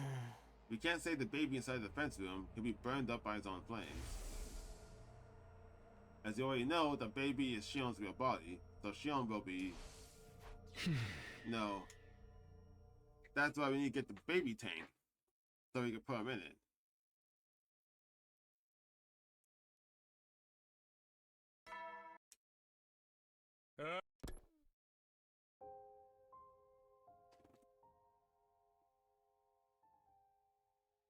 I sat in my room without going to breakfast. How could we save Shion? I couldn't think of anything else. Hyuko didn't seem to have any ingenious plans this time. I could tell from her face last night that she was desperately trying to come up with something. And as I pondered the matter in silence, the sun started to set. Daytime tonight, I wasn't going to come up with anything on my own. I decided to ask the others for help. Not wanting Siri or Nico to find out, I invited them all to the secret meeting spot.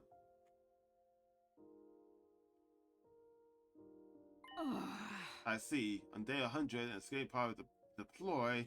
We were able to escape, but the baby Shion would be killed by the final attack launched right after we leave.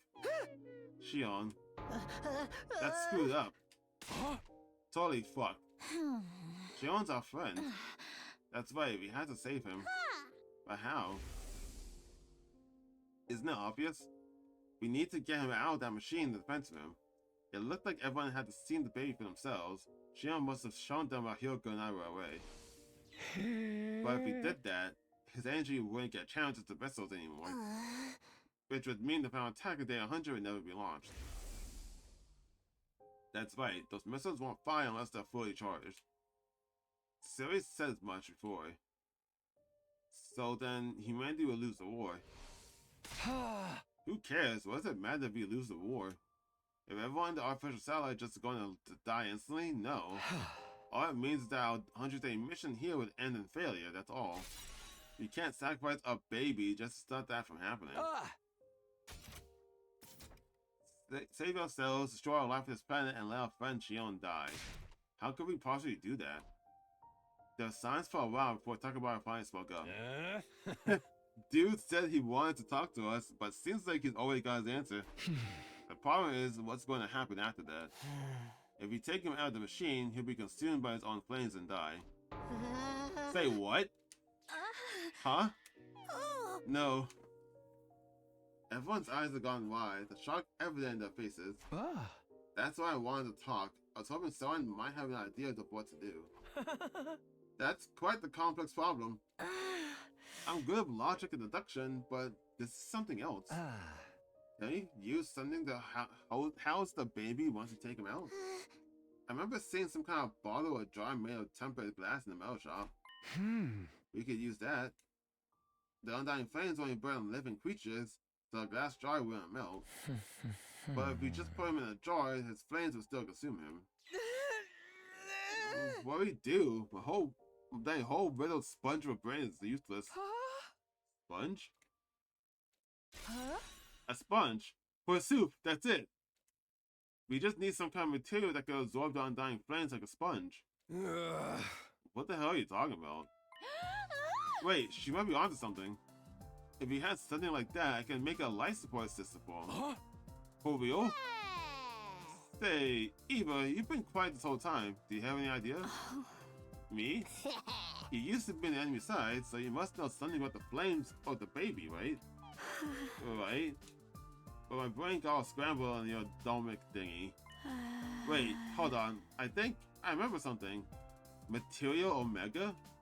Hyuko jumped at Eva's words. That's it. Material Omega is the substance that absorbs undying flames. How do you know about that? I just remembered it from the coming of age timeline. Though, they learn about something like that in the coming of age timeline? Material Omega? A substance that absorbs undying flames? Bro, that's huge! Why does that show up in that timeline? Coming of age? Timeline? That's just what I've heard I've been calling it.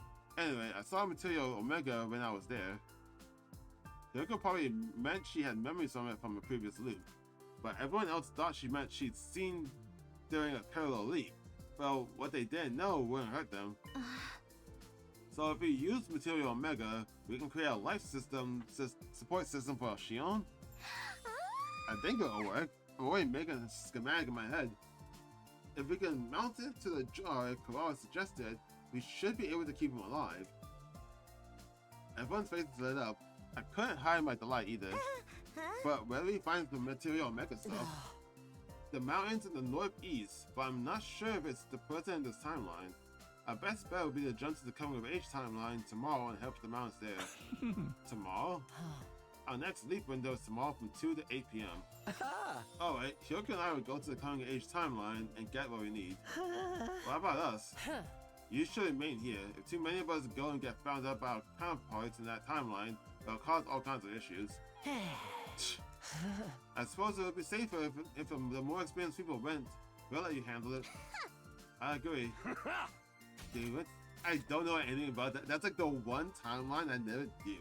Well, there's 2 timelines I didn't do, but that's the only one that's being mentioned that I know of any thus far. And I still haven't done it yet, so I have no context for what's going on over there. Fumi, Hyoko, we're counting on you. Hyoko and I looked at everyone and gave them a firm nod. You directly feel like, yeah, the coming of age route is canon, I guess, but like it's important. But like the other route that I did where I don't let Shion join the team isn't really important, I guess, because they made no mention of it right now. That afternoon, Hyoko and I made our way to the lab. Oh yeah, we just told everyone about parallel leaping, but not about the time loop. So where are we going to now? The machine is set up, and we've got our leap suits. Everything is ready. On to the coming of age timeline. You've been there before, right? Oh yeah, we're supposed to get materials to make the jar for the baby. Yeah, it's very dug up Dormi's grave to get our Livor Mortis Code. My heart ached as the tragic memory came flooding back. I regretted asking.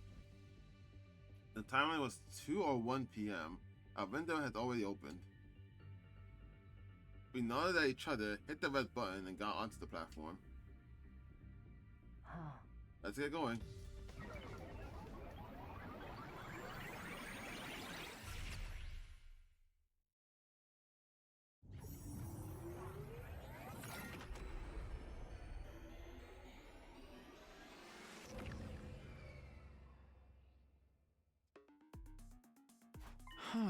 Hey, are you sure it's okay to take off the leaf suits? We're not going to the school this time. I doubt we'll see anyone, so we should be fine. The suits will only slow us down.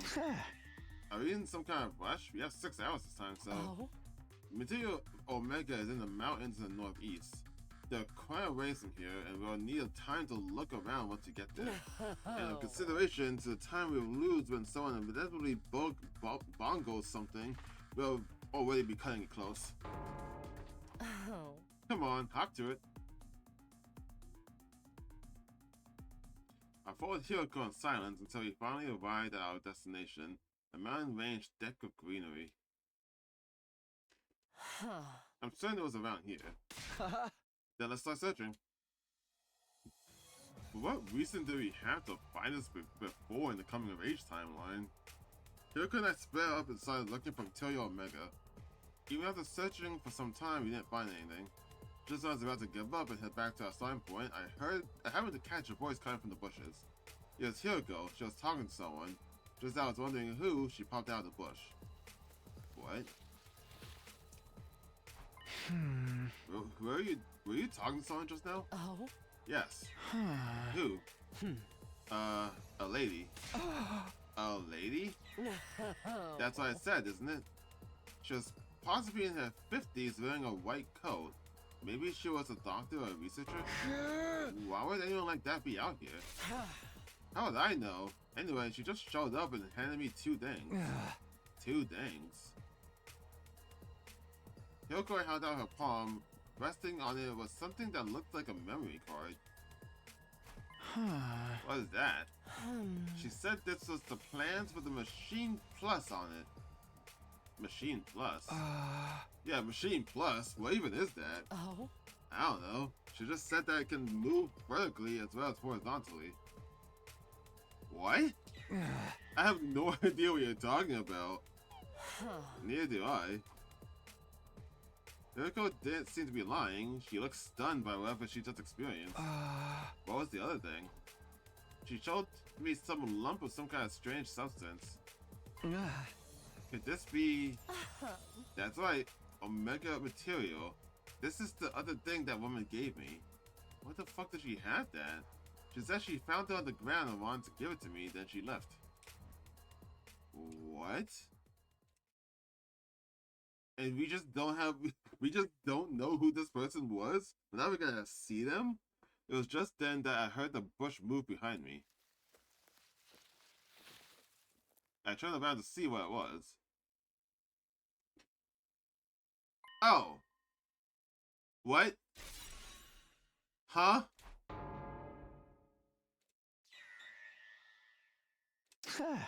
Huh? The very next moment. Ah! Okay, if I was in the coming of age trial, I would be so confused at what's happening right now. We all screamed, whirled around, and took off running. Hello? We raced down the steep mountain slope, almost tumbling as we ran. We didn't stop even when we reached the base of the mountain. We just kept on running for the lab. As we ran, the sun sank behind the horizon to the west. Before long, everything around us goes that dark.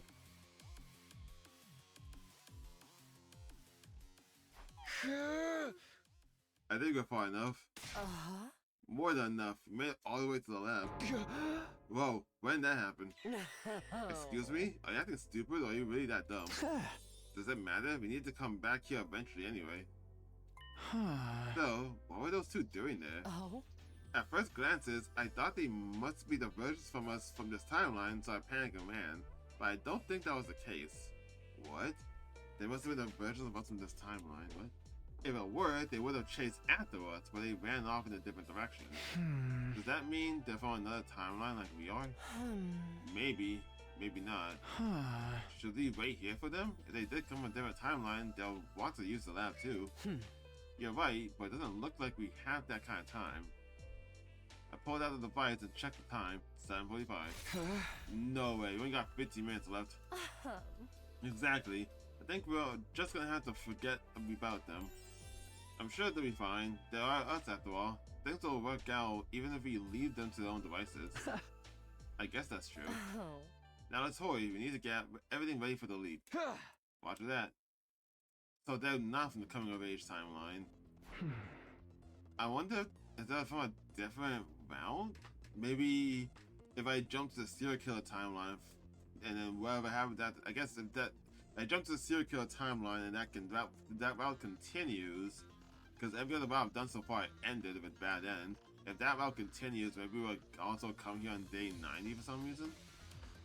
There we go. Do you have the material, Omega? No. Of course. I'm keeping it nice and safe. Or even if we start, well, I don't. Even if maybe we start leaping after I kiss Hyoko too, maybe? Don't tell me you ate it. What? I was just playing. Don't waste my time with such nonsense. Let's go back. Dude, that fist pump. Okay, let's get back.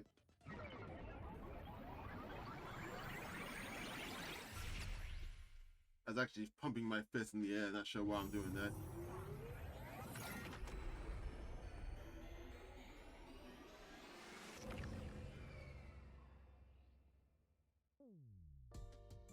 Takumi, here we go. Thank you so much. I did a quick analysis and this will definitely work.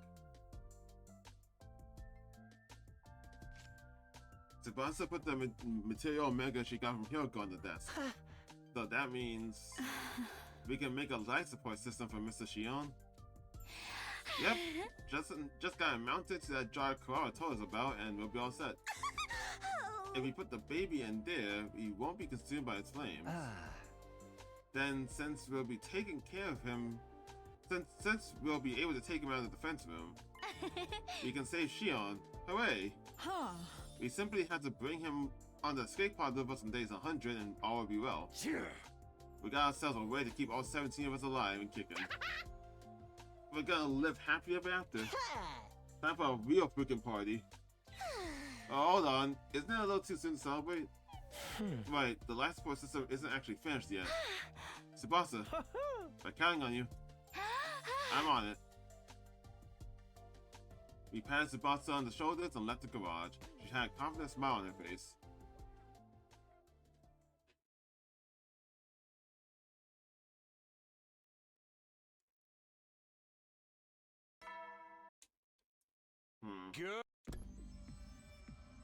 What's up with this tense music?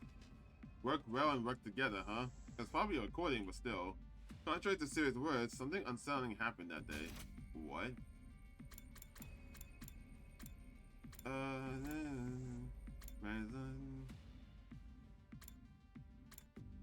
Something unsettling happened that day.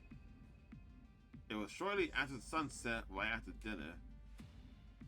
We were watching over Tsubasa's work in the garage when we see some unexpected visitors.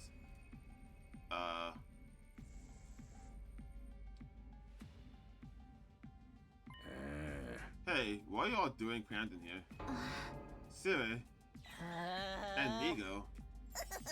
Miss Koana, you've been making something in secret, haven't you? What is it?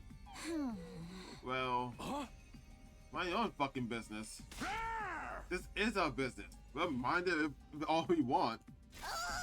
We know what you're trying to do. You're going to take Shion's real body out of the defense device. The Siri and I absolutely forbid it. If you do that, you won't be able to charge up the missiles for the final attack. We need those missiles charged at 100%. If they're not, they'll barely even be able to cause a dust storm. It would make launching the missiles completely pointless. Taking the baby out there before day 100 is preposterous and out of the question, and nothing you can say will convince us otherwise. Now that the Honorable Siri has made himself clear, could you bring out the life support system we're working on? I'm going to count backwards from 3. If the device isn't out here before I'm done, I'm going to blow you all sky high, one by one. Okay, here I go. 3, 2, 1. Wait. The very moment I screamed.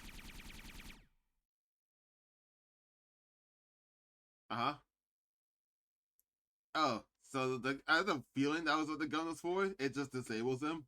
I wasn't sure what exactly happened, but suddenly Siri and Nigo were completely frozen in place. Oh, they're broken. Huh? The others were completely dumbfounded, like all except Tsubasa and Eito. Miss Koana, is that? Tsubasa placed whatever it was she's been holding tightly in her hands on the desk. Upon closer inspection, the beam gun? Did he shoot them with that? That's right. But don't worry, okay? They're not completely broken. I just disabled them temporarily. Kawawa ran up to Siri and Nigo. She gave them a quick inspection, then turned to Tsubasa. They're dead! What? Just kidding. Tsubasa's right. Fuck you, I thought she was serious. A few circuits are shortened, but they're totally not broken. A few repairs, it should be easy enough to bring them back. But how? I thought the beam gun was harmless. The humans. It's the same one that caused all the arguing on day 67, isn't it? You said it was just a toy. I wasn't being completely truthful. I didn't know how to explain it all to you, so I lied. But the part about being harmless to the human body was true. If you really cranked up the output, you might be able to hurt a really small animal, but it's basically an anti-robot gun designed to disable electronic systems. But why would you make something like that for something like this? I knew one day we'd all want to send Shion. It was only a matter of time before you suggested it. I was equally sure that Siri and Nigo would get in the way, so I came up with a plan in anticipation of that. I asked Tsubasa to make the gun for me on the night of day 66. I didn't know you rolled like that, Eito. Am I finally going to get my praise? Later, honey. I'll probably in the head so much your hair will start falling out. You don't mean that literally, do you? Everyone burst into laughter. As that died down, the zombie spoke up. Should he really be laughing right now? Siri and Nigo are out of commission. Is it really such a big deal? It honestly isn't. Dealing with Siri is genuinely a good thing. I don't know if there's a time, besides like the very first 100 days, there's not a downside to taking out Siri. They haven't done a lot for us during the defensive battle so far. The only times they were helpful was when they unleashed that new weapon on day 15, and when they played the folk song on day 47. Let's just forget all about them. I hate this crazed look you always have, Ava. I couldn't agree more. I'm so glad that someone finally shut them up. There's only 9 days left. We should be fine about them for a while. The others nodded approvingly. There wasn't a single person who disagreed. Then this holds. Tsubasa, do you mind getting back to work? Not at all. I'm going to make the perfect life support system for Shion, but I'm still going to need some time. It's pretty complex work. I estimate it'll take me 7 more days to finish. 7 days? In other words, it'll be ready by day 98. That's cutting it real close. We're just going to have to trust Tsubasa. Let us know if you can help. Takumi and Shoma would be happy to do even the most trifling chores. What about everyone else? It's okay, I don't need any support or anything. The one thing I need is silence, I guess. I need to be able to focus, so... You want us to leave you alone, if you don't mind. Got it. Okay, everyone out. Tsubasa will take it from here. We patted Tsubasa on the shoulder, just like yesterday, giving her words of encouragement as they exited the garage. 9 days until day 100, my heart is racing, knowing that fateful day is drawing ever closer.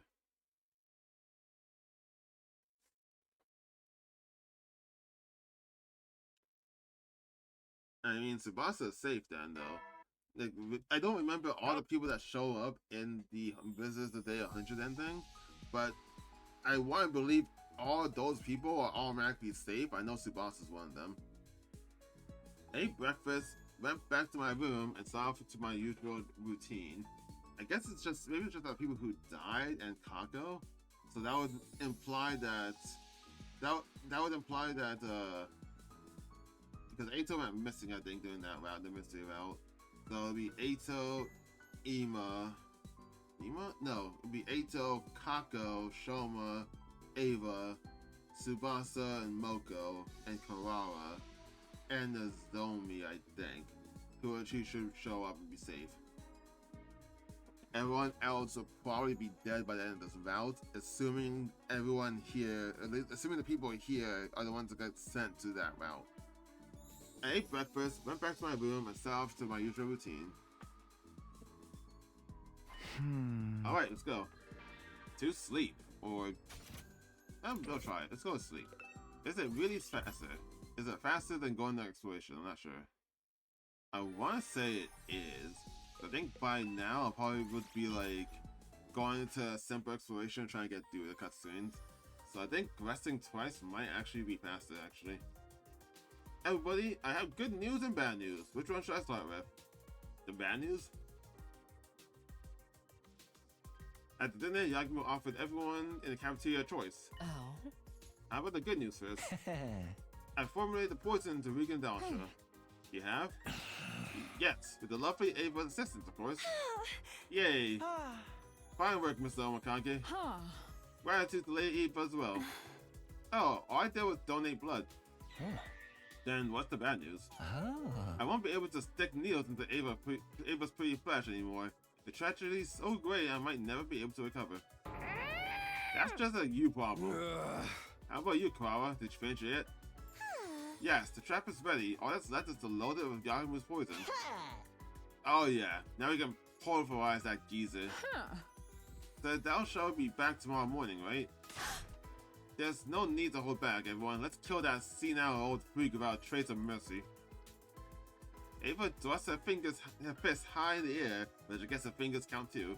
Everyone else will look just as determined. Hey, how's Tsubasa doing? She's holed up in the garage, working on the life support system. I bought her dinner a while back, and she said she's still fine about health. Apparently she finds it easier to focus when she's alone. Then we'll just have to keep cheering her on. That's right, let's all pray she finishes soon. After that, we went back to our own rooms and prepared for tomorrow's battle. 8 days left until day 100. Our destiny was so close I could almost taste it. Oh boy. Waiting for things to glow over badly. I can't imagine them to go over well. We gathered in the war room before the morning announcement played. I've lowered the poison gas into the trap. Here it is. I did my best, but I only managed to make one, so we only have one shot at this. That's more than enough. Good work. By the way, this isn't automatically activated like a landmine, so once it's set somewhere, we'll need to lure Doll Shot over to it. If we can manage that, we need to clear the area. Once a clear distance, he can activate it remotely. I'll handle the setting up the trap. What? I haven't been able to make myself useful to you guys at all. I want to do something for you, so please, let me do this. Zombie insisted with a determined look in her eyes. She wasn't going to take no for an answer. Alright, we'll let you set the trap now, Zombie. Thank you. Although her face was stiff with tension, the zombie still managed to smile. The alarm started to sound immediately after.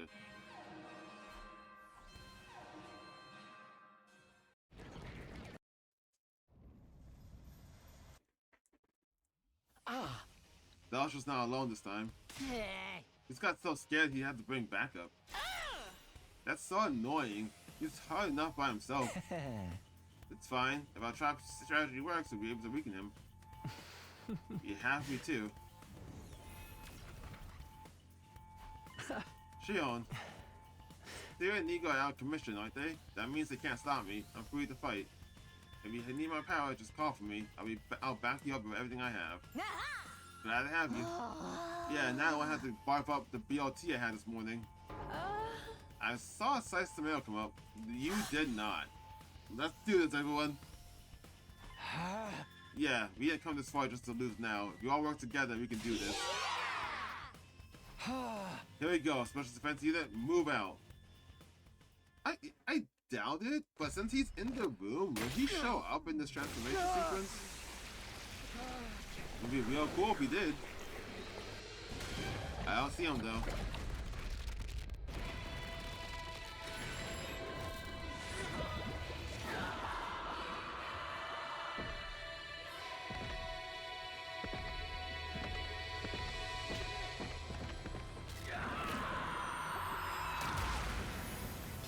Nah. I really kinda did hope he would show up somewhere.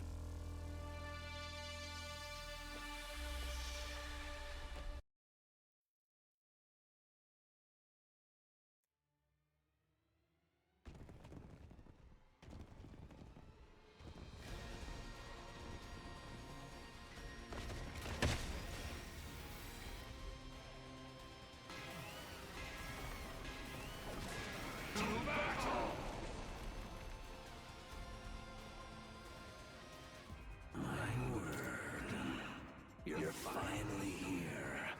I was tired of waiting. You brought friends this time, huh? I wanted to come alone, but that woman went and sent them with me. That woman? Feshness? Well, that hardly matters. More importantly, let us begin. Or you can just go ahead and surrender. What would happen if we did that? You die. Isn't it obvious? The Supreme Commander will execute you in the most horrific way possible. Then we ain't surrendering! You won't fare much better by fighting me. No matter your choice, your lives end here. You sure about that? There's only one way to find out.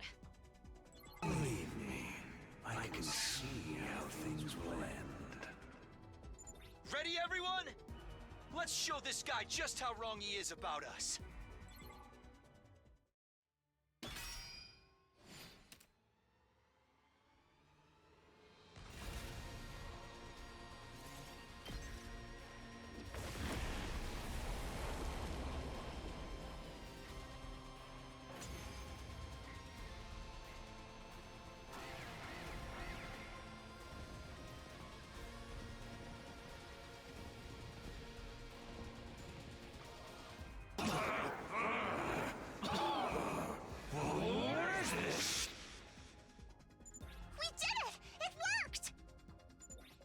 taking effect. Let's pull his guts out before he can recover! No, we shouldn't approach him yet. There's still poison in the air. Then let's deal with the jobbers he brought with him first. Yeah, take them out!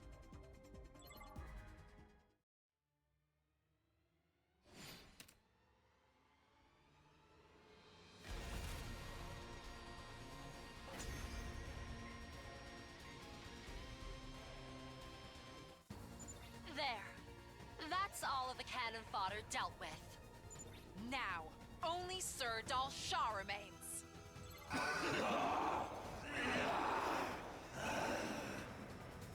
Poison in my throat. My vocal cords can't speak. And nobody wants to listen to your senile shit anyway. Damn. The poison's cleared out. Now's our chance. Okay, this ends now. Let's finish him off.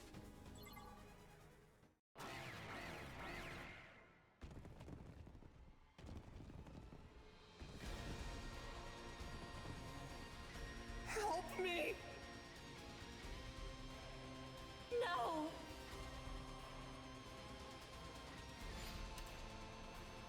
Where's my daughter?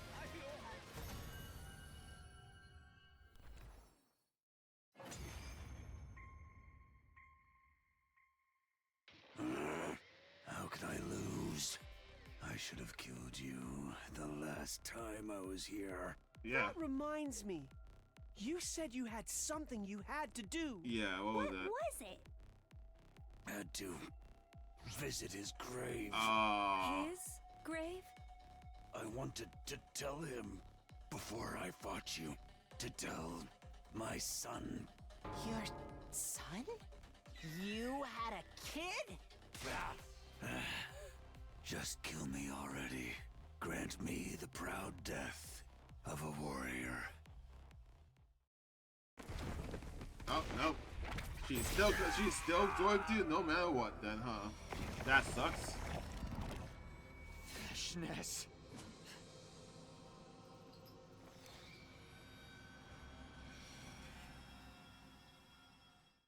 Dal Shah, Dal Shah, I've granted you the proud death you so desired. There is no higher honor than being absorbed by me. Let me guess, you overheard us talking about the other timelines when you discussed it to all our friends outside, and now she's going back to just avoiding people. So I think she said before that she was gonna have to go against the taboos, so then she can get strong enough to fight us after like the first bomb explosion, I think. Freshness. Why did you? His cryptoglobin! Have you forgotten? I told you the last time I was Yeah. here. I will win this war, even if I have to violate the teachings to do it. Don't tell me you did this to the other commanders too. Yes. Pakram, Adamaku, the cowardly Turum Tammy and Newgank who fled, and also Quenzele, who I captured later. All of them offered me their cryptoglobin. Not by choice, I I don't guess. believe you met the ever-useless Parmeth, but I took their cryptoglobin as well. Oh no. I now have formidable power. It would be trivial to crush you here and now. But now isn't the time. I must prepare. Prepare? Prepare what? The bomb? I will return in 6 days. Wait in anticipation. Farewell. Yeah, she's gonna prepare the missile to blow up the satellite. We need to stop her then. With that, Veshna's vanished. I watched her disappear into the distant skies above in stunned silence. 6 days. That's day 99. That's likely to be our final battle. Veshna said she's gotten even more powerful. Could we beat her? Of course we can. With all 16 of us. There's no way we won't win. Hey, aren't you forgetting someone? Yeah, it's like 17, dude. Shion. You're right. With you, that makes 17 of us. Right! Shion raised his voice with conviction. Everyone else nodded bravely. Anyway, that's another victory for the Special Defense Unit! Yeah? Time for the thing? Let's do it! Take it away, Mr. Sumino. Got it! Ready? Go! I hate that he has to say ready to go now. Special Defense Unit, best in the world, indestructible and undefeated. Never lose, never yield. Special Defense Unit, fight on! 17 voices resonated together. The next victory chant would be our last. The thought excited me, but at the same time, some feelings of apprehension lingered inside me. What does apprehension feels like?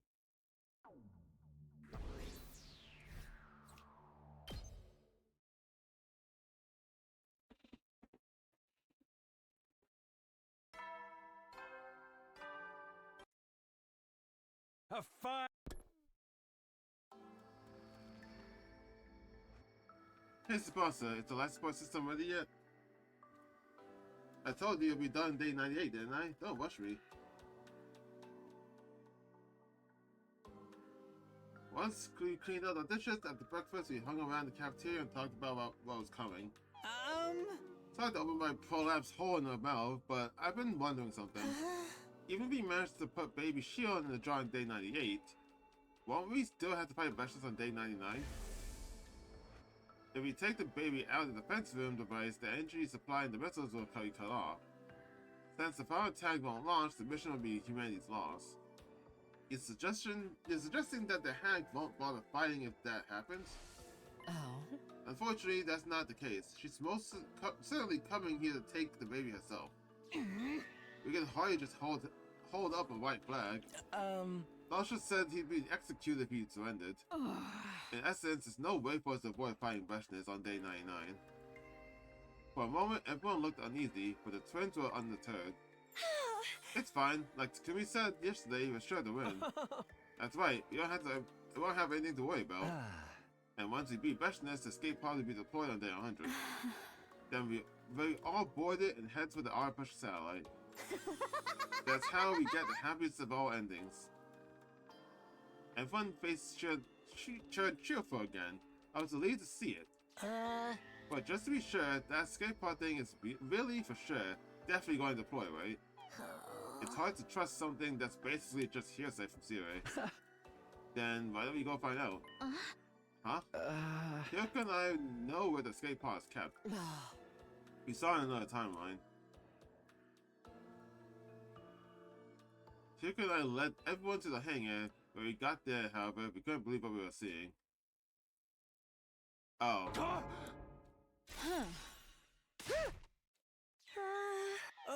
It's spread down here too. This is an escape pod? But it's all a corroded mess. No. This can't be. Everyone stood as if they'd been nailed on the spot, dazed. A thick, chilling silence fell over the hangar. Eventually, Tsubasa broke it. It's the particle bacteria. The thing that messed up the school bus? From the state of the pod, this has to be it. But we sprayed QB liquid all over the school on way back on day 42. There must have been some bacteria that survived. Maybe it was already in the vents by the time we started spraying. And then it found its way here? I think so. In this state, even if the pod is functional, it's not going to be able to break through the atmosphere. Do we have any QB liquid left? Even if we have a drop, we could use the replicate to make more. That's right, let's hose this thing down and kill all the bacteria. I guess we could do that.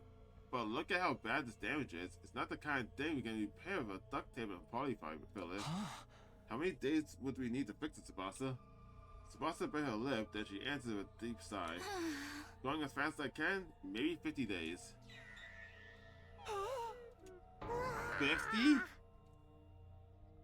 Utter despair showed on everyone's faces. Nobody could find anything to say. We just stood against a gloom filled the air. We stood aghast as gloom filled the air. I did not read that word. So we're kind of fucked then, huh? The only thing we could do is go to a timeline in which the escape pod goes off. A fire! After the morning announcement, I headed for the cafeteria. I had the feeling I wouldn't have much of an appetite, but I wanted to see everyone. They were all there already when I arrived. Well, not all of them. One person was missing. Tsubasa. Is Tsubasa in the garage? Yeah, she's still working on the life support system. Ain't shit we can do about the escape pod now. She said she wanted to prioritize the life support system instead. It seemed like everyone had gained some composure overnight. There was still a gloominess in their brave faces, but at least we were capable of holding a conversation again. Do you think the life support system will be ready in time? It better be. Without that, we can't get the baby out of the defense room. If that happens, the missile will be fully charged and the final attack will be launched on day 100. And with the escape pod in such a dire state, it would be unable to leave the planet. Without the life support system, the rest of us are screwed too. If it isn't finished, we'll all be killed. Huh? I won't let that happen. Shion, there's a way to save all of you, even if the system isn't finished on time. Don't say it. You'll have to kill me by taking my real body out of the machine in the defense room. What are you saying? We couldn't... How could we possibly... That's not happening. I shouted down Shion's suggestion and glared at him, and everyone else backed me up. I appreciate the sentiment, but I'd rather you didn't worry about me.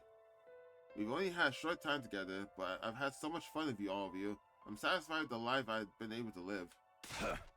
Knock it off, man. That shit don't change anything.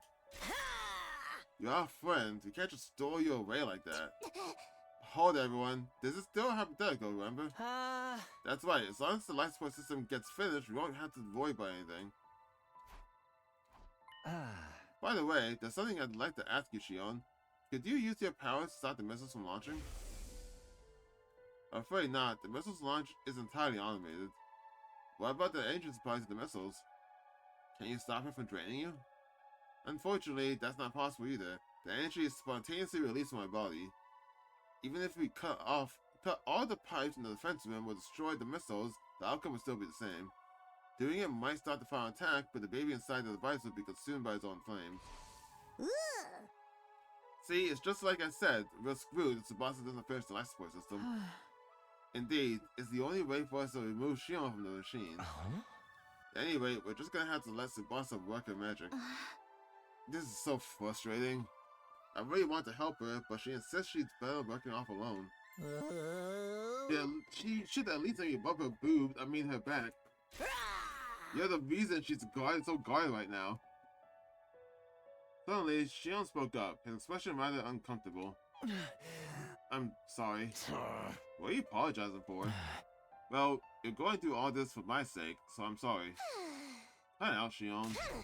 If you apologize one more time, you'll face the wrath of my galactic bazooka. What? It's not like we're being forced to help you against our will. We love you. That's the only reason we're doing this. So you don't have to apologize. We're saving you for our own sakes, says Shion. Thank you, everyone. Tears welled up in Shion's eyes. He wiped his face to hide them. Wait a minute, you are literally producing your own tears in order for you to cry? Because, like, your avatar doesn't... Why would you make tear ducts for your avatar? That's such a deliberate decision.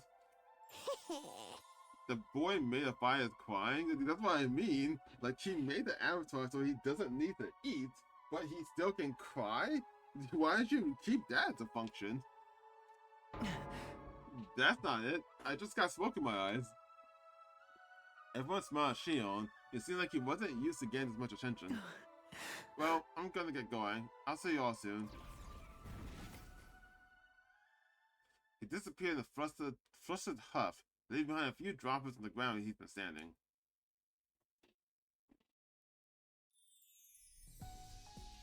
I left everyone and went back to my room. I'm hungry too, but I feel like I should get something to eat. And it's giving Reach extra treasure the time I have with everyone, but you know, I already have everything maxed out. I kind of always treasured it as much as I could.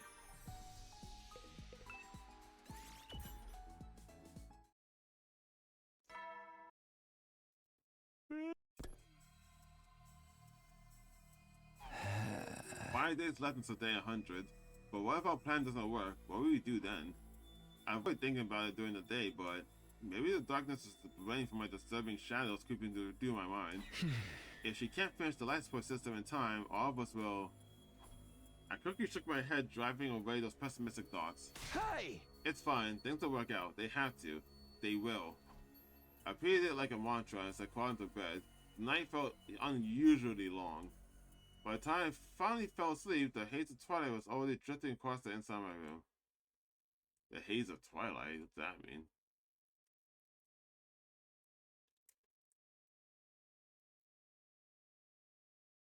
Oh, just gonna skip straight to the final day? I'm fine with that. Or at least the day when Vesta shows up. The issue is, I think she's gonna blow up the satellite. In which case, what do we even do at that point? Tsubasa? How are things going?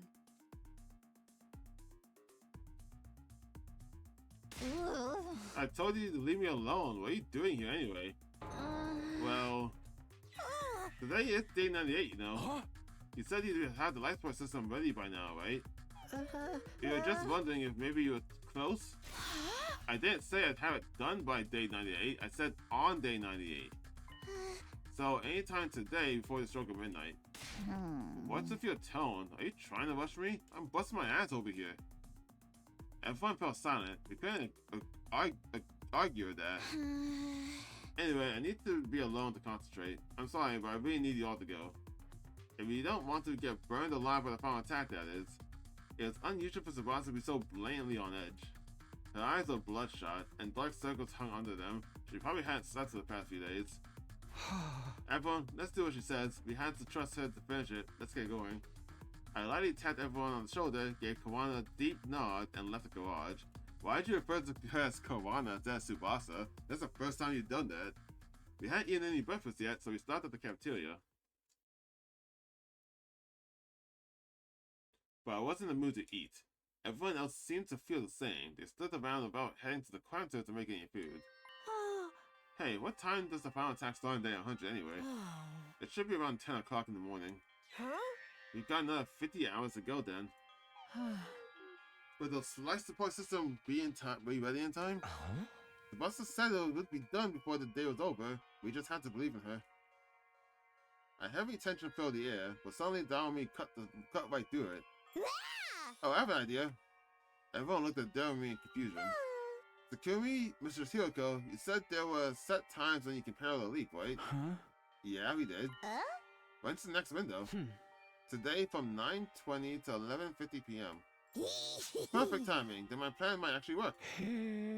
What plan is this? We should all jump to a different timeline. We can find one with an intact escape pod and use that to go to the satellite. Pretty smart, right? Everyone's faces lit up, their eyes sparkled with hope, but no, we can't do that. Why not? We won't be able to bring the baby with us about the life support system. We'll be leaving Shion to die. There are other reasons not to, as well. I heard something from Shion yesterday. Boarding is restricted on the escape pod. Only Special Defense Unit members registered with the pod can board. If an unregistered outsider gets in, the pod won't launch. So I won't be able to board. Oh, she won't. Oh well, do not worry about me. She won't be able to board regardless because of that rule. It's not just you. Even if we brought the baby and the life support device on board, he isn't registered. So we can't take him either. Oh, for the love of murder. We'd also have to consider the Special Defense Unit in whatever timeline we leap to. Some of them may have lost their lives, but at least a few should have survived. We'd be stealing their futures if we used their pod. It amounts to killing another timeline's version of ourselves. We couldn't do that, could we? The glimmer vanished from everyone's eyes. No one had the counter-argument. We had to stay in this timeline and grapple with this destiny given to us. Yeah, that's right. We need to do what we can here. What do you mean? Tomorrow is our final battle with Veshness. We need to be in good mental and physical condition for that. Not just for ourselves, but also for Tsubasa, who's working herself to the bone all by herself. You're right, even if she finishes the life support system, everything goes to shit if we lose. Enough worrying. If we let our minds get weak, our bodies will follow. Everyone, let's hold firm. We're trusting Tsubasa and keep waiting. Suddenly, the unease vanished from everyone's faces. There was a new glint in their eyes, this time one of hope. To me, it looked like the flames of passion burning in anticipation of tomorrow's battle. Oh boy. Everyone disappeared to the rooms. At a short rest, I my usual rounds. Tomorrow's the last day. It's the last time I'm doing this. In this route, I'm gonna spend it asleep. You know, it just occurred to me, I could have been going out and getting materials because I never maxed out the traps and devices, but I don't use them, so it doesn't matter. We didn't go back to our rooms after dinner. We hung around the cafeteria waiting in silence for news from Tsubasa. We spent an hour waiting. It was then that I noticed one of us was missing. Huh? Huh? Where's Hiroko? She said she had to go to the bathroom. She's been gone for a while. I felt a vague sense of unease. I'm gonna go look for her. I let everyone know my plans and dashed out of the cafeteria. 8:35 p.m. Seeing the time remind me of something. The next time we can pedal a leap is today from 9:20 to 11:50 p.m. Huh? Could it be? Did she go to the lab? Yeah. I sprinted down the hallway and into the entrance hall. Besides the door, there's only one fire extinguisher. I knew it. Damn it, Hiroko. I took the remaining fire extinguisher and ran outside. Hiroko had probably gone to the lab. But what town could she be going to? Confused, I hurried through the ruined streets.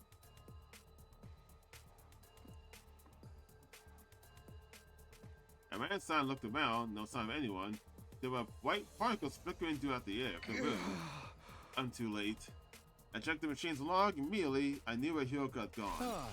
The serial killer timeline, but why there? I was clueless, but trying to reason it out wasn't going to do anything.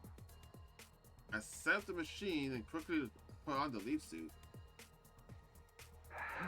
Alright, here I go.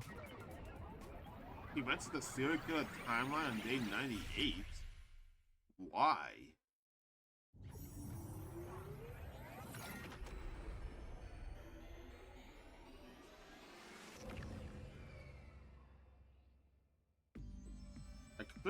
I completed my leap and ran outside the lab. Still no sign of Hiroko. If she was going to go anywhere, it would have been to the school. I remembered to myself and took off running again. I took my leaf suit off as soon as I could. I wanted to be as light as possible. I ran until I finally reached the academy. I looked around and immediately spotted Hiroko. She was hiding in the shadows, looking at something some distance away. I quickly made my way over until I was standing right beside her. Where did you come from? Could you announce your arrival next time? Despite her surprise, Hiroko still kept her voice down. What are you doing here anyway? Did you follow me? Huh? Yeah. How did you know it was me and not from this timeline? Well, Hiroko cast a sidelong glance. There were two people standing in that direction. It was the Hiroko and me from this timeline, Takumi 2 and Hiroko 2. I see. That's Takumi 2 over there. Takumi 2 was sitting quietly on the bench, as still as a wax statue. Hiroko 2 stood before him, looking down at him with an affectionate gaze. Just then, a hoarse voice passed through Takumi 2's lips. Hey Hiroko, please, stay by my side. Just for a moment. Hiroko 2 didn't answer. She drew closer in silence, gently holding his head in her hands. And then...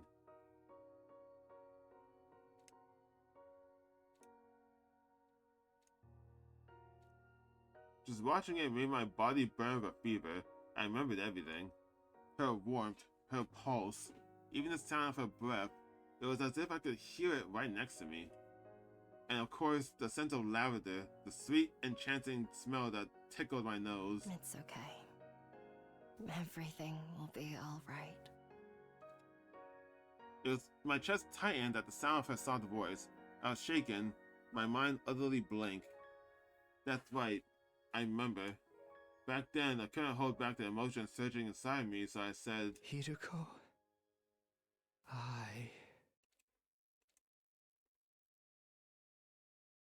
She just can't because she wanted to hear that again. Day 98 is almost over. I'll be honest with you. To me, the events of this day, at this very moment, they were so precious, so irreplaceable, so important. It was the reason for everything. Huh? Everything? Yes. You mean why you came here? You wanted to see them again? Oh. No, that's not all. The reason I went to save Hyoko too, with you on day 16. The reason I brought the power saw. The reason I lied about Takumi 2 being healed the next day. Everything I did was to make sure this moment would be recreated. In other words, I laid down all the tracks needed to create a line that leads to this moment. Because I wanted to protect this timeline. I didn't want this moment to disappear. Aww. The Takumi over there is Takumi 2. The one with the Gi data in his brain. He's still infected. That's why he killed so many of his friends in this timeline. If I'd prioritized fixing him in the early stages, I could have built a line that avoided that tragedy, but I didn't. I knew what he was doing, and I turned a blind eye, because I wanted to hear him say it. I wanted to hear you say it. That's why I did all this. That's the only reason. That's why, that's also why, and well, I guess assumingly, if the Hyoko in this timeline also leaped back and knew about this, that's why she stayed quiet throughout that route and just let things play out. Do you despise me for it? You must think I'm a horrible person. No, those words weren't enough to describe what I've done. You killed everyone because the Gi stole your ability to reason. But the same can't be said for me. I made a conscious choice to allow all this pain and suffering to take place. In that sense, my sin is far more grave. I know I can never be forgiven. That might be why I'm trapped in this endless loop. This is my punishment.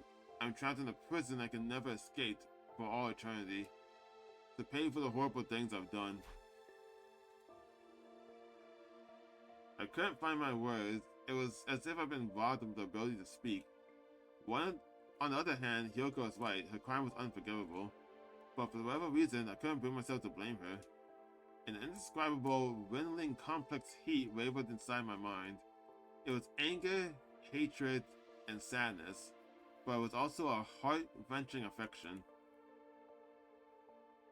Takumi 2 and Hyoko 2 huddled together in the darkness. One who had committed so many sins, and one who was about to commit even more. The two people bound in the chains of a cursed fate. But Hyoko had done everything just to see this very moment. I just realized he's not actually really even sitting on the... Oh, his jacket's just lifted up slightly. I thought he was like slightly lifted up above the bench and not actually standing on it. We quietly watched and waited until the two of them parted. In the silence, shaky breaths filled the air. Hyoko's sobs spilled from her lips as she could no longer hold them back.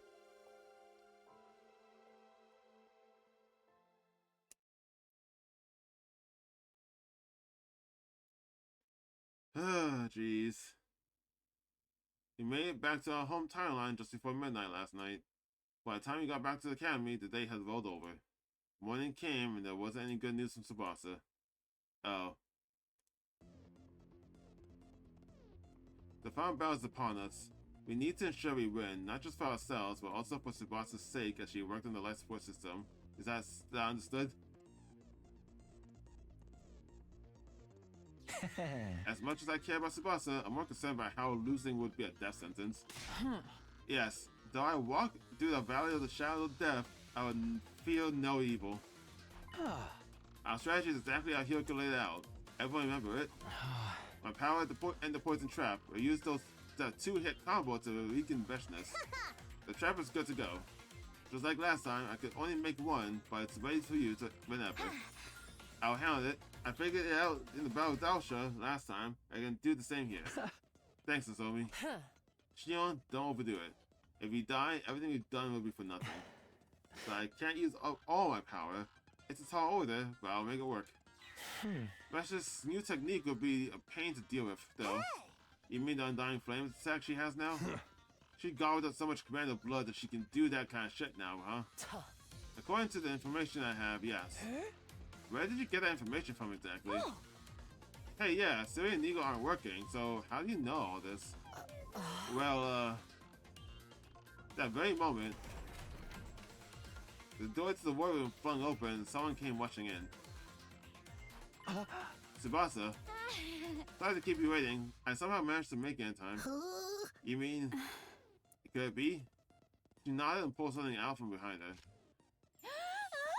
Da da da da da da. The baby jar. Woohoo! You finished the life support system. Yeah, that's the part attached to the jar here. If we put the baby inside it, we can save Shion.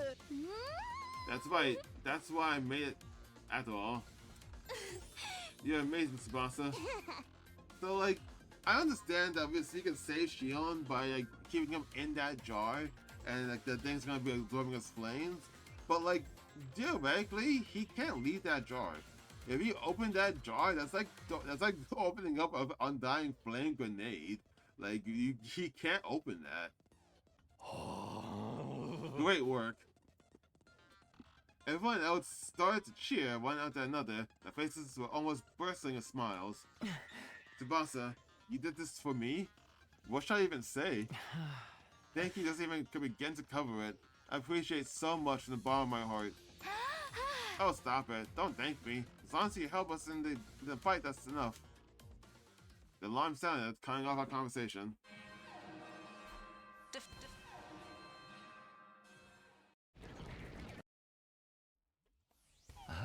For the love of murder, looks like we're not going to make it to the defense room, even with the jar already. We're gonna have to take these guys out first. Everyone, I found barrels here, but I have one thing to tell you before we start. Everyone's gaze has shifted to me in unison. I met each of their eyes as I continued. No matter what happens out there, stay alive. Don't let yourself fall into a trap with thinking nothing matters just because you can be revived. For the past 99 days, we survived without losing anybody, not a single person. This isn't my first time saying this, but this hasn't happened in any other timelines.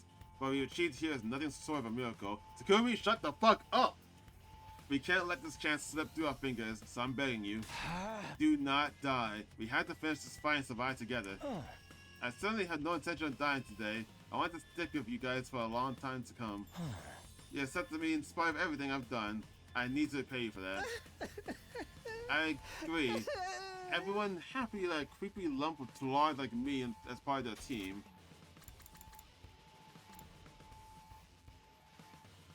Like, I feel like him saying that implies like he came from a different timeline. And he's like, you need to shut up, dude. I don't even want to imagine saying goodbye to all of you. I agree. I want to live as your possession forever. I can't let it end here. I need to protect my dear sister, at least until she gets married. For the dearest. I got things I want to do before I die, too. I still haven't gotten to enjoy a blood-soaked killing game with you guys. I think we're on the same page. I refuse to die without getting to dissect any of you. Staying here, I never even got to accidentally graze the boss's boobs. The moment you do, I'll have to kill you. Everyone, I will not allow you to lose now. That's right, we must prevail and put the baby in the jar. Then we'll bring that final attack to a screeching halt and stay alive. That's right, for day 101, day 102, and all the days after. Forever and always, all 17 of us. Forever? Yeah, that's right, the Special Defense Unit is indestructible. Just like your Undying Flames will burn on forever. Everyone nod firmly, full of resolve, looking at their courageous faces. I gave the signal. Okay then, here we go. Special Defense Unit, we move out for the final time. I mean, you say that, now I feel like I need to watch this. I think it's gonna be the same, but if it actually is the final time, But supposedly for this round, I need to see it.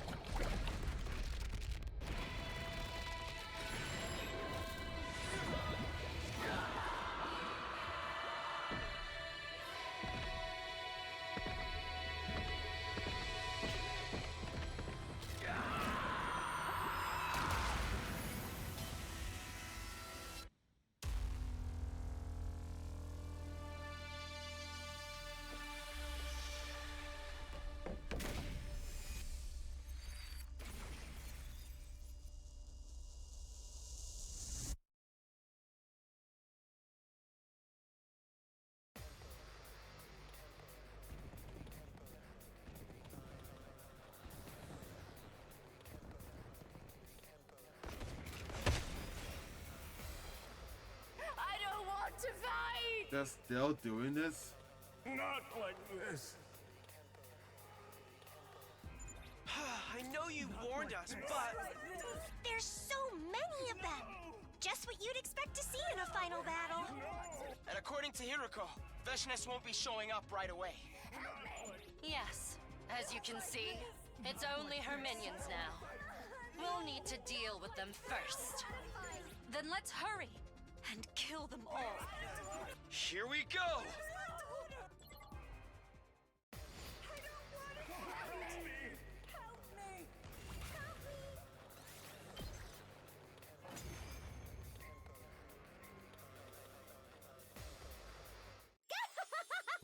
It's like shooting fish in a barrel! That's the cannon fodder dealt with. Which means it won't be long. She's already here. Get ready. Just as Hilka said, Vesh's had eyes calmly approaching the battlefield from a distance. You could hear everyone's breath hitch. Tension filled the air. At last, Vesha stood in place. She looked us up and down before she spoke. Here I am, as promised. How rude of me to keep you waiting. Yeah, whatever. We just used that time to get warmed up. Let's finish this! You're so utterly foolish, unaware that it all ends here. You don't get to decide that! We're going to win! What a splendid answer. So teeming with false confidence. Don't stop on my account. Your impassioned speeches are the perfect prelude to the cries of despair you'll be making later. Yep, she's about to blow up the satellite. I don't think so! Your ears don't deserve to hear my sonorous, delicate voice! Yes, just like that. The greater your bravado, the greater the pleasure I'll feel when I take your heads off. Please, continue. Or are you out of ideas already? Overlord Veshness, I hear your command. Allow me.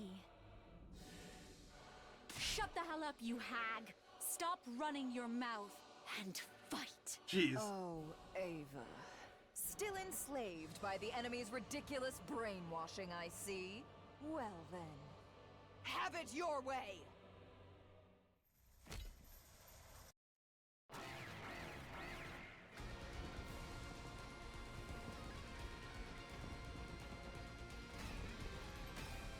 Oh, she didn't do it. I thought she actually was just gonna blow up the satellite. She actually saw the hope, though. Everyone, careful!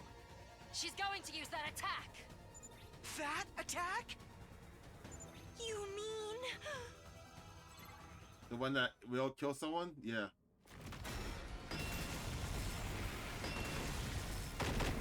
It killed Hiroko. Shit. So that's her new technique. An undying flames attack. Damn it! I knew it was coming, but I couldn't get out of the way. Huh? What are you talking about now? You knew about my newly mastered skill? That's not all. We know all about your plan, too. What? Plan? Would you like me to tell you so you can fact-check it? If that's what you want, I'll tell you everything we know. Do you have a countermeasure for the missile? Go ahead and tell me what it is you think you know. You said something at the start of this battle. Here I am, as promised. How rude of me to keep you waiting. After our last fight, you told us you'd come today. You're here now. But the delay wasn't for dramatic effect. You actually couldn't come until you'd finished building it. Am I right? What are you talking about? Don't play dumb. I mean the Undying Flame missile you've been putting together. How do you know about that? Lady Hiroko is right. Veshna certainly did say something about needing to prepare. Okay, it's how he's Does stopping that it. mean she was working on the missile? Yes, but don't worry. It's not ready yet. Veshnas, you waited too late to violate your religion's taboo. That's why you couldn't complete it in this timeline. Timeline? What in God's name are you talking about? There's nothing you can do about it now. You're too late, Veshnas. Your fate is already sealed. You lose. What? I have the power of a god. Scum like you couldn't possibly defeat me. But we can, and we will. We've got our own power now. It's much stronger than yours. It's the power of our bond. The power of friendship will defeat you. Such drivel. That's not worth anything. Then let us show you just how strong it is. That's right! Take a good look at how strong we are! All 17 of us united! Enough of your nonsense. The next thing out of your mouths will be cries of agony. Bring it on! Okay, everyone, here we go. I feel like pointing that out was just to shut people like me up, talking about that she's gonna blow up the satellite, because she literally can't. That's a cool little nod though. I kind of do like that.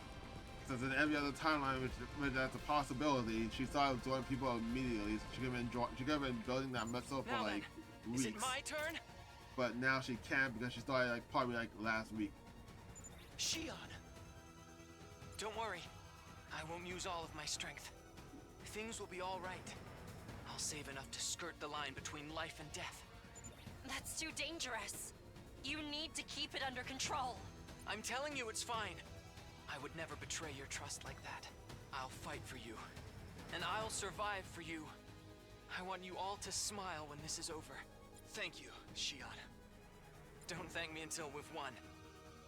Now then, let's do this! Alright.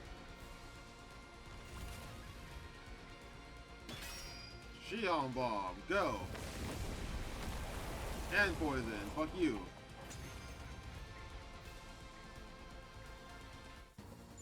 We did it! Our plan worked! You impertinent little rats! The poison is taking effect. Veshnas should be weakened! This is our chance! Let's not waste it for Shion, who gave it everything he had! Such utter nonsense. I still have plenty of power left. More than enough to crush you. She's bluffing. Don't back down now. You really think we would? I feel more ready to fight than ever. Yeah, but My adrenaline is firing on all maybe I cylinders! should not to die. Everybody, this is it. The last push. Give it everything you've got and take her down. Don't die. Right! We have to win this! For all of us! For all our friends! We cannot give up on our future! We have nothing to fear. We can't lose. Because we are the... Special Defense Unit! Best in the world! Indestructible and undefeated! Never lose, never yield! Special Defense Unit, fight on! You force her to listen to it. He haunts him in revenge. I fucking love it. I'm here for it.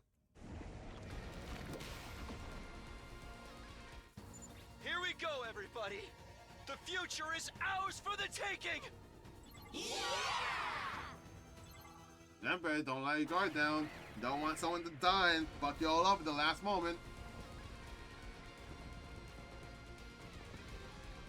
Look at you, Takumi. Don't fuck it up now.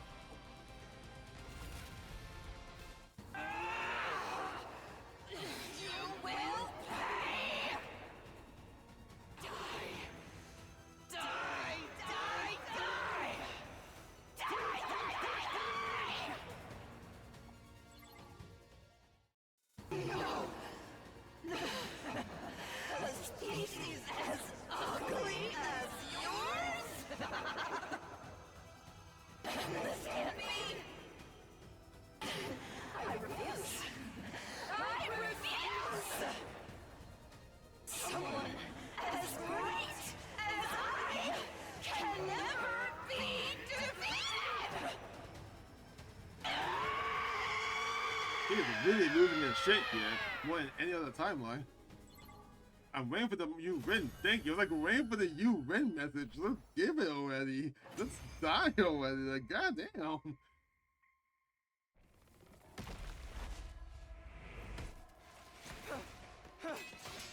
Don't fuck up. Don't fuck this up, man. Invaders! Oh, okay. It's like I was thinking something bad was about to happen there.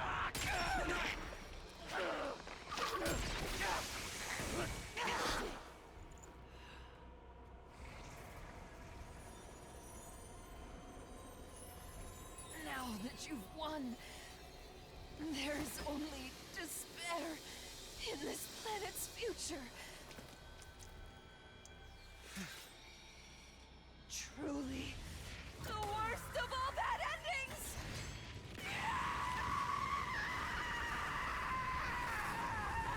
Okay, so it's the same scene. I just wanted to watch it again to see if there was a difference. Huh. So we actually did win. This actually is the good ending here. Okay. Our victory signaled the end of all the fighting, but we didn't have time to bask in the afterglow. We deactivated our class armor and gathered outside the defense room.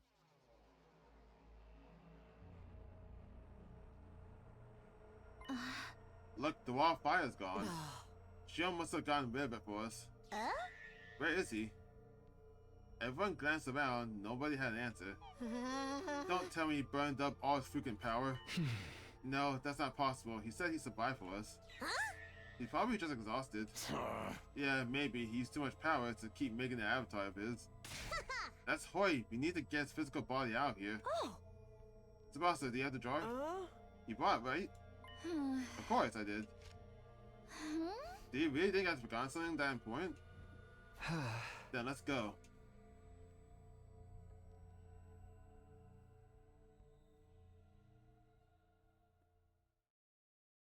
We stepped inside the defense room. It wasn't the first time for any of us. Shion had guided the others there before, during one of the times Hyoka and I were away. So instead of looking surprised, everyone had an awkward sense of tension in their face. My heart is racing. Indeed, I haven't felt that my pulse throb this hard since I first knighted the Holy Jumanji sword. I wasn't sure what that meant, but I didn't care. I ignored it. I slowly approached the device housing Shion's physical body. We stood before it and tried to breathe half evenly. I could practically hear everyone's heartbeats around me. It's finally time. That's right. This is the moment that will seal our fate. How do we take him out? Takumi, do you have your infuser? Yeah? Then, if you don't mind, got it. I took out my infuser and raised it. Seeing this, Tsubasa quickly opened the jar. Okay, I'm ready. Alright, here goes.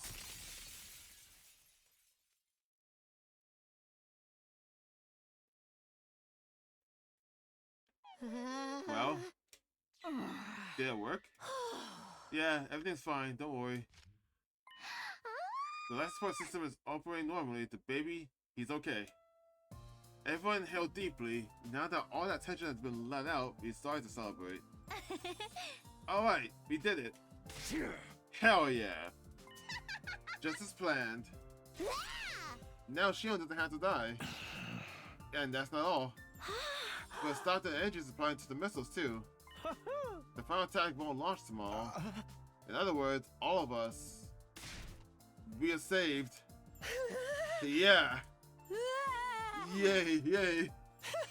Long live the Special Defense Unit. You guys are the best. I love you all. Our cheers echoed so loudly the rafters were practically shaking. The others leapt up and down and danced for joy, swinging their heads around. Overjoyed, I watched them, my hand to my chest as I let out a sigh of relief. Not long after, Shion showed up. But something was wrong. He was staring down, biting his lip. What's the matter? I'm sorry. What are you apologizing for? Did you use too much power? Our plan worked. We're going to survive. And you are too. I know. That's why I'm apologizing. What do you mean? Come on, Shion, answer us. Everyone stared at Shion. We waited for bated breath for him to speak. Finally, softly, and with an anguished look on his face, he did. I already finished charging them. What? The missiles are already full. What are you saying? It's only day 99. It's not possible for them to be charged that soon. That's right. That's how it's always been in all the timelines Hyuga and I know about. Perhaps Shion's feelings were too intense. His passions, his feelings, and affection for us, maybe they burned a little too brightly. Nico did mention something like that before. The more positive the emotions Shion feels, the greater the supply of energy. Shion closed his eyes and nodded. A cold silence fell over the room. So if they're all full of energy, the final attack is gonna launch after all. Wait. Why don't we work together and destroy all the missiles? We can't do that.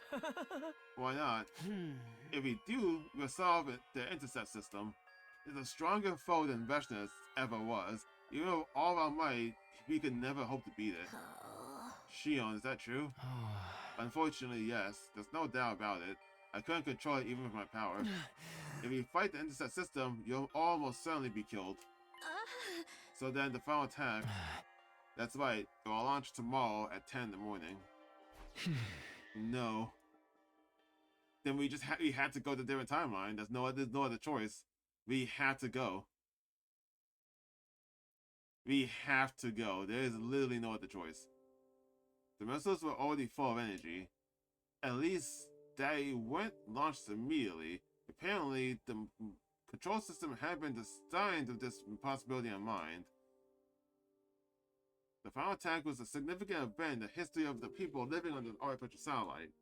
So starting it even a day early could have very well unforeseen problems for them. They probably just see it as as part of a show, disgusting as it makes me sick. But it wasn't all misery for us. In essence, this meant we'd been given a reprieve for half a day. We used our limited time to think hard. How could all of us survive? We had to just go to a different timeline.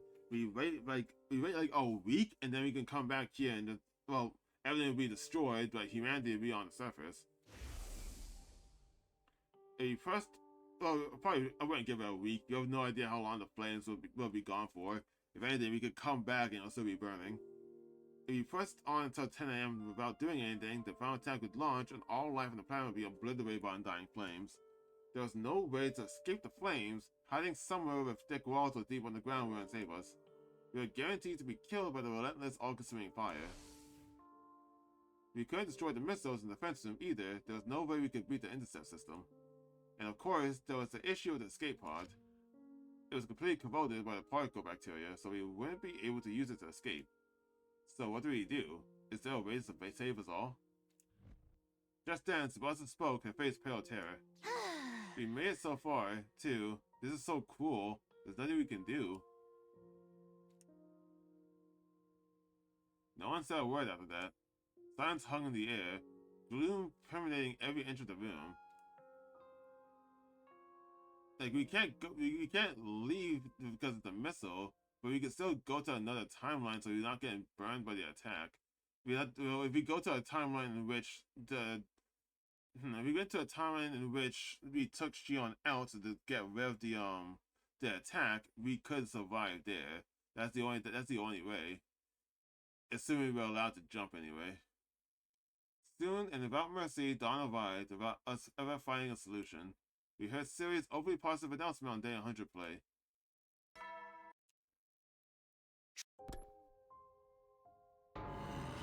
Man, screw that. I know it's pre-recorded, but it irks me to no end. But what are we going to do? The question has been asked over and over, but there was still no one who could answer. Maybe this is it. Yeah, maybe it's time for us to give up. Hearing that must have pushed her over the edge. With an anchor sound, Hiroko ran out of the cafeteria. Hey, Hiroko. I rushed after her. This sucks. I caught up with Hiroko in our usual spot behind the school. She ground to a halt, turned around and shrieked in frustration. Why? Why does it have to end like this? We did everything right. All 17 of us survived. Why is it still not good enough? Hiroko's eyes were brimming with tears. They slid down her cheeks one after another. I knew it. We're cursed. Trapped in this cursed cycle. We'll never escape this loop. Hey! No. What? You can't give up. It's not like you, Hiroko. We can break free of the loop. It's going to take you out. I'm going to take you out here, one way or another. I promised you that, remember? I swore this would be our last timeline, that the loop would end here. Today is day 100 and we're all alive. All we have to do now is build our future together. A future where we can all be happy. Where I can be happy with you, Hiroko. Takumi. The tears had vanished from Hiroko's eyes, perhaps in the face of my overwhelming insistence. Yes, you're right. I want to believe that too. But you have to look at reality. We're hammered in on all sides. There's nowhere we can go. It's like someone put a lock on every door that surrounds us.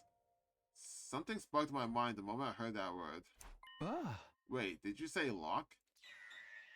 Huh? You did, right? You said lock. I did, but what does that have to do with anything? I quickly pulled out the device and checked the bloodstream rate schedule. We can leave today between 5:50 and 9:50 a.m. It's 7:30 a.m. right now. The window's already open. Wait, where are you suggesting we go? The Invader Hunt timeline. The one is the killing game? That's right. But that timeline is locked. Not anymore, it's 50 days. Oh, locked. What you said just now reminded me of what you told me before. I don't know what 8 to 3 locked it, but it was sometime between 45 and 49. Whenever it was, the lock will only be removed after 50 days have passed. Even if we locked on day 49, 50 days later would be day 99, right? The machine will be unlocked now. We can jump to the Huntman timeline. Some of the conditions we needed to meet are already present in that timeline, so it's okay. You don't have to explain. Let's go and tell everyone. Tell the others. Right.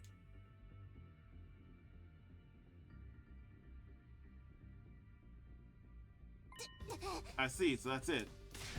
Basically, we all need to jump to this Hunt timeline you're talking about. Then we can use the escape pod there. That's exactly what I suggested 2 days ago. Right, and Mr. Sumino was like, we can't steal the escape pod from another timeline and be killing ourselves.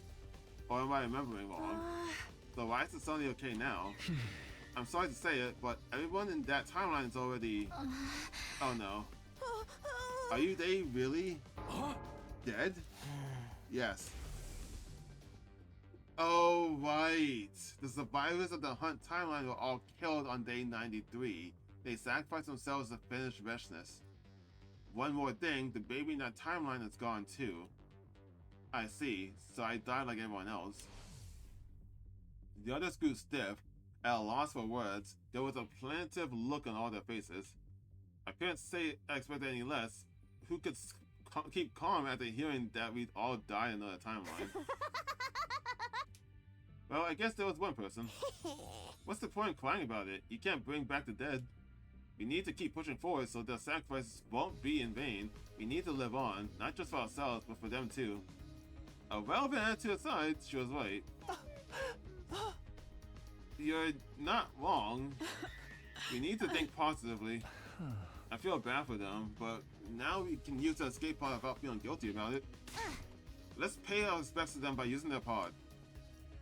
Everyone bit back their disdain and nodded. Wait a minute, isn't boarding restricted to only official members of the Special Defense Unit? Don't worry about that. This escape pod got eaten up by particle material too. But because Tsubasa repaired it, it's good as new now. Huh? And when she fixed it, she replaced everything, including the entire circuit board.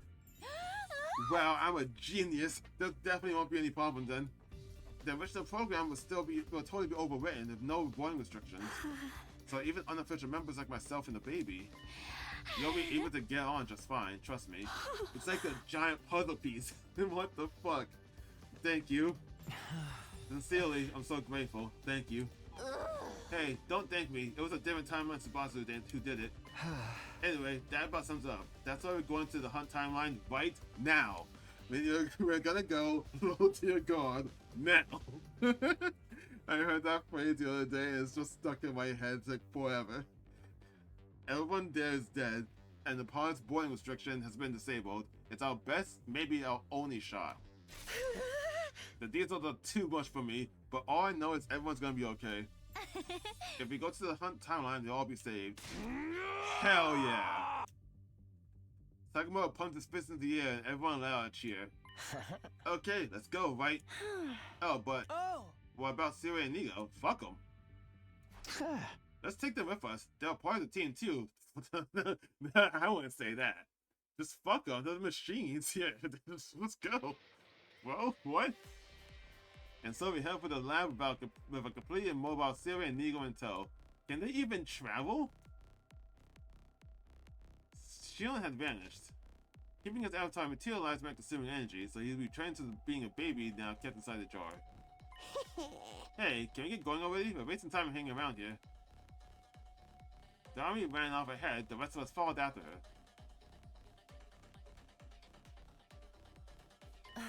And check the PLM, we're good to go. The device on the other side's unlocked. Just like I thought, now we can leap into the hunt timeline. By the way, Hiroko, you said the baby in that timeline passed away? Yes. Did he die on the same day as everyone else? That's right, on day 93. So the final attack won't be launched in that timeline. There's no way the missiles could be full of energy on by day 93. You saying there's no rush? There's a rush for us though. But emotionally speaking, I like to get it done as soon as possible. That's right. Knowing we can use the pod makes me want to get right in there and leave this shithole forever. I'm with you guys. Let's hurry. I opened the lockers. I was about to hand out lease to everyone, but wait, I'll do it. Suddenly, Hiroko took over, giving out the leaf suits one by one. What? We had 17 suits in total. There were 16 of us, so we had one extra. Siri and Nigo didn't need them since they're robots, but the baby did. At first, we tried stuffing the jar inside of someone else's suit, but that didn't work, so we ended up wrapping the jar in the remaining suit. It was made specifically for him, too. Fucking wild. Everyone got the suit on? Yep, and it fits like a glove. I'm trying to see if there actually is a... Oh, there's on the far right, there's someone that's doing a pose. Oh, no, never mind. On the right and the left, there's someone holding a pose like they're creating the baby jar. The machine was configured, the blood space waves were already surging, we could jump right away. We all jumped onto the platform. Tsubasa was holding the suit with the baby jar inside it. This is probably going to be the final parallel leap. I slammed down the red button and jumped into the crowd, and then, one last time. Okay, here goes.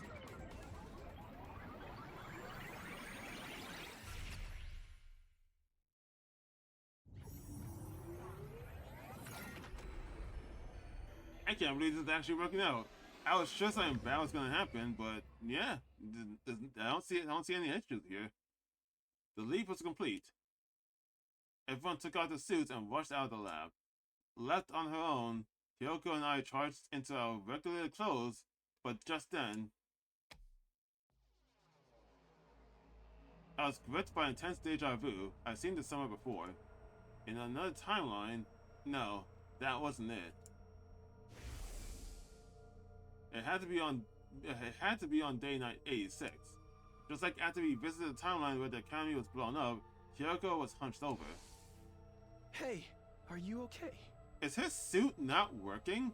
Has she been getting hit with the effects of like what happens if we don't jump in the suit? She didn't answer. She was breathing hard, one hand pressed on the wall, her shoulders heaving. In her other hand, she held the leap suit, the one she's been wearing, and ran to her side and looked at the suit. There was a hole. The suit had a tiny hole in the back. So she's been deliberately wearing it. You knew about this hole, didn't you? That's why you gave out the suits. I had to. If somebody had to wear it, then... But this isn't the first time. You did it on day 86, too. That's right. That was just a coincidence. I just happened to pick it. I must have terrible luck. The hole in Hiroko's suit meant she was definitely suffering the leak damage. If you parallel leap 2, maybe 3 more times with exposed skin, your body will eject all of its cryptoglobin. Why do that again? If you knew the risk, just let someone else wear it so they feel sick the first time, but you should be safe because it's the first time. Why do it again? That means no more revivals. You'll die, and you'll stay dead. Hiroko, why would you do that? Why would you do something so stupid? Seriously. The first time, yes. It's first time, yes. You were just unlucky. There's no reason to do it again. It's fine. This is fine. I've done horrible things after all. This is the worst time to feel guilty about yourself. I don't think this will absolve me, but this is the least I can do to atone. Now, let's get going. Everyone's waiting for us. Please don't let this be how she dies. Don't fucking do that. Hiroko and I ran outside, we joined the others and immediately made a dash for the school. I'm fine, don't worry about it. I will be worried about it. Hiroko tried to reassure me as he ran. She didn't look too bad, but I don't feel any kind of relief. We needed to get into the pod as quickly as possible so she could rest. That's all I could think of as I kept putting one foot in front of the other. Eventually...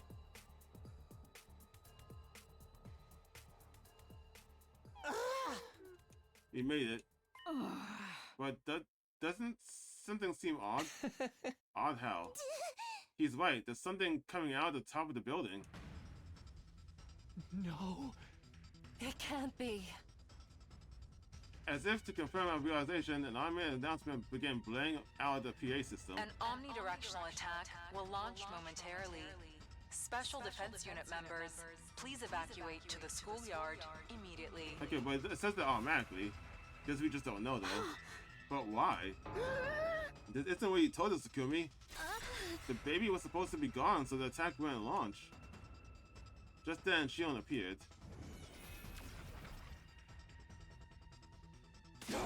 Hey Shion, what the fuck is happening? Why is the attack launching?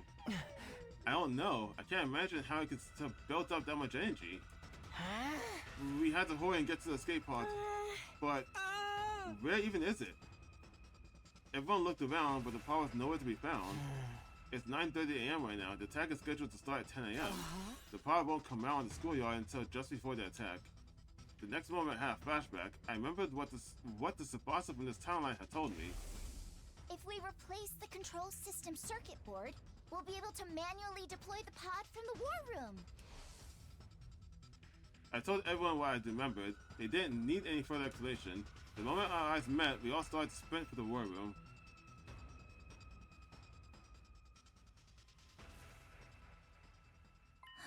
I see, so that's how it works. I get why it happened now. Tsubasa is fervently navigating the computer system in the war room. Why? What happened? The final attack. Since everyone in this timeline got wiped out, people from the artificial satellite came here. What? And they bought a spare baby they've been secretly keeping on the satellite with them? A clone of Shion? They have what?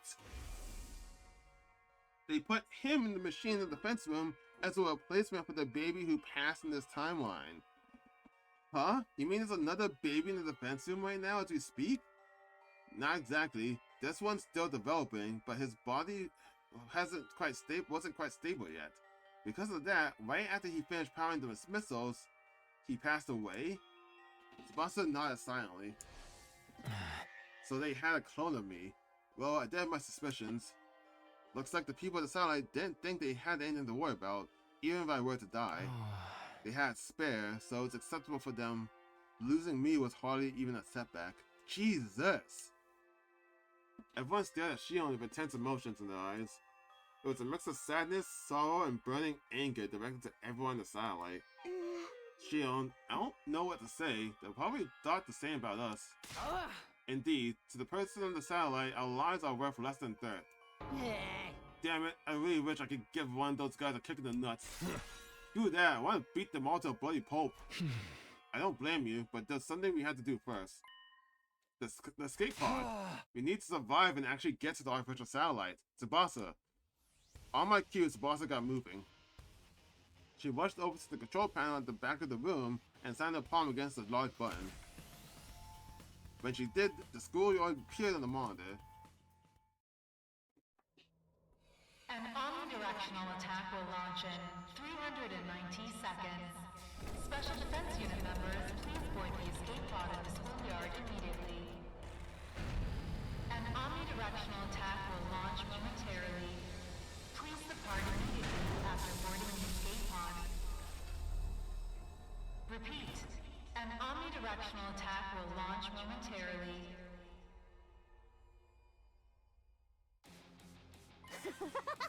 It's really happening. The escape pod. I'm so overwhelmed I could cry. Isn't it too early for that? Celebrate once you get inside it. Okay, everyone, let's go. The pod will launch automatically, the pod will automatically launch 100 seconds before the attack starts. The version of me in this timeline must have reprogrammed it. Are you for real? You mean we have less time now? We've come this far, we can't afford to miss it now. Then stop reacting and start running. Everyone nodded and took off, all of us running faster than speeding bullets. We dungeoned down the halls and stumbled down flights of stairs. Finally, we made it to the first floor, we turned to the corner and arrived at the entrance hall. Just then, I heard a sound behind me. I turned around to see someone on the ground. Hiruko! Yeah, I scrambled over to her and propped her up. Hey, are you okay, Hiruko? Stay with me! An omnidirectional attack will launch in 300 seconds. Special Defense Unit members, evacuate to the schoolyard immediately. We were so close. Why? She felt guilty for herself. Sure, but so stupid. Why did you choose now to risk it all over that? Takumi, go on ahead. Absolutely not. I'm not going without you. Then, what do you propose to do? Carry her. I'll carry you to the pod. You can't. You heard the announcement. The pod launches 100 seconds before the attack. You won't make it if you're carrying me. I will, but I start carrying you right now as you're trying to calm me down. I knew it. That dream, it was a sign. I told you. Yeah, but you caused it! You decided to cause it yourself, though! I had a dream where I was the only one who couldn't break free of the loop. And I told you that it was just a dream. It's not going to happen. We need all of the Special Defense Unit. If we don't, I won't get out of the loop either. No. You will. I saw it. In my dream. You were there. Yo, we're wasting time in this conversation. Just start carrying it already. We can't keep arguing for it. Precious time was ticking away and every second counted. We had to hurry. I had to get Hiroko to the escape pod. But the moment I tensed up my arms to lift her, She swatted me away, refusing my help. Why are you like this? Woman, Enough. why are you like this? Let me go. I think it's fate that I die here. What is your issue? Fucking knock her out, like right now. What? Knock her the fuck out right now and carry her. I would do that immediately. She'd swallow my hand. Nope, we're going now. I don't care if you don't care if it's by force. We are going. I finally understand why I can't be saved. Because you're selfish. Yes, it wouldn't be right. Not after what I've done. There's no way we'd be allowed to survive. After killing everyone on this planet. Her voice frail and faint, Hyoko looked over at the bottom of the stairs. I followed her gaze. Straight to the hidden door that connected to the secret basement. Hyoko, you can't. I can. The basement's close. I can crawl if I have to. Oh, she's gonna try to blow up the school. I'll go there. I'll enter the Livor Mortis Codes. After the pod launches, of course. Right before the attack. If I do that, I can stop the missiles from launching. The whole school will be blown to pieces. I'm so upset. I'm upset because this was literally avoidable and she chose not to and do it anyway. If she just wasn't like had this whole guilty pity party, then she would have survived and everything would have been fine. It's just some random person would be feeling sick. Bro, look, come on. It's so stupid. You should just gave it to Takamaru. It's like, oh, it's a glitch that can happen sometimes when you leave. Oh well, it's the last time we're leaping. You'll get over it. Let's go. That was it. He would have been fine by the time he got to the school, and everything been fine for this moment. It would have been an actual happy ending. But no, Hyoko wanted to feel sorry for herself and fuck us over. Literally why? That's so stupid. I told you.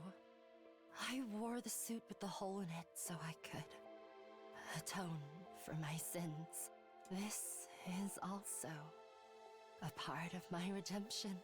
I let everyone die in the serial killer timeline. I need to pay for what I've done. You know how many times Satsuguri has gotten everyone killed? Why is he still going? Even as I stay here, imprisoned in this jail cell of an infinite loop. For all eternity. I mean, the whole reason why everyone is dead in this timeline is because Tsukumi wouldn't get out of the fucking ship. Tsukumi, thank you for everything. You were a slow-witted dullard of a servant. But also, the best partner I could have asked for. Also, the ship would have left us by now while we're doing this whole conversation. This is my final order to you, servant. Go, Takumi. You can still make it. My head was spinning. I went without saying that I couldn't possibly leave Hyoko behind, which left me with two options. I could forcibly haul her to the pod or go to the basement and blow up the school with her. We were unlikely to make it if I chose the first option. Even if by some miracle we had made it in time, all life on this planet would be destroyed. Second option would save them, but Hyoko and I would be killed instead. An omnidirectional attack will launch in 200 seconds. Special Defense Unit members, evacuate. What was I supposed to do? I didn't have a second to spare. I just had to go with my gut and make my decision. Like, bro, what? Like, the whole goal was to get out of the loop with everyone, not just you two. If you guys die, you condemn everyone else to go back to the loop without them even knowing about it. That was like the whole point, to try and get away. But I'm saying that they're strongly suggesting that if I choose the escape pod, that we wouldn't make it. Fuck it, pick an escape pod anyway.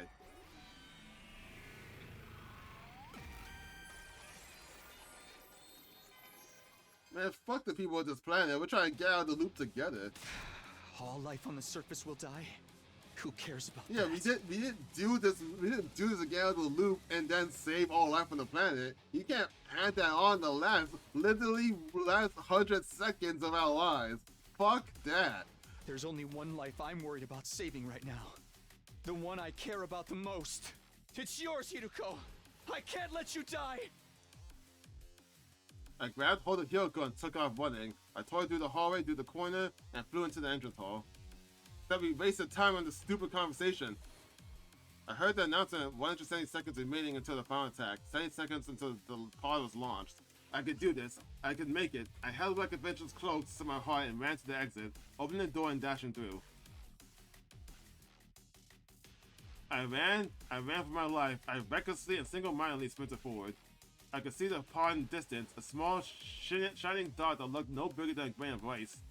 I ran towards it, and there was a ferocious energy behind every stride. I couldn't breathe, my chest ached, my heart raced so fast I thought I was going to burst. I could hear the fibers of my muscles tearing, pain through my brain, making my vision blur. But I couldn't stop, I had to keep pushing on more and more. I didn't get there even 1 second faster, I needed to get into the pod. I said I'd get us out of this loop, I swore I'd protect Hiroko. This isn't how our story is going to end. I have to do this! I summoned the last of my strength to keep my legs moving through the numbness, but time was still slipping away. An omnidirectional attack will launch in 140 seconds. The pod launches 100 seconds before the attack, only 40 seconds were left. It was still a long ways off, I couldn't get my legs to concentrate, I was slowing down in spite of myself. Maybe it's impossible, maybe it really is hopeless. Just as those thoughts flickered through my mind, it's only like this because Hiroko wasted time! Chin up, Takumi! You can do this! Kurata! Everyone was there gathered around me. We'll talk later. Hand Hiroko over. We'll take turns carrying her. Then we'll all make it, man. There was no time to hesitate. I let them take Hiroko. Okay! Do me proud! With that, I started to run again, now with my friends alongside me. We traded Hiroko between us, one after another, taking turns to carry her forward as fast as we could. How much time left? 10 seconds! We were getting closer to the pod, closer and closer. The open door was so close now, so close it's right in front of us. But right there, it's gonna close it for us. 5 seconds left! 4, 3, 2, 1! It closed before we got there.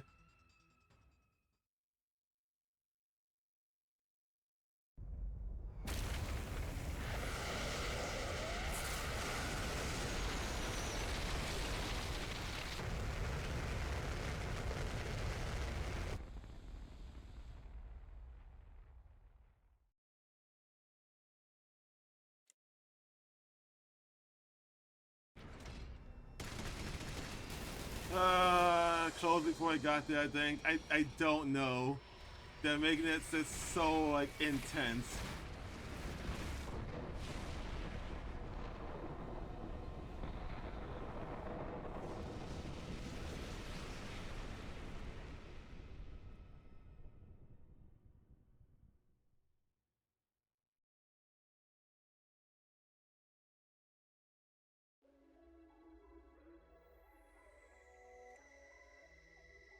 Oh! The point was in my lungs. I was like, Jesus Christ, please. Oh, God. Don't fuck with me like that, bro. I know it's gonna come here, it's gonna be empty. How Gaku looks right now is me right now, bro.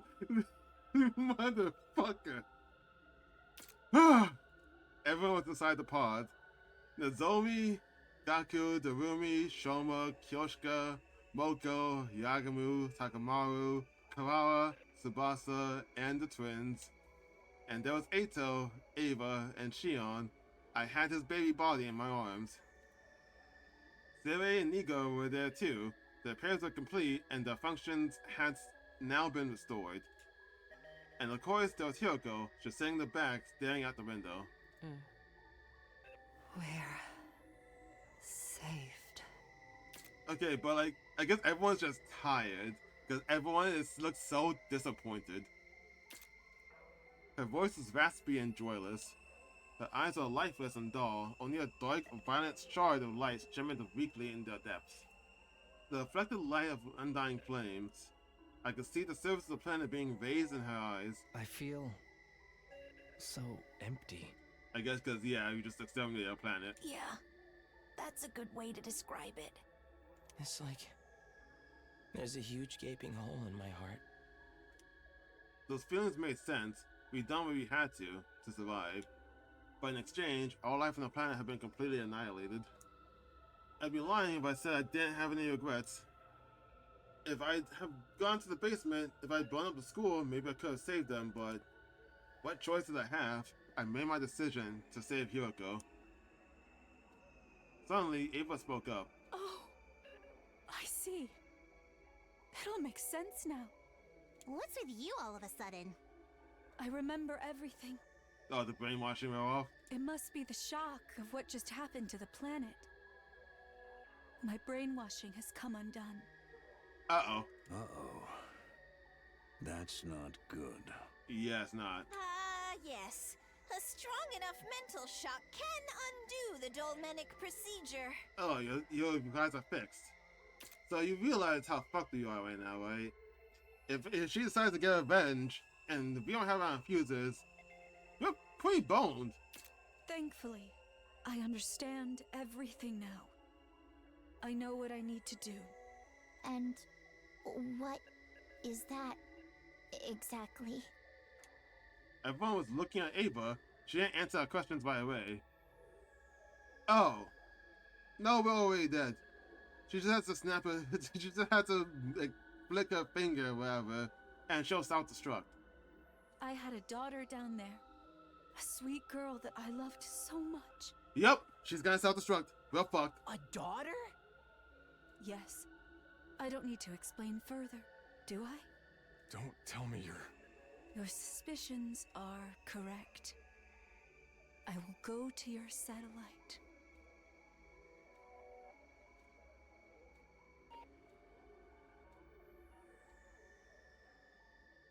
And kill every last human there! The pod continued to fly through the darkness, making its way to the satellite and all of the unwritten people down on it. Well, fuck. So presumably, yeah, she kills us. She kills us as soon as we get to the satellite. Hence, we get this ending here, where the loop is gonna happen again. We didn't really make it past day 100. Fuck. Well, shit. One massacre to another.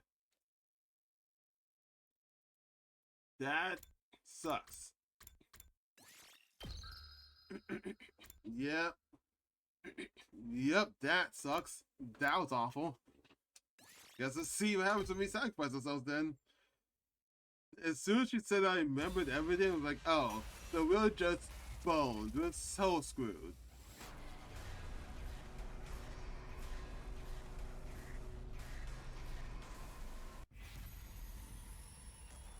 So yeah, we just can't escape then. We just can't escape then.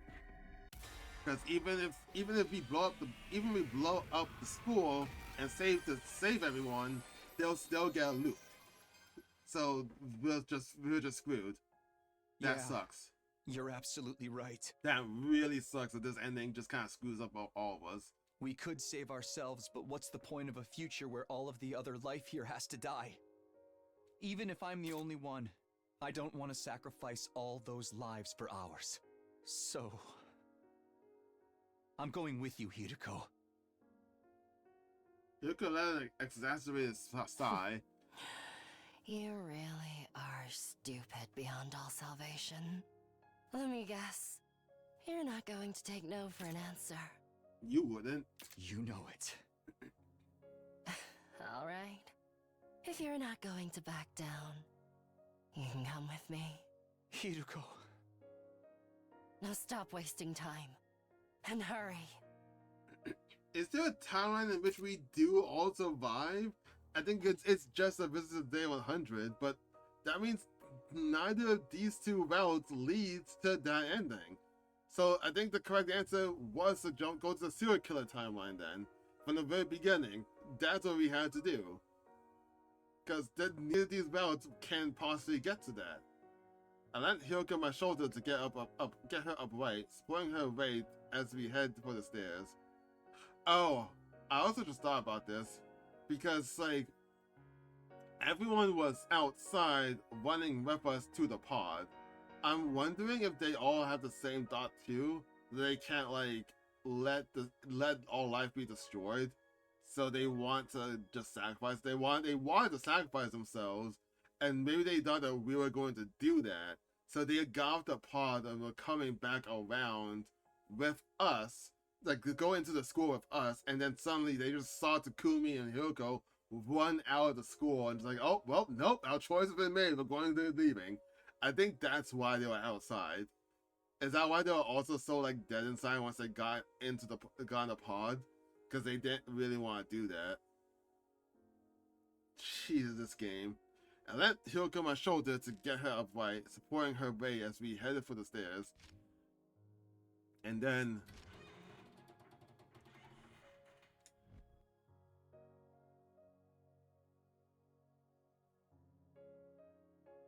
we reached the basement.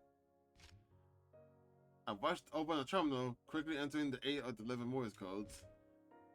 Only one left, Hiroko's. The moment I entered 4 in their slot, school would be blown to oblivion. An omnidirectional attack will launch in 130 seconds. The pod launched 100 seconds before the attack, so there's only 30 seconds left. Hiroko pulls something out of her pocket. It was the calico cat figure I'd given her all the way back on day 10. Oh. I've wanted one of these for so long. I told you in that timeline, did you remember? Huh? Not when I gave it to you, but now, yes, I remember it vividly. A soft vinyl figure. I collect them. Ones of cats, ideally. I'd like a calico. We're going to be doing this all over again. I wonder how loop 147 will work out. Which timeline did that happen in? Will you still remember? About the calico? Not just that. I mean, everything that happened this time.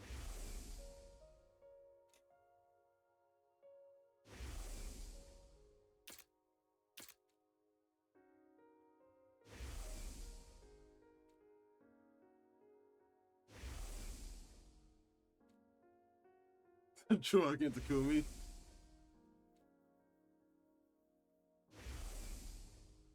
I'm so upset that this is leading to a bad end.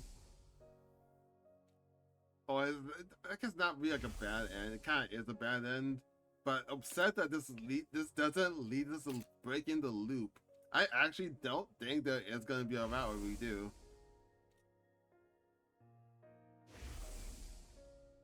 Unless the Visit to Day 100 is supposed to be breaking the loop, but since there's no like scene of us going to the satellite, I don't know.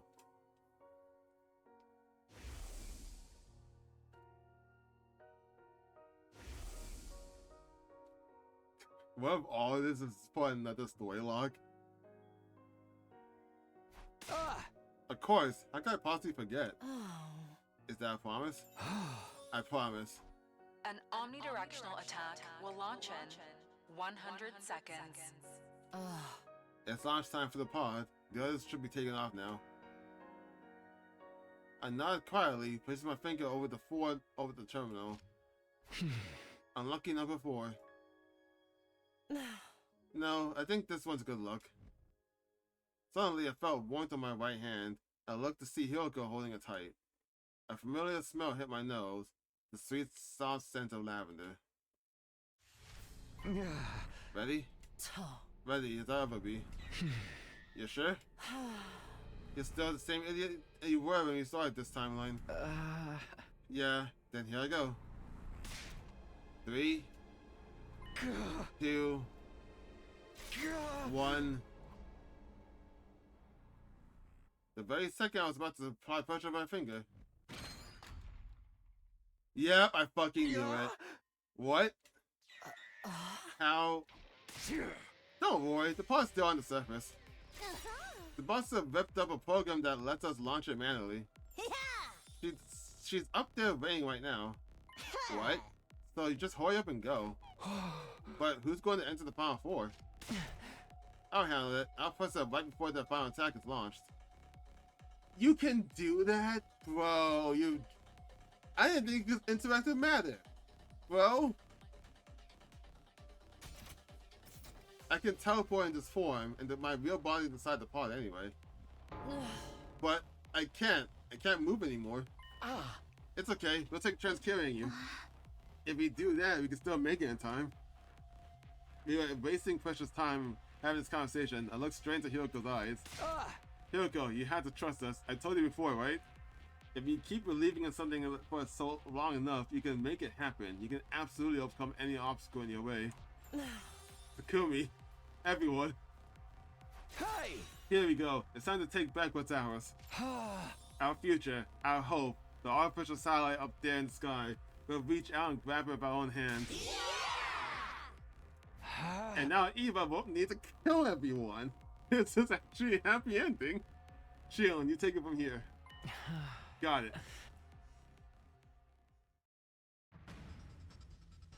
I held Hiroko tight and ran. I flew up the stairs, stumbling onto the hallway, and handed it over to Sakamoto. We passed it from one person to the next as we ran outside. I could see the escape pod in the distance.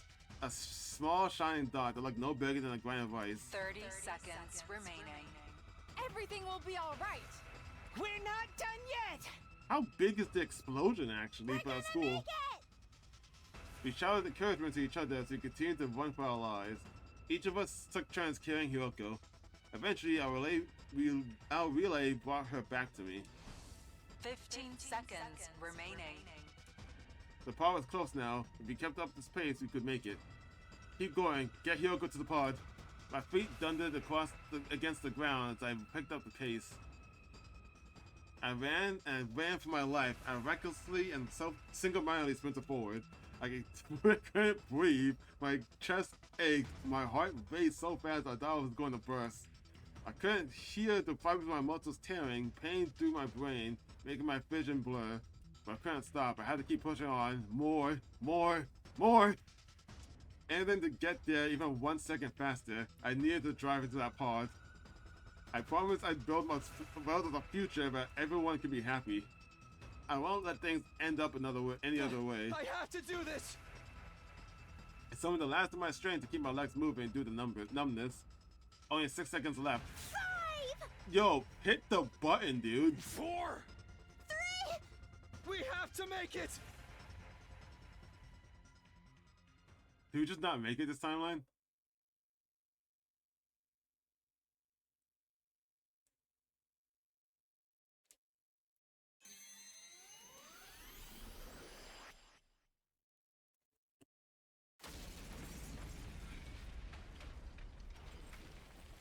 At least he waited for the last second, I guess. But did we make it?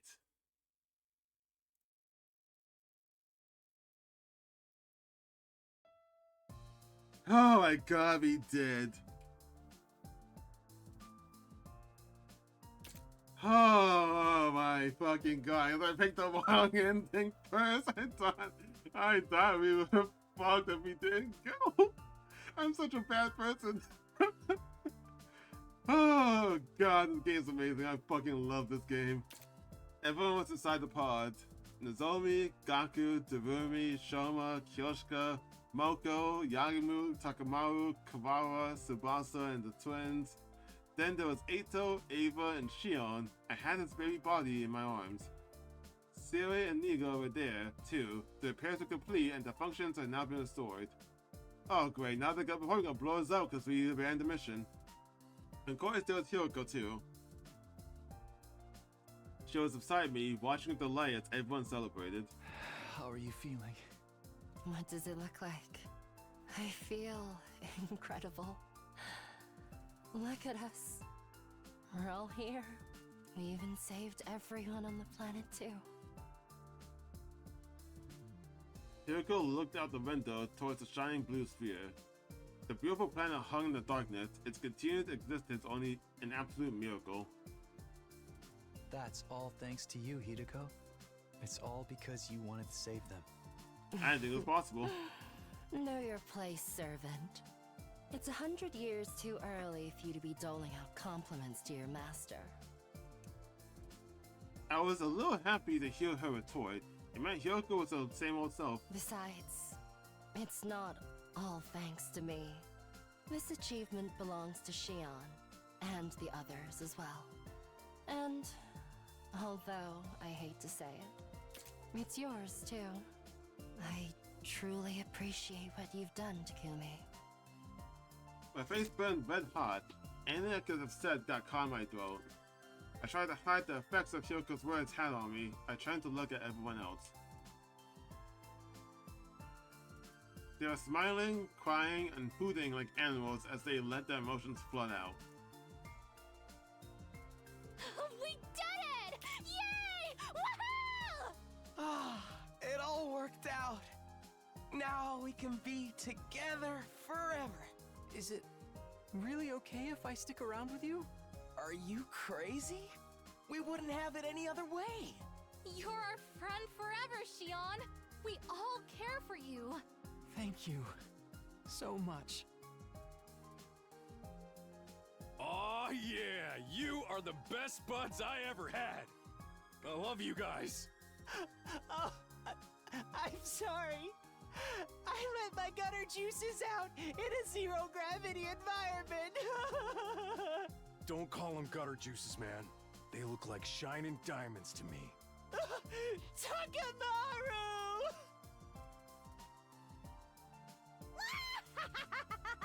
They're having a blast.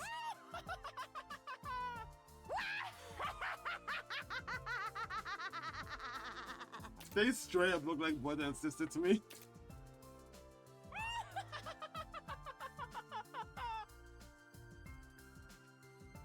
Wow, Tsubasa, you're a freaking genius!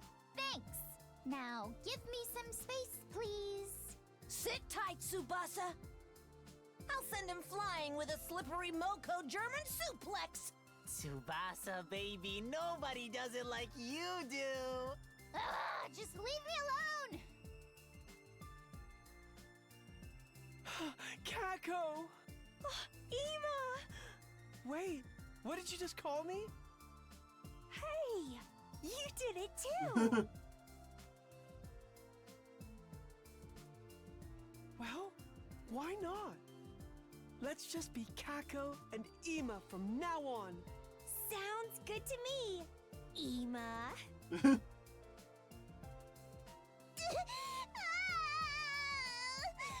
There, my good girl. Don't you cry. No crying, only celebrating. Come on, Lady Kurara. You should really have something to drink yourself. Ah! I'm so peeved with all of you! Totally cheesed off! Steamed! Absolutely pissed! Now, sir, calm down. It may be true that our plan to raise the planet failed, but we did defeat the enemy's supreme commander, Veshnus. Oh yeah, they have no commanders left, so it's not like they can stop Earthlings from taking over the planet. So yeah. That's not the issue here! I'm getting all emotional seeing how happy everyone is! And I hate that! Sir!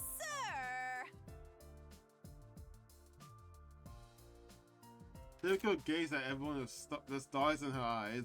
After some time staring, she whispered to herself just loud enough for me to hear. Everybody's alive.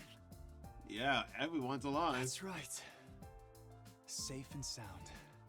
It's way past 10 a.m. We're all still here. Oh my god, we finally out of the loop! Yeah. Which means... we're...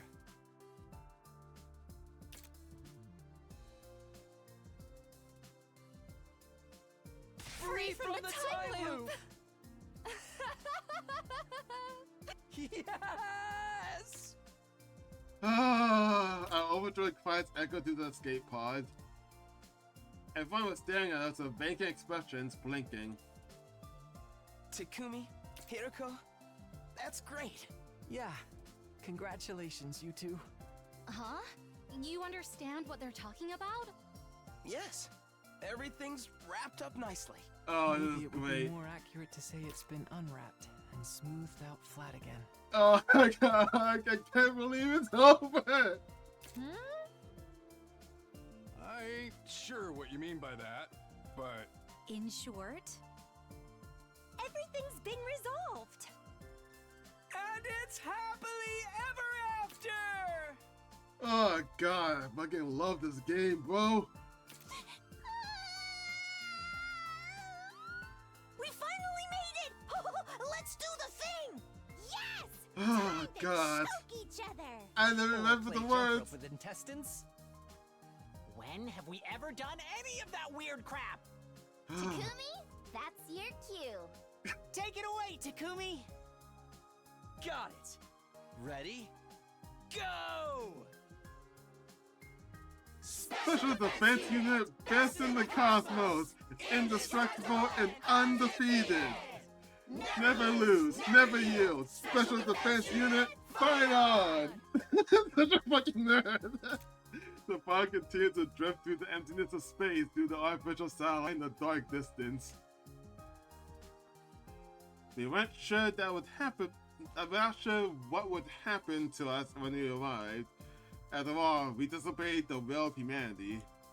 Maybe harsh punishment awaited us, or maybe now that we served our purpose, the people in charge would want to have us killed. But somehow I felt that things would be alright. No matter what kind of difficulties we encounter, no matter what trials lie in our future, if all 17 of us come together, we'll find a way through them. On day 101, day 102, and all the days after. So long as all of us are together, we can keep on fighting our way. We'll walk an endless continuing path, leading us to an eternity where we can all be happy. Oh, this game's amazing. I fucking love it. I don't know how long I said that last speech though. I think it should have a happy ending though, not this kind of ending though. I've always, so after learning about the loop, I certainly this scene of being looped back, because I know they have a different ending theme. At least they played the different ending theme when you finish the second Academy route. So I would have loved it if they played that song for this ending. Oh my god. But yeah, I've got the confirmation that we made it out of the loop. So this is the route where we get out of the loop. And that's amazing, and I love that. I'm all for that.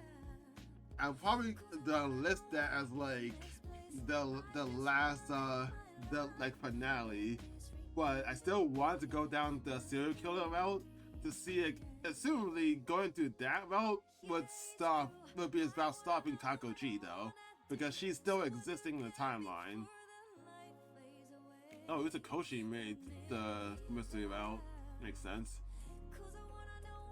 So I guess this is the finale then? For now, I think I probably will. If I don't in the future, then I don't know. But I will go back to at least do the serial, when you jump to the serial killer route, and see if that route will like end Kakoji and we just wrap that up. And after that is done, since we have finished the time loop, I will be closing out the series, more likely than not. If I don't, if anything else, it'll probably be to do whatever happens to Kiss Yoko. Oh god, I fucking love this game. I can't stop gushing about how good this game is, man. Ending 55, SF route, all 17 of us. Oh, fucking hell, man. Love this game so much. It's so good. So yeah, when I come back, it'll be to do this route. We jump to the serial killer timeline, deal with whatever that may bring, and more likely than not, if I don't feel like doing this route where you kiss Hiroko, I will be ending it. So, probably not the final time I say this, at least when it comes to this series, or the series. Yeah, probably this series. But thank you all so much for watching, and I will see you next time. Bye bye.